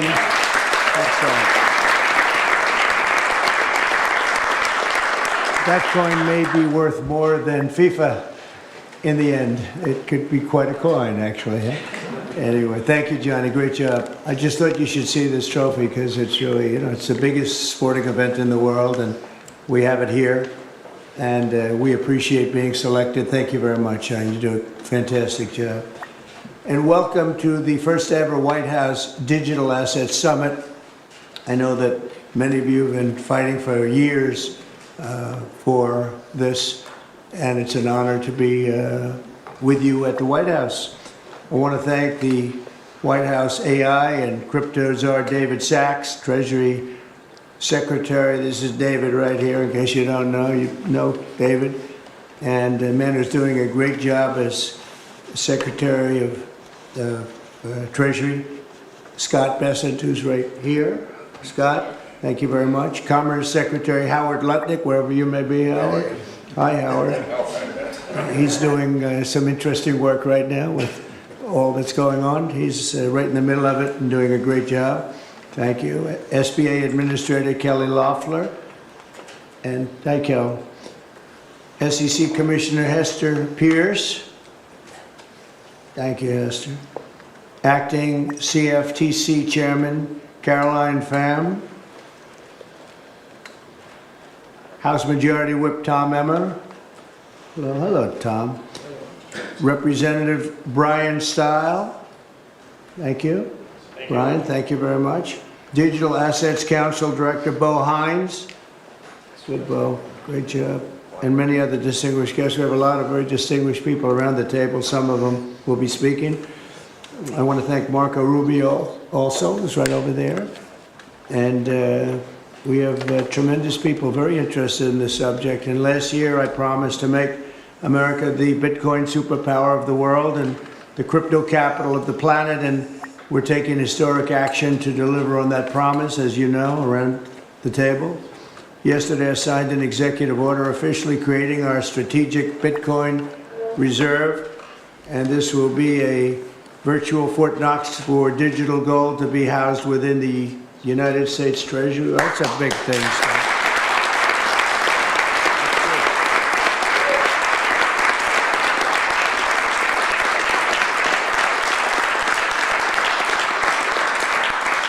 The federal government is already among the largest holders of Bitcoin, as you know.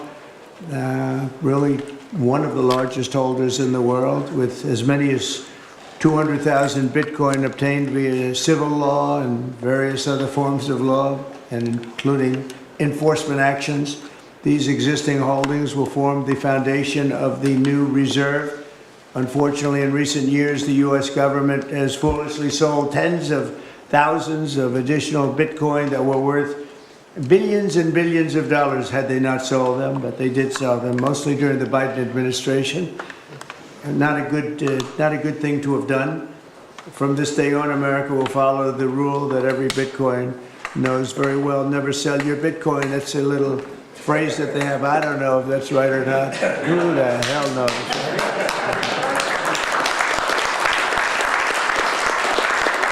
Who knows? Who knows? But so far, it's been right. And well, let's keep it that way. The Treasury and Commerce Departments will also explore new pathways to accumulate additional Bitcoin holdings for the reserve, provided it's done at no cost to the taxpayers. We don't want any cost to the taxpayers.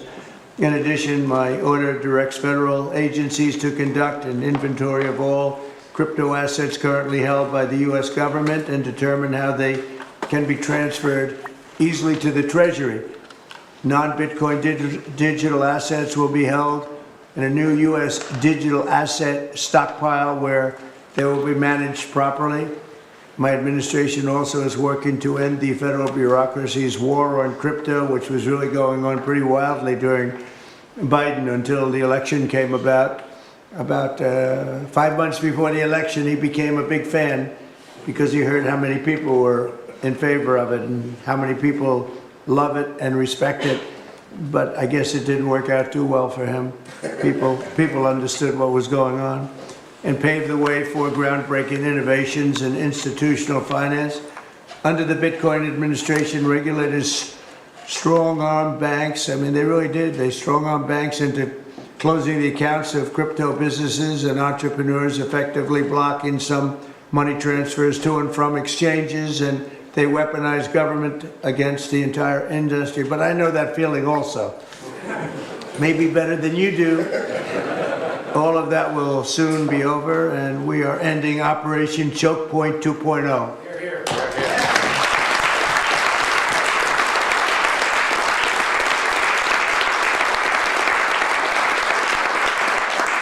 Now, some people really suffered. It was ridiculous what they were doing, but in the end, they came around, but they came around for the wrong reasons. They came around only because they wanted votes, and they saw that tens of millions of people were against them because of what they were doing. I also want to express my strong support for the efforts of lawmakers in Congress as they work on bills to provide regulatory certainty for dollar-backed stablecoins and the digital assets market. They're working very hard on that. This is a tremendous opportunity for economic growth and innovation in our financial sector, and will really go a long way. I think there's going to be a tremendous, we feel like pioneers in a way, of tremendous method of growth, and things are very much tied, and we want to keep it that way. The U.S. dollar long into the future. We're going to keep it that way. I hope lawmakers will send that legislation to my desk before August recess if they can. And they're very much working with you, and you know a lot of them, and a lot of them were committed right from the very beginning. So I just want to congratulate you all for being at the White House today, and a man who knows more about Bitcoin and AI and just about everything else than anybody, David Saxon. I'd like to have you say a few words, David. Thank you, Mr. President. We're all here today because of your leadership, your vision, and your generosity, and I really want to thank you for that.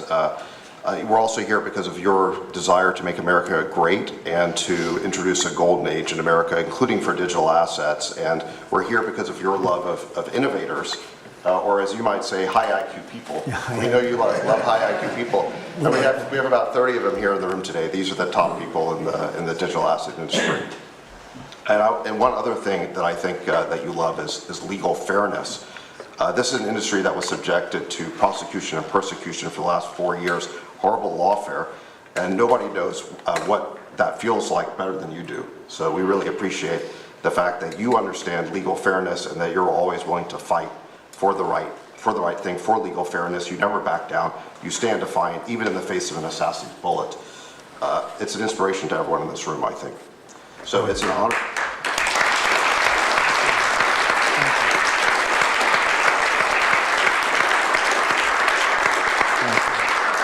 So I just want to say it's an honor to work for you. It's an honor to work for a president who works every day to get so much done on behalf of the American people. Your administration is moving at tech speed. It's really amazing. It's actually faster than any startup that I've been part of. Is that your administration moves even faster. So I just want to say thank you for having me be a part of it. I've enjoyed every minute of it. I love working for you, and thank you again for this opportunity. Thank you, David. Very much appreciate it.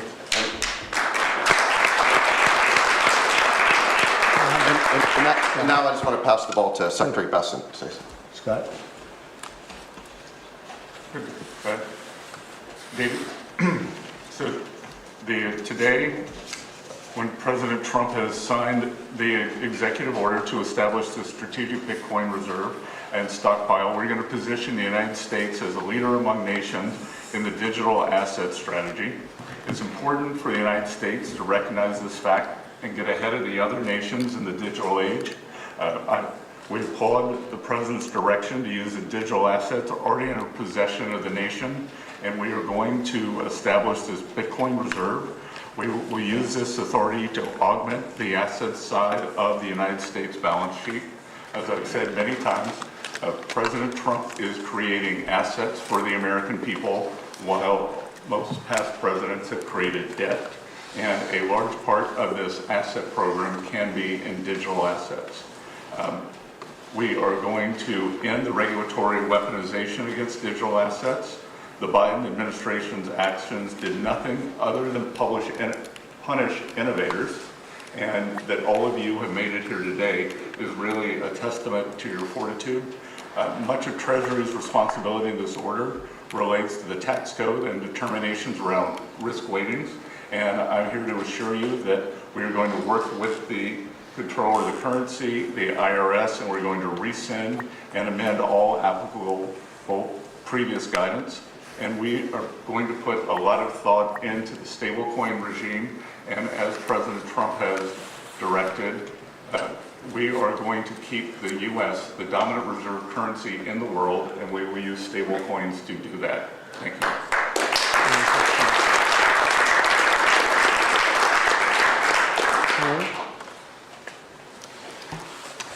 Technology is at the foundation of the Trump presidency. He understands technology, he embraces technology, and he's going to use technology to drive America forward. The blockchain and Bitcoin technology are a key part of that thinking and embracing that, and here today shows how much a leader the Trump administration and our president is. He understands it, he embraces it. As you said, you're a pioneer in this place, and this is where we're going. We're using the blockchain, we're using Bitcoin, we're going to use digital assets to pound forward, and Donald Trump is leading the way. Can't be more proud of you today. Thank you very much. Thank you, Helen.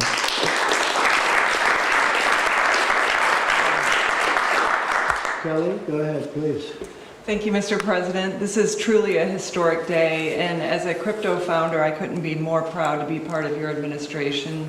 You're moving at the speed of tech for sure, and I will just say it's a great day to have the war on not just crypto, but the war on innovation done. And under your administration, we are truly going to enter into the golden age. And I'll just say, as the administrator of the SBA, small business is a tremendous network that crypto can be deployed against, and so the SBA is open to crypto. So I look forward to working with all of the leaders in this room to advance your efforts here. Thank you. Thank you, Kelly. Thank you very much. Tom, please. Well, Mr. President, I want to say thank you. I want to thank you for the amazing team that you put together. I want to thank you for David. I mean, this kind of a meeting, no one in this room could have envisioned this just a couple years ago. You are the one that has the vision. You're the one that said, we are going to do 21st century finance right here in the United States of America. I've been doing this for 9 years. It is amazing how far we've come, and that's a credit to you, Mr. President, and your leadership, and God bless you for doing this, because it's going to make a huge difference with everything else you're doing. And by the way, Americans love it. They're going crazy. Thank you, sir. Thank you, Tom. Thank you very much. Thank you. Thank you very much. Go ahead, please. Does anyone want to say a couple of words? Cameron or Tyler, do you want to? You're very shy in front of the Actually, camera. Cameron, I think you said something earlier that I thought was really profound. You said that a year ago you thought it would be more likely that you'd end up in jail than at the White House. Do you, not to put you on the spot, because you didn't do anything wrong, but that was the environment a year ago. But do you guys want to say something? Either one. Sure, that was actually Tyler who said that. but sorry, I still get mixed up. But yeah, we never thought that we'd get attacked the way we did in our backyard after trying to do the right thing for so many years and always trying to raise the bar with respect to regulations. So it's truly wonderful to see how things have changed and how the pendulum has swung back in the way that it has. And we've always felt that the U.S. should lead in Bitcoin and crypto, and it's ours to sort of lead and win. And it's just wonderful what President Trump has been doing with this, and we look forward to working together. And thanks for inviting us, David, and setting this up. Thank you. Thank you both. Please. I was just going to say thank you, Mr. President. Cameron takes credit for a lot of my things I say, so it's not the first time. But the U.S. won the internet, and the U.S. should win crypto. So thank you for your leadership on this. Thank you both very much. High IQ individuals around this table. That's what I always say. We need high IQ. So thank you very much. Would anybody like to say anything? Please. That's the. I just want to express my deep gratitude